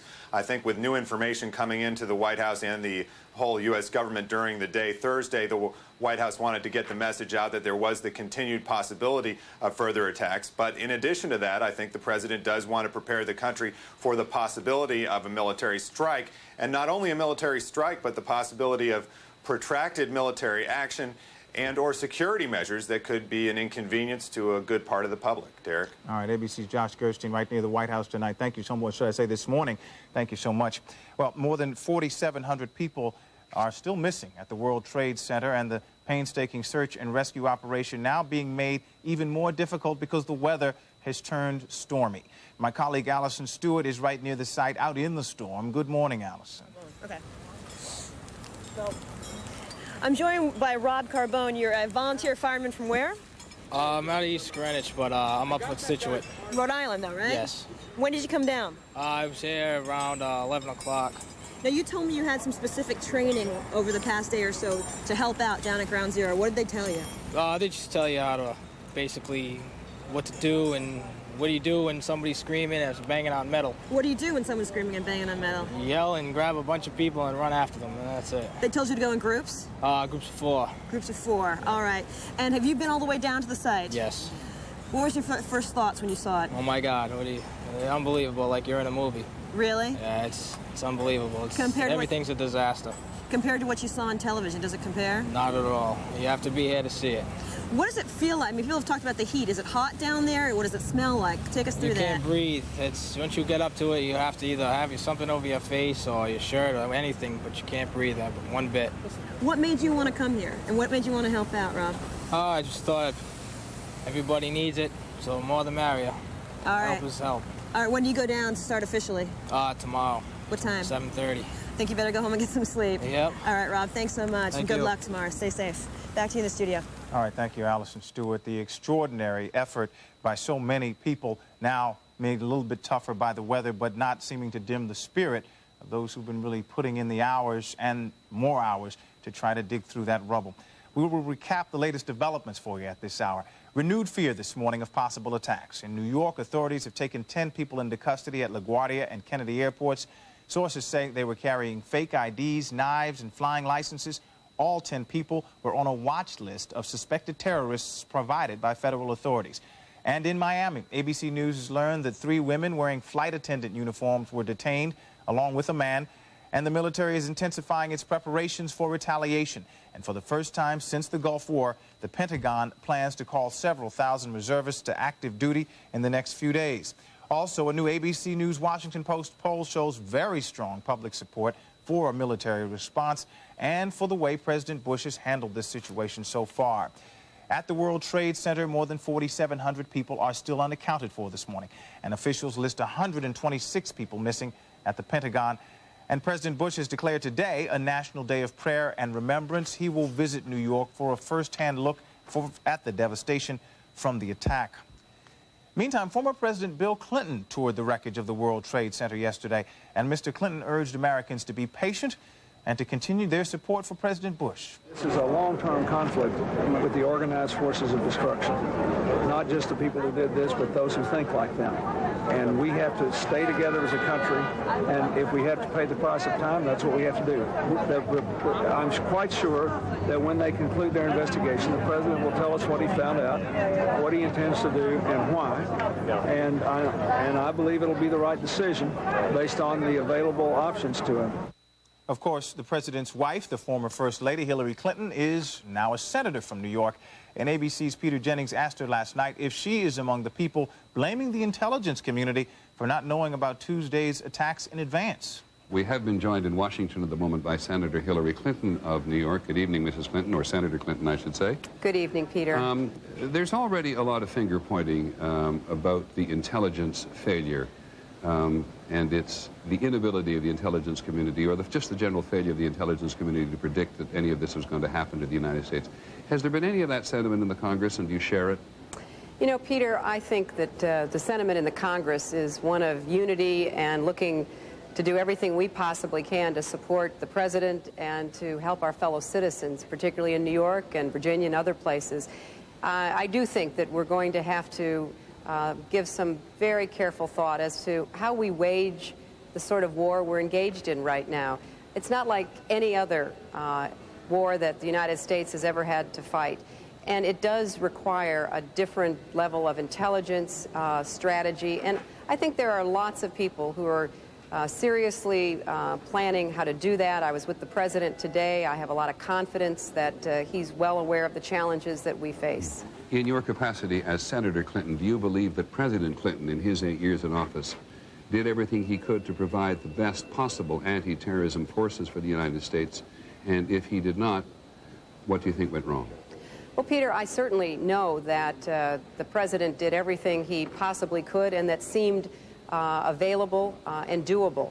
I was in many conversations. I'm well aware of the efforts that were undertaken on many occasions to track down and successfully track down, to find the bombers who originally damaged the World Trade Center, to go after people who committed a terrorist act and murder against CIA employees here.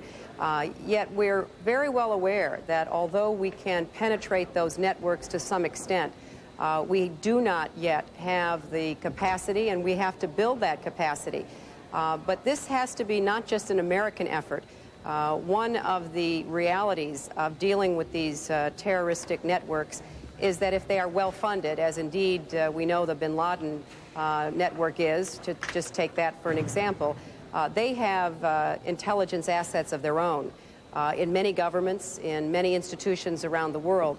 I know that following the bombings in Kenya and Tanzania, the government of the previous administration was looking very carefully at every shred of intelligence to pinpoint the attack that was made on the bin Laden forces and encampments.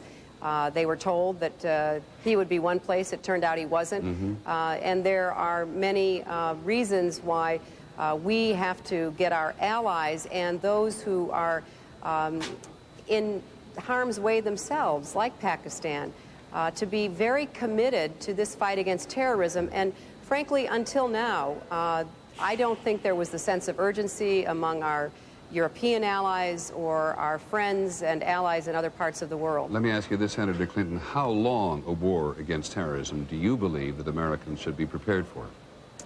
I don't think we can answer that, Peter, and it's not because anyone's withholding any information. It's because we just don't know. Clearly, what we saw carried out on Tuesday was extremely well planned, well financed, led by people who are willing to die. That is a very different kind of threat. It's why I believe that we ought to focus on our homeland threats, the chemical, biological, nuclear weaponry, the kind of suicide actions that we saw.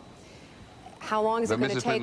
We don't know how long it's going to take, but I was convinced today that the president is certainly ready to stay the course no matter how long it will take. Well, you've talked of a variety of different kinds of threats to the United States, which leads me to this question. Should the Congress place any limits whatsoever on President Bush's ability or determination to pursue this?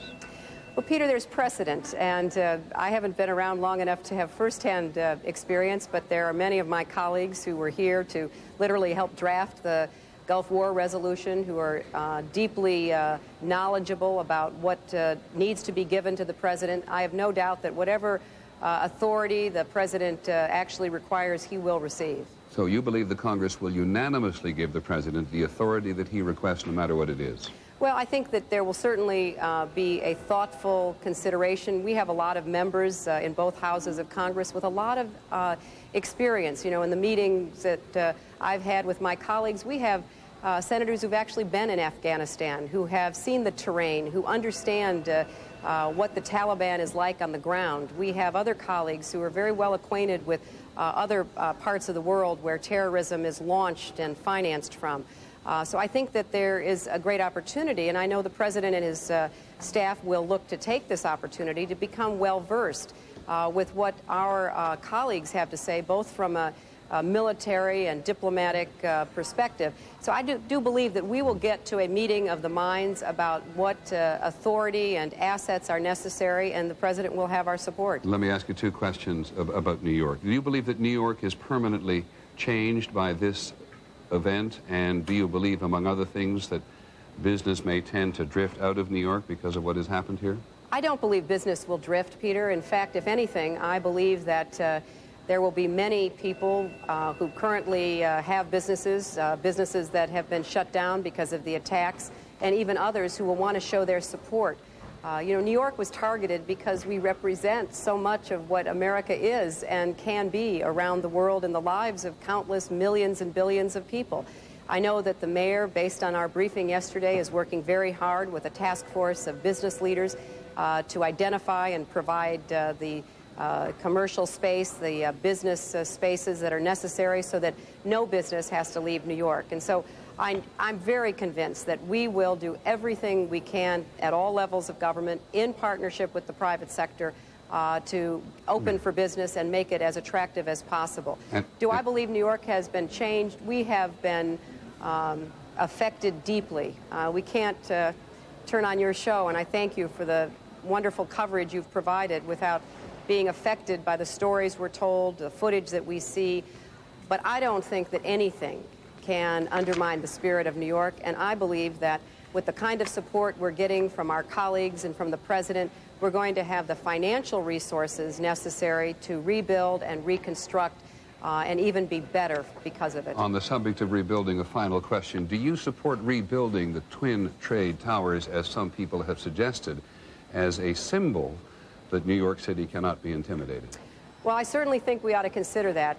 You know, after the bombing, there were those who thought that we should turn our backs on the towers. I believe we should proudly look at the symbols of what represents New York. If it's feasible and appropriate to rebuild something like the towers, I would certainly be in favor of that. But we're a long way from making those decisions. Right now, we have to continue to do everything in our power to try to rescue anyone who might still be alive, and then we have to turn to the hard work of identifying those who are missing. We have to provide the mental health services, the grief counseling.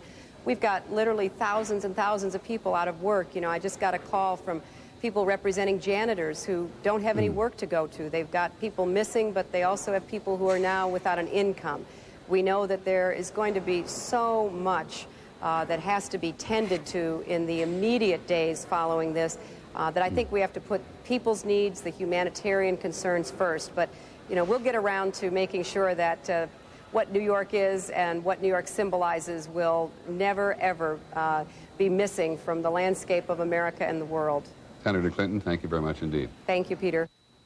Senator Clinton says New York will come out stronger than it used to be, a sentiment certainly borne out by the spirit we have seen so far in the Big Apple. As we have been reporting, however, preparations for possible military actions are including plans to call up thousands of reservists. ABC's Jim Sciutto now joins us from the Pentagon. Good morning, Jim. What can you tell us about those plans? Good morning, Derek. We were able to confirm last night that the Pentagon is planning to activate more than 40,000 reservists, mainly specialists, a good portion of them needed for the combat air patrols that are now being conducted over 15 to 20 urban areas around the country. These are very personnel-intensive operations. They're also equipment-intensive operations, using planes that in many cases are not particularly new and therefore requiring frequent maintenance. So that's one of the reasons why so many people are needed, so many reservists. And just a caveat that the number could rise because as other elements of the military and other military activities are planned, there will be more of a need for other reservists to be activated as well. So we could see this number rising, Derek. Jim, I think most people don't have a sense of just how important these reservists are to the logistical running of the military. We tend to think of men and women with guns and planes, not with wrenches and screwdrivers, but they're just as important in a lot of ways.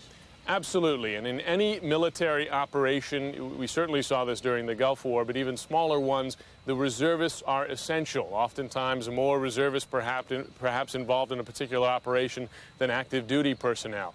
So we will certainly see that here. 40,000 is a huge number, but still, and that's just at this very early stage before, for instance, any retaliation at least has been authorized. So again, more indication that the number could rise. ABC's Jim Sciutto right outside Washington, D.C. at the Pentagon. Thank you so much. Well, as we pointed out, the preparations in this country are moving forward for possibility of military conflict, but in other countries, in Europe, they are observing a day of mourning today for victims of Tuesday's terrorist attacks, and ABC's Nathan Thomas now joins us from London. Good morning, Nathan. Good morning, Derek. Again, we are reminded as each day passes that more and more of the world is seeing this attack on the United States as an attack on them, too. There is a great sense of relief, of course, in many places that it didn't happen to them, at least not yet, and also a continuing outpouring of sympathy and solidarity with the American people.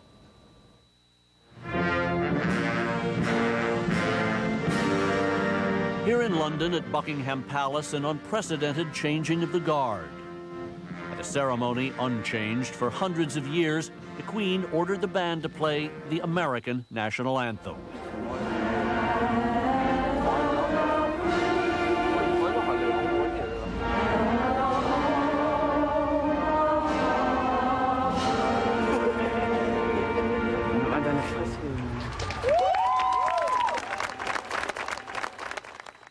Then 2 minutes of silence. Prince Andrew shoulder to shoulder with the American ambassador. A moment for quiet reflection. Well, it's just hard to know that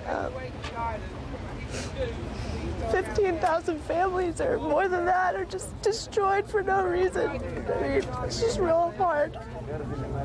The Queen returned early from her vacation and will today lead a special church service at St. Paul's Cathedral as Britain and Europe observe a 3-minute silence in memory of those who died.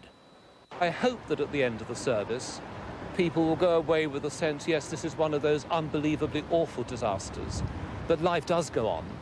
And if you like, in the best sense, the fight for freedom and for human values goes on. So much of the world is now realizing how much they are involved as they count their own losses. The attack may have been on America, but the victims come from dozens of countries, which may explain why so many governments are backing the new war on terrorism. Science fiction came true this week, and I think it's the responsibility of world leaders conscious of being able to protect their populations now to make sure that these other threats are contained and are dealt with. As the royal family of Sweden joined their government in mourning, ministers announced unprecedented backing for the idea of military action. Russia is on board. China, too, has backed America. Cuba, Libya, even North Korea are condemning Tuesday's mass murder. And now Pakistan has come out against Osama bin Laden and his Taliban hosts. All countries must join hands in this common cause. In Afghanistan, where bin Laden remains protected by the Taliban, the UN began evacuating aid workers from what seems a likely target of American retaliation. In Kabul, people were reportedly digging trenches in the street, fearing an imminent attack. Throughout the world, symbols of America, like the statue of Franklin Roosevelt in London, have become a magnet for those in mourning. I want to give support if I can. I want just to be here so that they know the British people are thinking of them. Just need to pay my respects. I've been living in England for 27 years, and I feel away from home right now. I'm grieving. I want to be with people that are grieving. I need to get home so I can go to funeral. Getting home remains a problem for thousands of Americans still trapped overseas, unable to fly back to the United States. What just last week was a simple task of jumping onto a plane to almost anywhere, now very difficult indeed. Derek? Nathan, I should note that here in this country today, Friday, is a day of mourning as well. But a question for you. New security measures are already being introduced, going to make flying a lot more difficult in the future here in this country. What's airport security like in other countries? Well, a lot of people overseas are shocked at the lack of security that there has been in the United States, especially on domestic flights. I've traveled pretty much all over the world where people accept as normal much tighter security than's even being proposed in the United States now.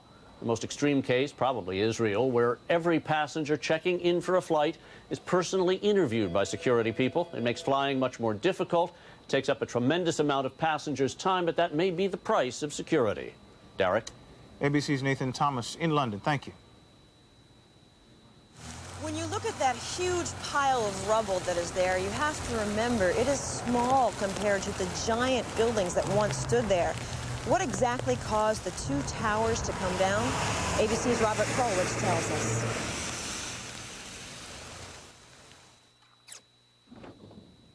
World Trade Towers rose 1,362 feet into the sky. Visit those same towers today. At their tallest point, they rise maybe 100 feet above the street.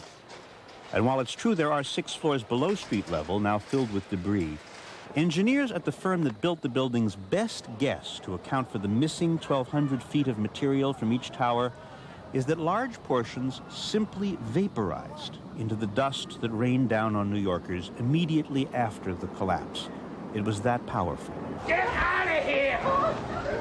We're talking here about 43,600 windows, 600,000 square feet of glass, 200,000 tons of structural steel, 5 million square feet of gypsum, 6 acres of marble, and 425,000 cubic yards of concrete, turned in good part into a cloud, says environmental medical doctor Stephen Levin.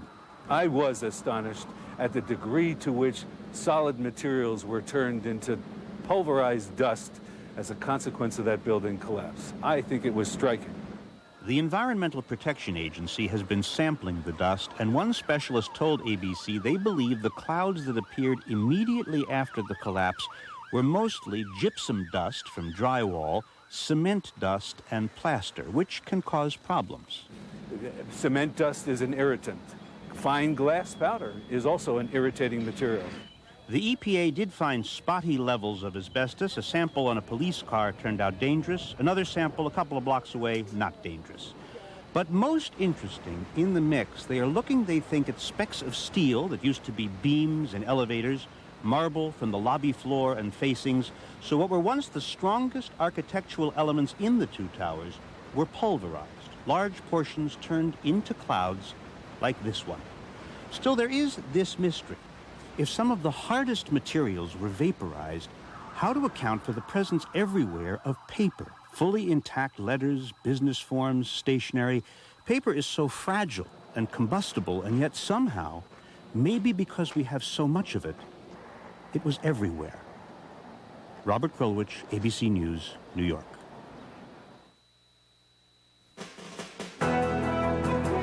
This is an ABC News special report. Good morning. This is ABC's continuing coverage of the terrorist attacks.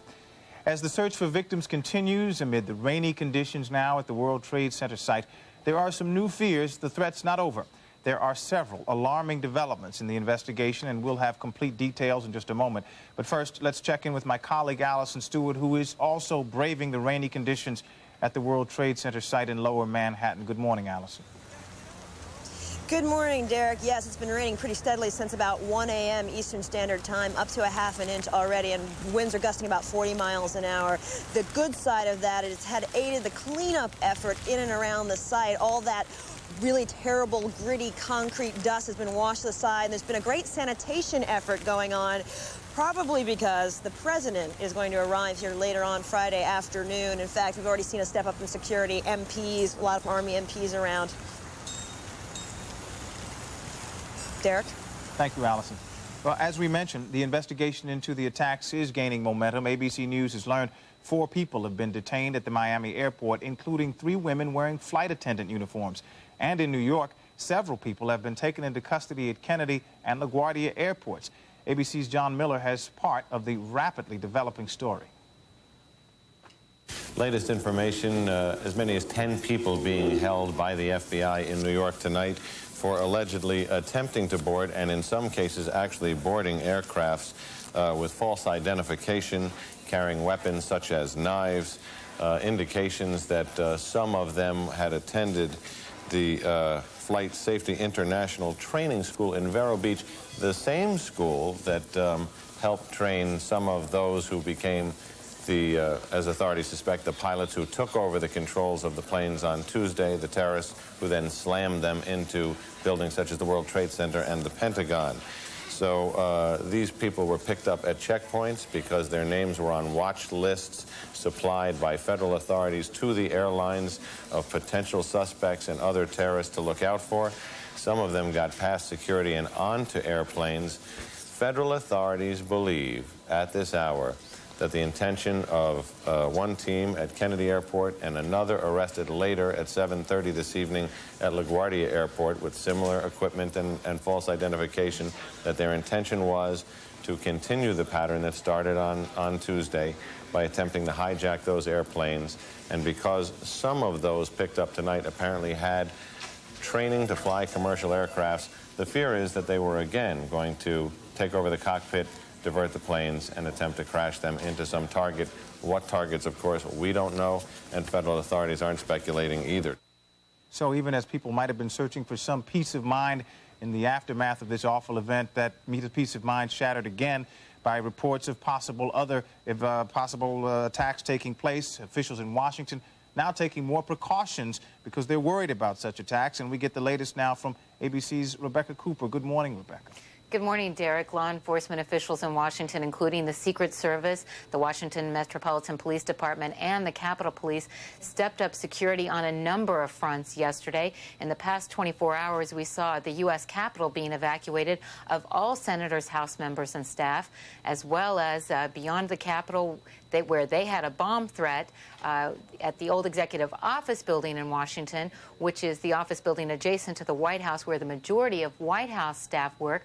They were evacuated as well because of a perceived threat when a fire alarm went off. Now, these are responses that we don't typically see. Bomb threats are quite common, actually, in Washington, and it's only been in the past 24 hours that the police and the Secret Service have been this responsive to those types of threats, and it is because they are continuing to accumulate information that shows that the people who carried out the attacks on Tuesday may not yet be finished with the job. And in fact, one more new piece of information, Derek, the Associated Press is reporting that officials in the Philippines are saying that the U.S. Embassy in Manila was also supposed to have been attacked on the day of the attacks against the World Trade Center and the Pentagon.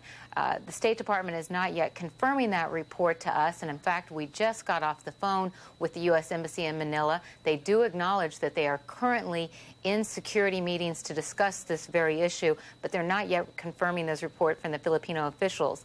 Meanwhile, yesterday, the president sought to put on a more positive face, visiting a local Washington hospital to comfort victims of the attack at the Pentagon and rescue workers, and telling them that the American public stood by them and encouraging them to show a brave face to the world.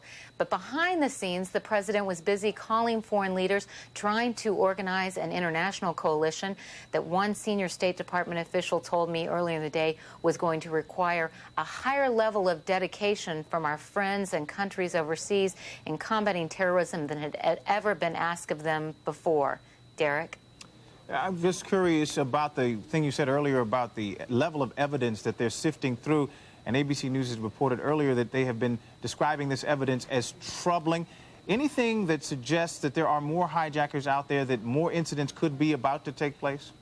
Well, as you have been reporting not only this morning, Derek, but as you were noting in our coverage yesterday as well, there are individuals still believed to be at large in the United States, and there are individuals believed to be still working actively overseas in perhaps carrying out not only attacks sometime in the distant future, but now there's an increasing concern that there were attacks that might have been planned for Tuesday that they are still attempting to carry out. And that's why we saw these flights shut down overnight, as ABC News has been reporting for several hours now. The people who got onto the planes in New York and appear to be attempting to hijack more planes and hit more U.S. targets. And that's very troubling to American government officials, and they indicate that they are seeing a number of pieces of evidence that point to further threats on a number of different fronts, and that's why they were taking so many precautions at the White House and at the Capitol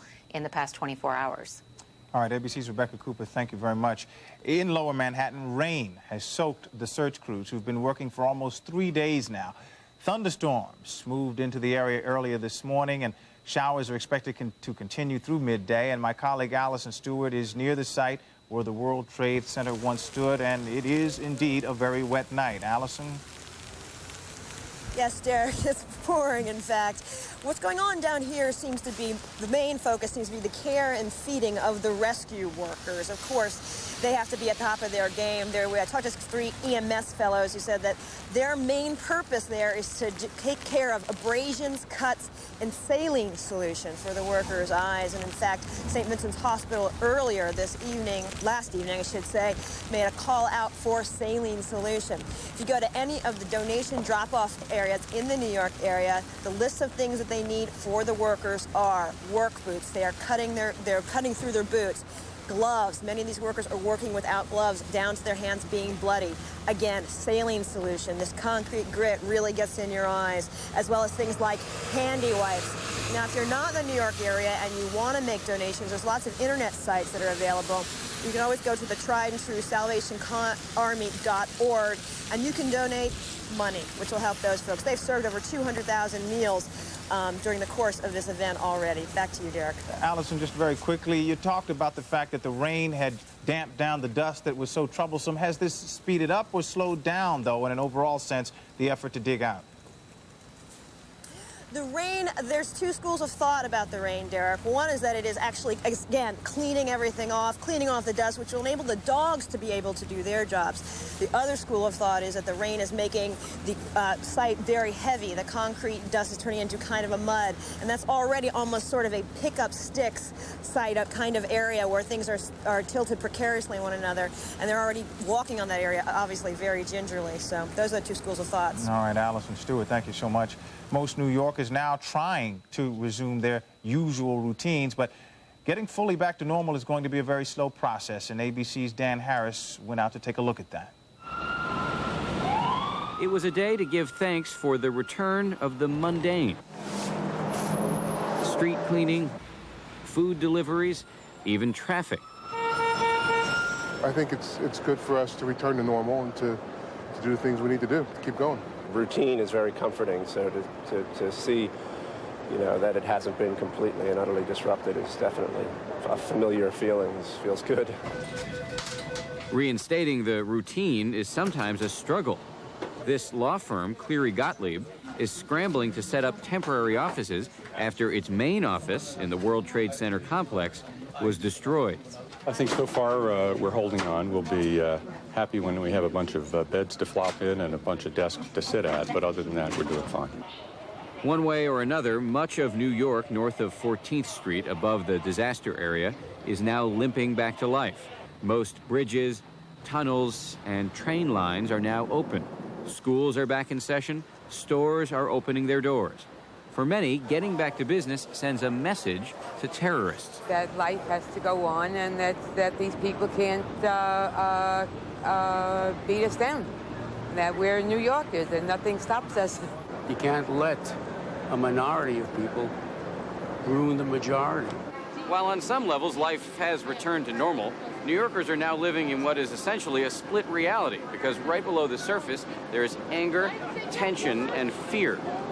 Law enforcement is almost always present, and always on high alert. Police thought there might be a bomb inside this car on the Upper West Side. And this local news crew was in the middle of an interview at LaGuardia Airport when another bomb scare broke. They really shouldn't overreact. Things are safe in the city. The city is extremely well protected. Also, spontaneous displays of sympathy and sorrow are happening in public parks and at fire stations, where people are bringing food and flowers and writing notes of condolence. Just let them know that they're on our minds and that, you know, that they are friendly neighbors and that their neighbors are thinking of them in such a time. Appreciate their hard work and bravery. No one disputes that New York City will eventually get back to normal. Whether the city will ever be the same is an open question. Dan Harris, ABC News, New York.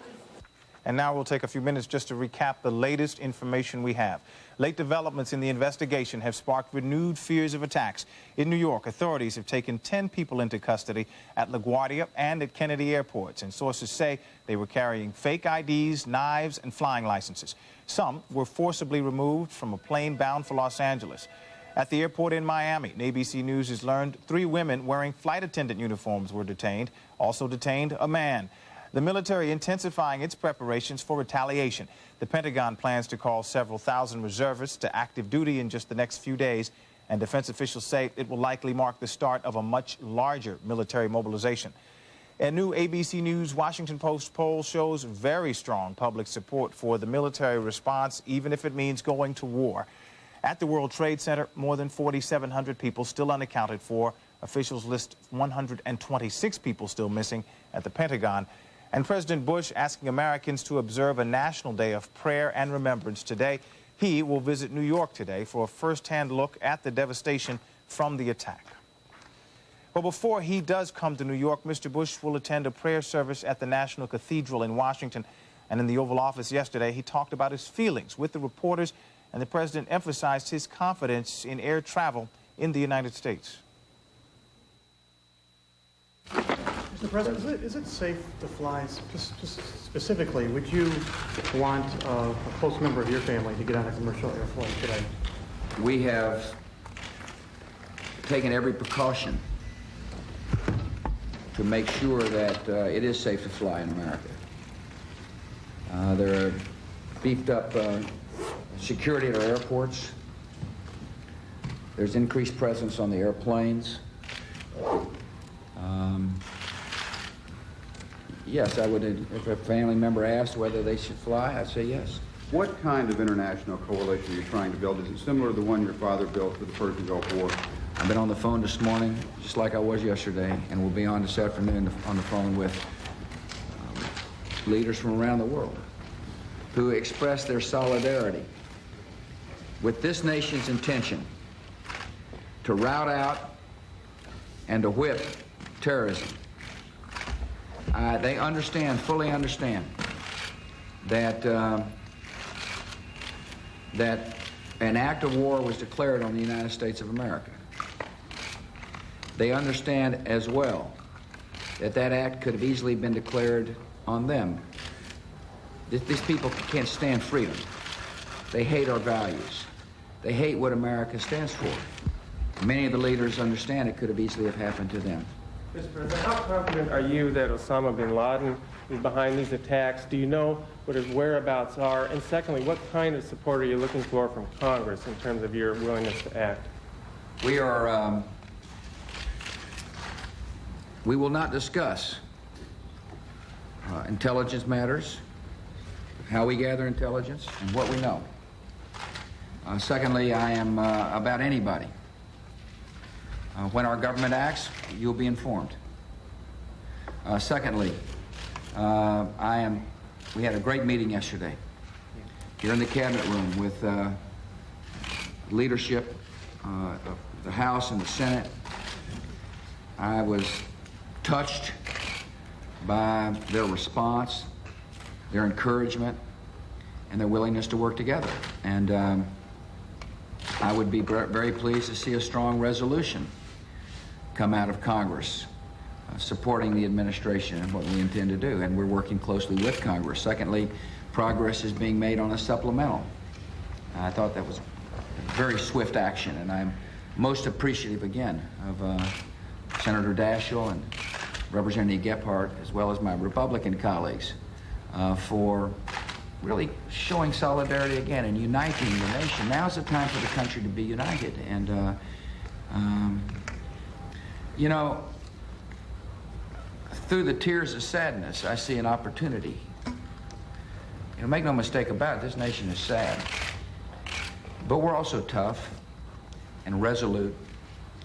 And now's an opportunity to do generations a favor by coming together and whipping terrorism, hunting it down, finding it, and holding them accountable. The nation must understand this is now the focus of my administration. We will be very much engaged in domestic policy, of course. I look forward to working with Congress on a variety of issues. But now that war has been declared on us, we will lead the world to victory, Could you give us a sense as to what kind of prayers you are thinking and where your heart is for yourself as you work on that? I think about myself right now. I think about the families, the children.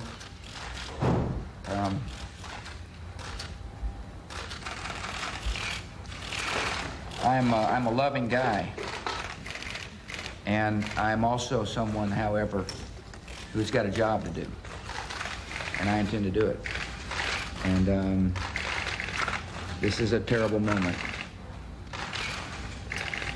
but this country will not relent until we have saved ourselves and others from the terrible tragedy that came upon America. Thank you. Thank you. President Bush talking to reporters in the Oval Office, obviously very emotional. The smoke, the rain, the rubble, that is what is left now of the World Trade Center. New Yorkers who have seen so much of so many things still trying to get their minds around the idea that that's all that's left of the largest, tallest structures in this city in Lower Manhattan. Tonight, the search and the digging goes on despite the bad weather as people in this city struggle to get some sense of normalcy. And of course, normalcy in New York City and in fact across the country means opening the stock markets, opening part of the economy that has been basically closed down since Tuesday. Well, those markets will hope to get going again on Monday if a test of their systems tomorrow works out. Robert Hormats of Goldman Sachs and former Labor Secretary Robert Reich spoke with ABC's Ted Koppel about just how important that is to the nation's recovery. The reason for getting the market open relatively soon is because this terrorist action really was a terrorist action which, among other things, aimed to cripple our economic system. That was certainly one objective, as well as, of course, the horrible human carnage that we've seen. And one of the symbolic elements of getting the stock exchange going again is to demonstrate that our economic system is resilient, that it can come back, that the institutions that are the basis of our economic system, the stock exchange is one of them, will survive and will come out as resilient as it was 2 or 3 weeks ago. We're still going to have problems adjusting, but I think the fact the institution survives and comes back is symbolically extremely important. Professor Reich, put your professorial hat on for a moment and explain to us, those of us who perhaps don't know as much about the workings of the market, why that is such an essential part of the American system. I think, Ted, because hard as it is to shift our focus from our priority, which has to be the human suffering going on now, it is important that we resume our lives, at least with some semblance of normalcy. And the question from an economic perspective is, what degree of normalcy will there be? Consumer spending, for example, is 2/3 of the economy. And even before this horrible tragedy occurred, consumers were not feeling particularly confident about the future. And we know this from the Gulf War, we know this from the hostage crisis of 1979, when there are tragedies, when there is political uncertainty, when the future looks doubtful in some way or unpredictable, people tend to batten down the hatches. They tend not to spend, they tend to save more, and that could have even graver economic consequences given where we were before this tragedy. Is there an impact that the average American citizen will have felt, even from the fact that the stock market will have been closed for 4 days this week? The real question is how people feel about the future, how confident they are, how optimistic they are. A lot of people right now are shaken. It is understandable that they are shaken. I am shaken. We are all moved by what has happened. But when the market opens, and we're not just talking about the stock market, we're talking about our lives as workers, our lives as consumers. The question is next week, the week after that, how much confidence are we going to have in the future? Or are we going to hold back? Are we going to save and not invest, save and not consume? Basically, try to hunker down.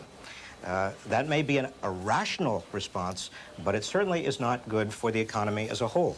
Mr. Hormats, what is your sense of what will happen when the market does open? Is this going to be enough? Professor Reich has been talking about the psychology of investment and the psychology of our very economy. What is this incident going to do to that perception?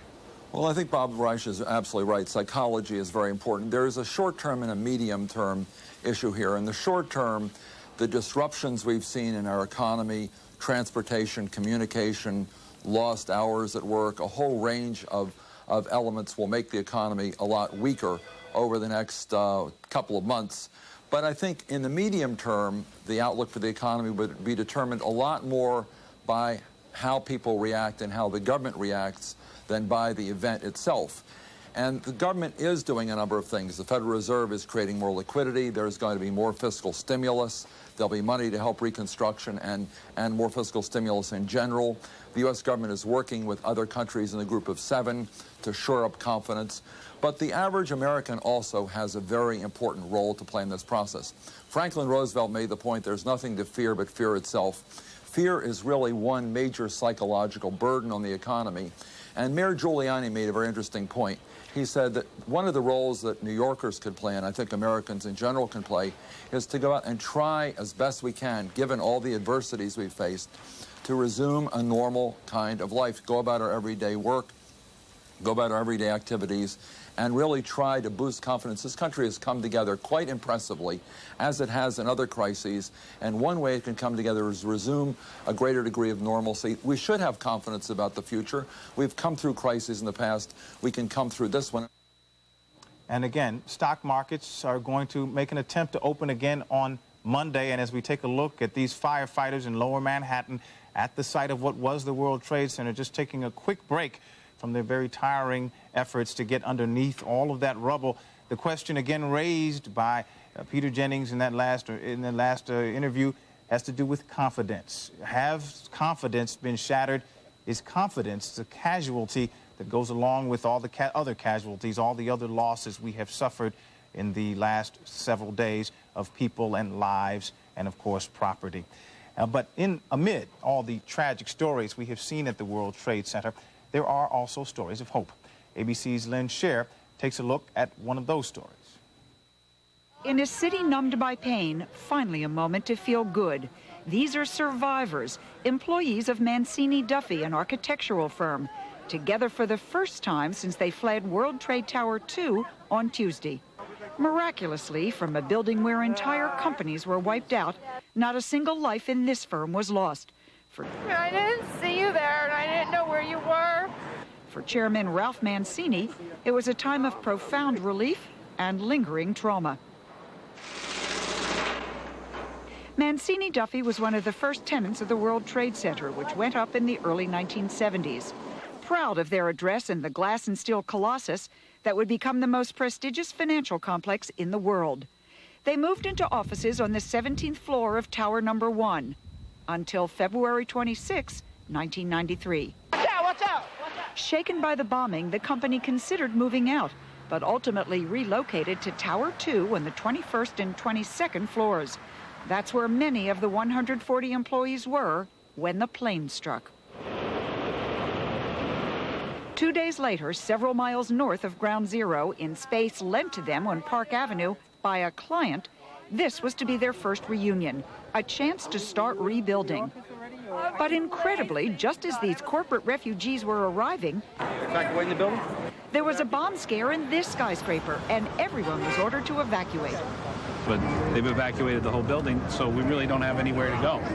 By the time the all clear sounded, It is safe to go back into the building. the Mancini-Duffy folks had migrated again, 3 blocks north to a space donated by another client. Now the reunion could really begin. See that everybody is safe. You see that everybody is okay. God blessed us that we were able to do and come here today amongst all of us as a family. And you always know that the most important part of my life is a family. And God didn't take that away from us. It took away from a lot of other people, but he didn't take away from us. So that means we've got to move on, and we've got to be strong. And we'll be strong because we're just strong people.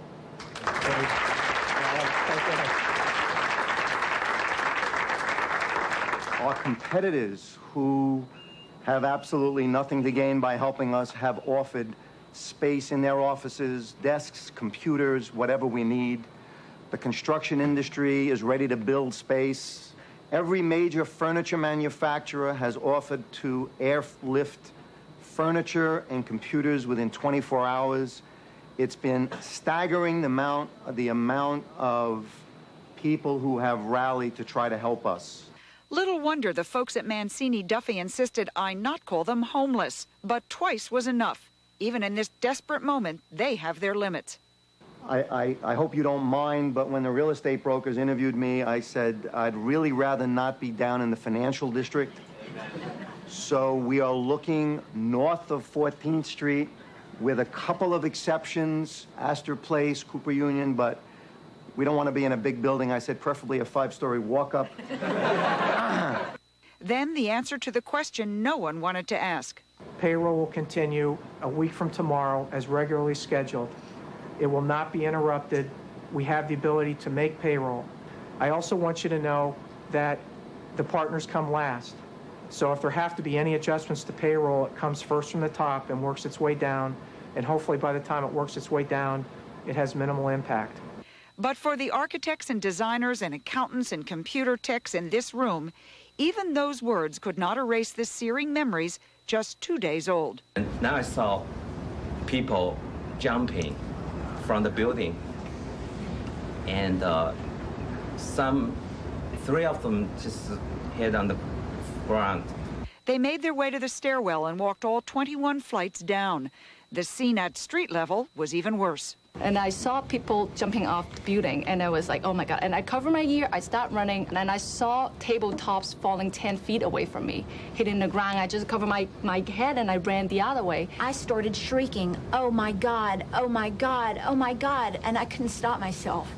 And I think it was the fear and the realization that they didn't get us the first time, and now this is the big one. For those who got to work late and never made it into the building, there was an additional, even worse horror. Just praying that they were getting out. You know, I just kept praying. I was running and praying, and thank God they're all here. We are so fortunate because there are so many companies that, like Cantor Fitzgerald, that lost just about everyone. One of the things I feel is anger that someone on September 11, 2001 wanted my life, and that's the way I feel. They wanted to take me away from my wife and my son. On Monday, this company that lost everything but what counts most, its people, will be back in business. We're not going to give up. We're not going to give in. I will carry you as far as my body could carry you. And this is ABC's continuing live coverage of the terrorist attacks. I'm Derek McGinty.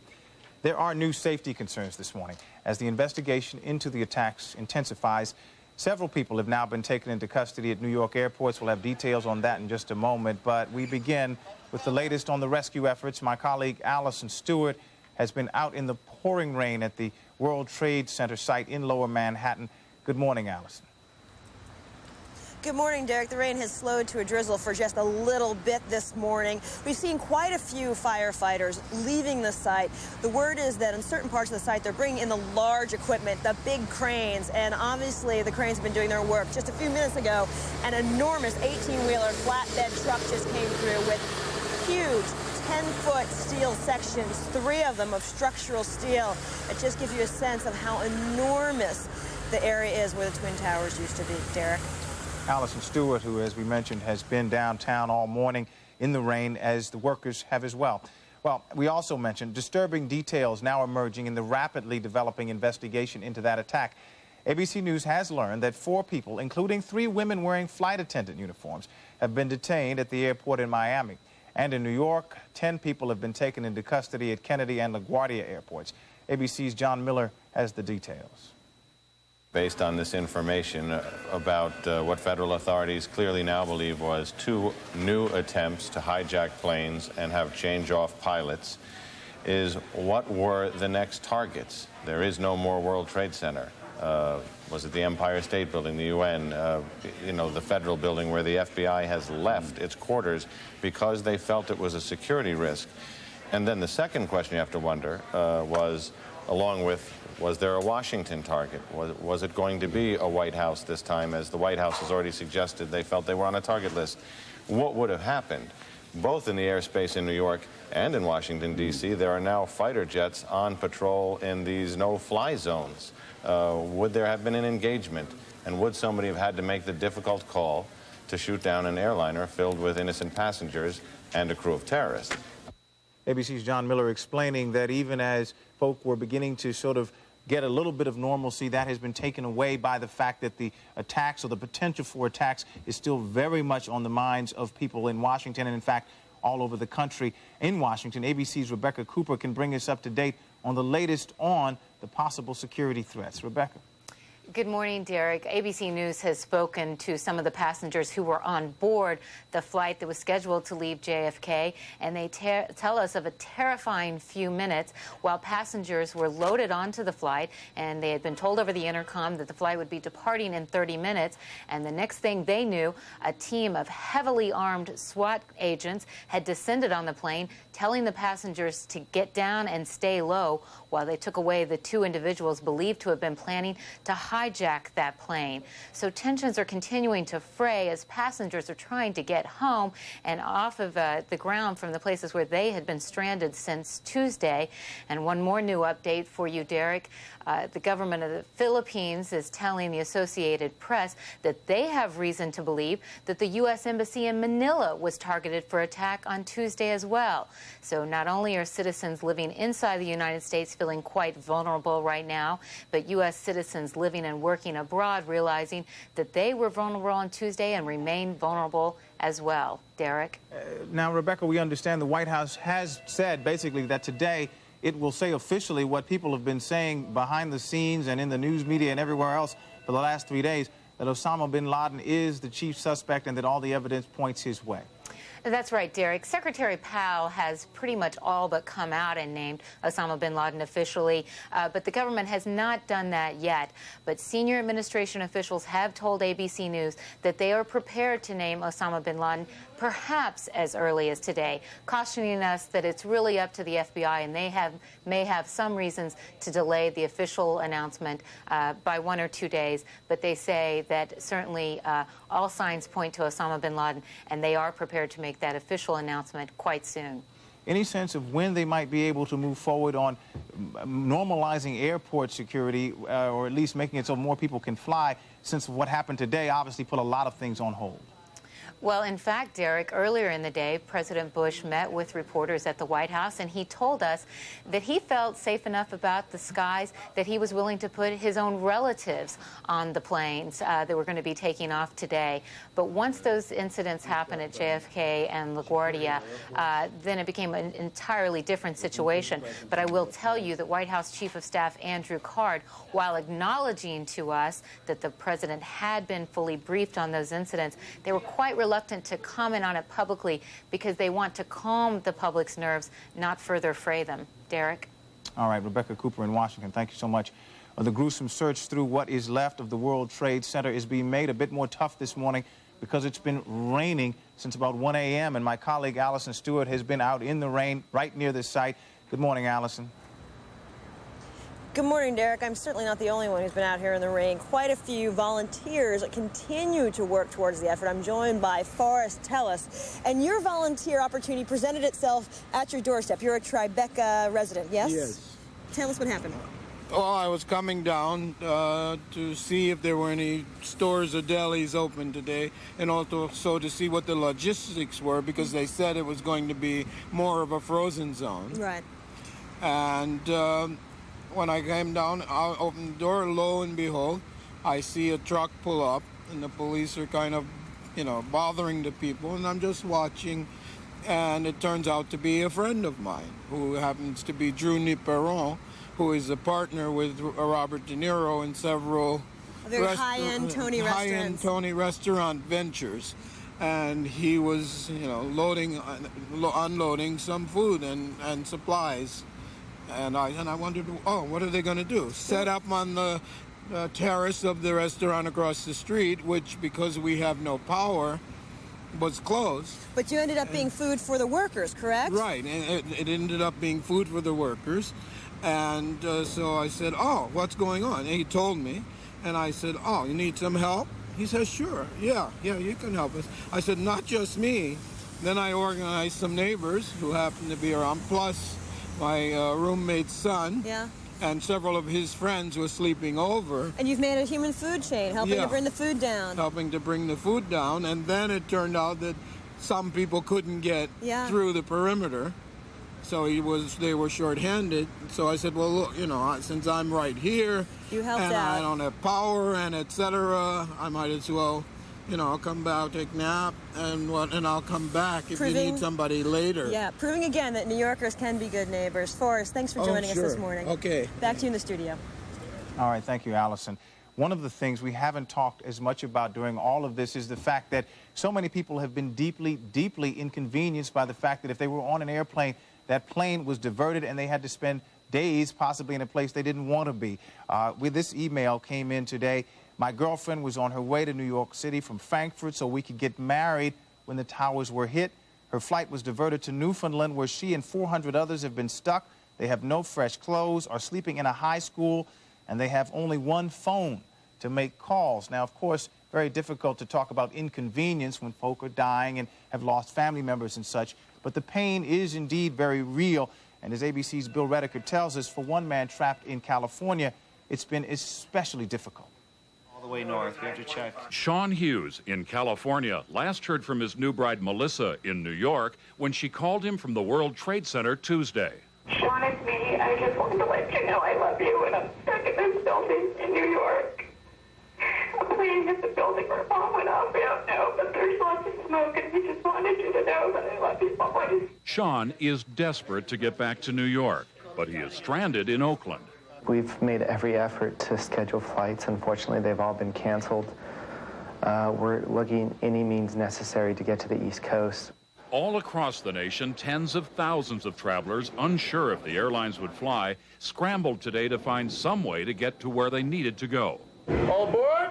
At Union Station in Denver, Amtrak put on extra cars, extra seats. The California Zephyr is sold out for the next 4 days. The station, Union Station, hasn't been like this since World War II, this many people. Really, it's terrible to be away from home when all this stuff is happening. I mean, I have a 12-year-old. She was literally, she's scared to death. Bus terminals were also busy. Greyhound doubled the number of buses departing Denver. Stuck here in Colorado. Nice place to be, but I'd like to be home back in Canada. I've already rented 2 cars, 3 different hotels, just trying to get back home. In some cases, travelers have even hired taxis, paying hundreds, even thousands of dollars to catch a cross-country cab to get home or back to work. In Detroit, metropolitan cab companies sent taxis and limousines to Washington, D.C. and New York City, about $1,000 a trip. People at first were patient. They said, well, wait and see attitude. But now they have simply decided to whatever they can get out of here. There was also a run on rental cars, so much so that people in Chicago bought used cars to get home. Still, throughout the day, there was a noticeable absence of anger, no matter how frustrated the traveler. When you look at any inconvenience, if there is any, nothing in comparison. I called work. They're like, whenever you get back, don't worry about it. And Sean Hughes, he got a ride to the airport in Oakland, but that's as far as he got today. The airport is still closed. Bill Redeker, ABC News, Denver. And recapping the latest information we have now, late developments in the investigation have sparked renewed fears of more attacks. 10 people taken into custody yesterday at New York's LaGuardia and Kennedy airports. Sources say they were carrying fake IDs, knives, and flying licenses. In addition, sources tell ABC News 4 people have been detained at the airport in Miami, including 3 women wearing flight attendant uniforms. As the investigation intensifies, so do the military preparations. The Pentagon plans to call several thousand reservists to active duty in the next few days, and this would be the first reservist call-up since the Gulf War. A new ABC News Washington Post poll shows strong public support for a military response and for the way President Bush has handled the situation so far. At the World Trade Center, the search goes on for more than 4,700 people still unaccounted for, and officials list 126 people missing at the attack on the Pentagon. President Bush has designated today a National Day of Prayer and Remembrance, and he will visit New York today to survey the devastation. Intense new security measures accompanied the reopening of some of the nation's airports yesterday. But a number of airports were open just a short time. New York's was shut down again after officials took several people into custody. Billy Vincent, former head of security for the FAA, told ABC's Peter Jennings he doesn't think security is anywhere near tight enough. One of the things that puts me in the position of not being comfortable at this time is that I'm not comfortable that everything has been done that should be done in the way of boosting our security level. What do you mean? Well, one thing that has disturbed me greatly in the things that I've seen and what the FAA has issued is the failure to restrict the amount of carry-on baggage that a passenger is allowed to carry through these screening points. Now, there's 2 aspects of that. The first is these blades and box knives, utility knives that I would call them, are very difficult to detect under best of circumstances on an X-ray system. And an X-ray system is nothing more than an imaging system that an operator of various skills has to interpret in order to detect the weapons. The amount of mass material that's allowed to be carried by passengers on to airplanes now allows much more opportunity for someone to artfully conceal a weapon, one of these blades. Moreover, it vastly increases the difficulty of a screener to detect one object in one bag when they're having to deal with 10 extra bags. Mr. Vincent, you heard, I'm sure, today the Attorney General and the Secretary of Transportation lay out a series of new security measures at the airport. And there's some question in aviation minds as to whether or not they are strict enough. Do you think that the government has gone far enough imposing these new restrictions, aside from the hand baggage issue? Nowhere near far enough at this point. Every time we have a crisis like this, and have had a crisis like this over the last decade or so, the first thing we hear is the government has implemented stringent new security measures. Well, they're not stringent enough, and I'm privy to those things that the government has issued because I operate within the system. I'm not at liberty to say what all those details are, but they're nowhere near what I would feel comfortable with in flying today. Do you think this is an embarrassing incident for the Federal Aviation Administration tonight at the very least? Well, I think the FAA is probably in a real difficult struggle now, them vis-a-vis the airlines and the industry, on what they can implement and what they're willing to implement. The carry-on baggage is one illustration that I'm astounded that restriction hasn't been placed already. I gather... I beg your pardon, go ahead. No. We're already also sitting here after many years arguing about the full baggage passenger reconciliation process, which has not been implemented. What does that mean? Well, today we're worrying about suicide pilots, but someone can also put a bomb in an airplane and not get on the airplane. because we don't reconcile the passenger and the bag, or the baggage and the passenger, on all the flights in the domestic system as we're required to do in the international system. I remember living for many years in the Middle East, and anywhere you traveled, you had to identify your bag right outside the aircraft before you got on board, and any bag that wasn't identified by a passenger did not go onto the aircraft. Is that the system you think would be most appropriate here? Well, that is the old physical matching process. It's much more sophisticated now, and it has been done by U.S. carriers since at high-threat locations in the international arena since July 7th, 1985. But all international flights under the International Civil Aviation Organization, of which the U.S. is one of 185 nations, must do that and have had to do that since April 1 of 1989. I gather there has been something of a struggle, maybe too strong a word, but a difference of opinion in the last 24 or 36 hours between the aviation industry and the government as to whether or not the government should take over in the fullest possible sense the security at airports throughout the United States and on board the aircraft, including either reintroducing in a full way something called the Sky Marshal program. Can you talk a little bit about that in general? Well, in struggle is, I think, a very appropriate term, but that's always what happens under one of these crises, when we should have been dealing with this under more sane and rational times and making the right decisions at that time.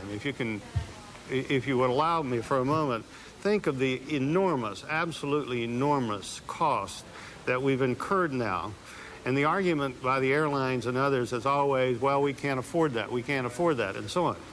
But the consequences of not doing it, we can see now, which is much, much more onerous. Now, as far as the air marshals are concerned, the federal air marshals since the mid to late 1970s have been an entity of the Federal Aviation Administration. They reported to me when I was head of security in the FAA. They report to my successor 4 or 5 times removed now, General Michael Canavan. They are in existence in the FAA. They are considerably reduced in what they used to be in the numbers. They are very professionally trained, and they are a very viable, useful part of a true layered security system, and they should be used. There are other, though, ways to go about this to boost that protective system in the U.S. domestic system, however, because when an FBI agent travels, he usually travels armed on an airplane. So do some local and state and other law enforcement officials. We could broaden that program temporarily, perhaps, to put more armed people on the airplane, provided we did all of the right training with the Federal Air Marshal Group that's located in Atlantic City, New Jersey, at their headquarters. Do you believe, Mr. Vinson, that at this moment tonight, the situation in the country warrants putting armed agents of one service or another on every commercial airliner that is traveling in the United States? Well, that would be a virtual impossibility, but I certainly believe that that is warranted at some of the larger major airports in as many flights as we can, and we don't let the adversaries know those that we put the agents on and those that we don't. And as I say, I think we ought to expand this program, at least temporarily, to include most of the law enforcement organizations in this country. And I think we're in that condition at this moment until we get this system stabilized and we know what exactly we have to deal with. So even the greater flying and travel restrictions that are going to go on at airports may not be enough, at least so say some. Meantime, though, investigators are hoping to get important new evidence from the black box recovered from the hijacked plane that crashed in western Pennsylvania. It is the flight data recorder, and they are still looking for the cockpit voice recorder. Over at the Pentagon, where fire flared up again last night, an official reports a signal was picked up from one of the black boxes on the plane that crashed there. Former President Clinton toured the remnants of the World Trade Center yesterday. He was accompanied by his daughter Chelsea, who was only 12 blocks away when the towers were attacked. He said there will be strong national support for President Bush's decisions now. Mr. Bush will visit the site later today.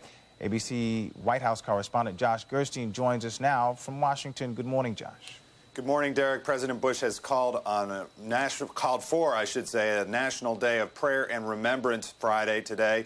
He will travel to New York later in the day, but first he will go to a memorial service, a prayer service at noontime at Washington's National Cathedral. The president has asked Americans across the country to go to church services in their hometown at noon today to express their somber condolences to the families who lost victims during the Trade Center bombing and the Pentagon attack as well. Now, the president, after attending that service, will travel up to New York City, will tour the site at the World Trade Center where the two planes were crashed, and he will also visit with some of the victims. There will obviously be a significant security presence in place for the president's visit. Derek? Josh, any sense of exactly what the president wants to accomplish here? Is this a PR mission, or is there more to it than that? Well, I think he wants to show the flag. He wants to show that the American government remains in business. But he's also quite personally emotional about this. He spoke about it yesterday, and as he was talking to reporters, he got quite teary-eyed. His chin and lip appeared to quiver, and he became quite publicly almost overcome about it and then walked out of the Oval Office. So it's something he clearly feels as I say, quite emotional about, and he's quite hurt by it. He said it's a very, very sad event, and obviously the things he has to consider about military action must also be weighing on him very, very significantly. Derek? As they weigh on all of us, they weigh on him even more. Thank you, Josh Gerstein.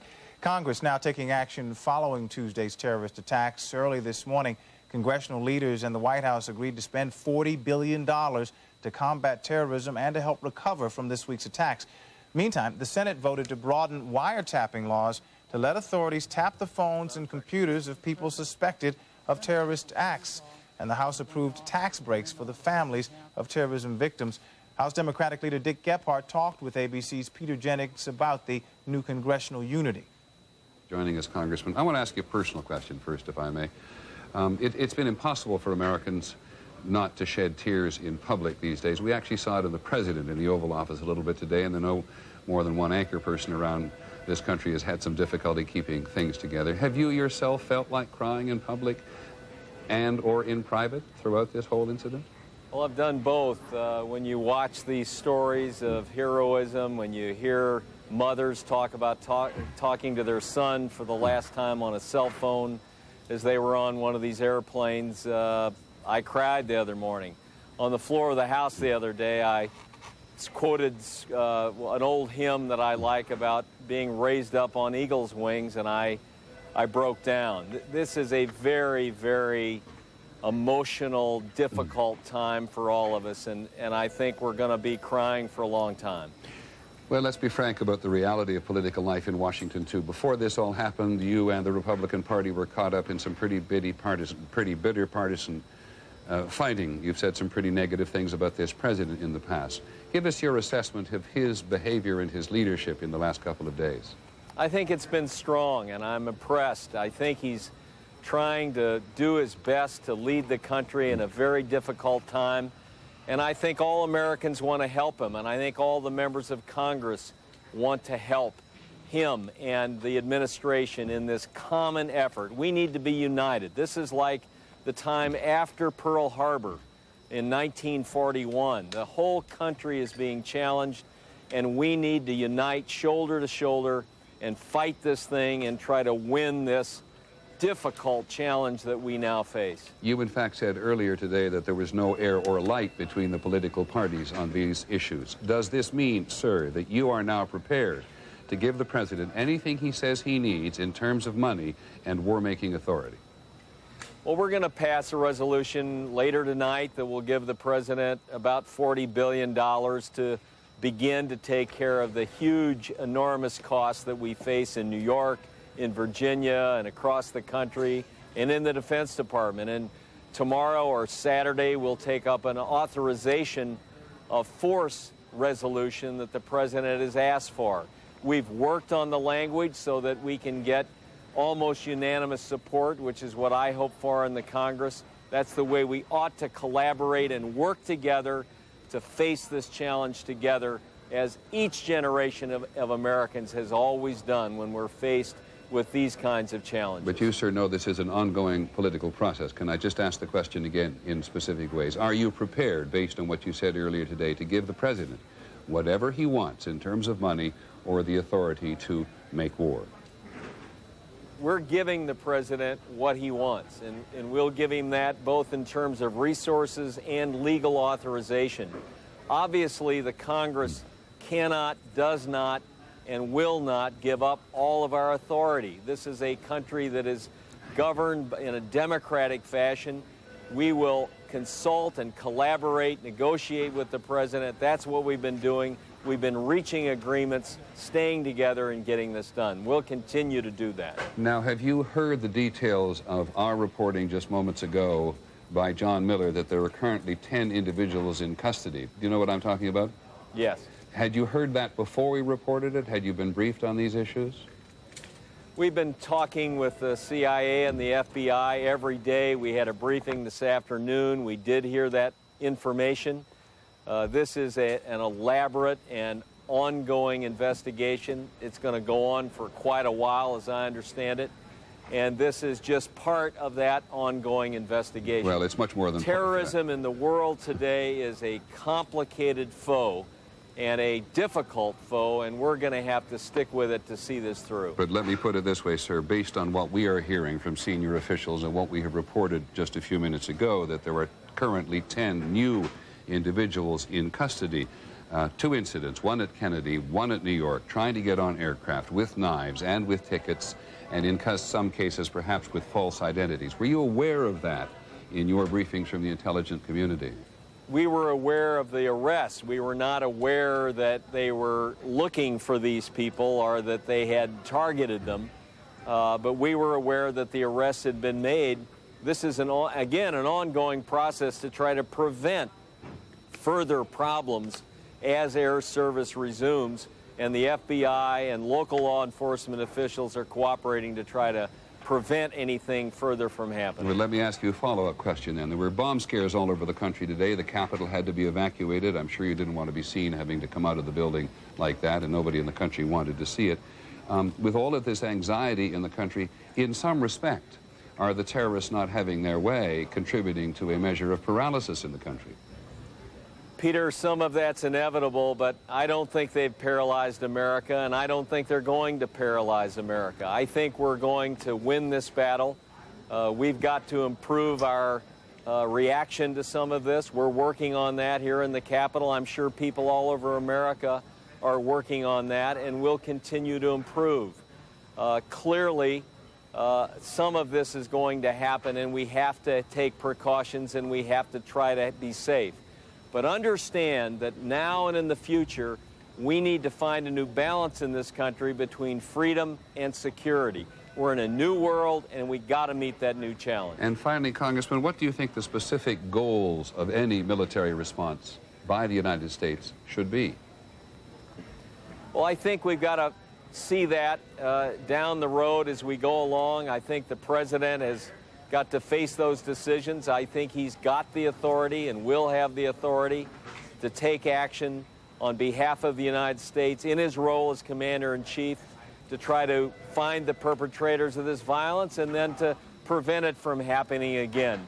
We will support the president, and I told him the other day, we trust you and you must trust us. We must work together, shoulder to shoulder, to face this threat and to win it. Congressman Gephardt, the House Minority Leader in the House of Representatives, thank you very much indeed.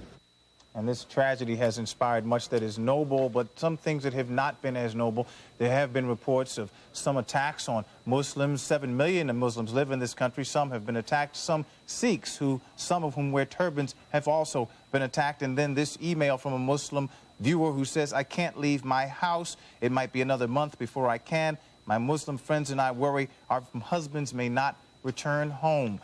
This is not the right way to react to this. There is a lot of fear, a lot of anguish, and a lot of pain. But let's not put that pain on a whole community, just as it has been put on our community.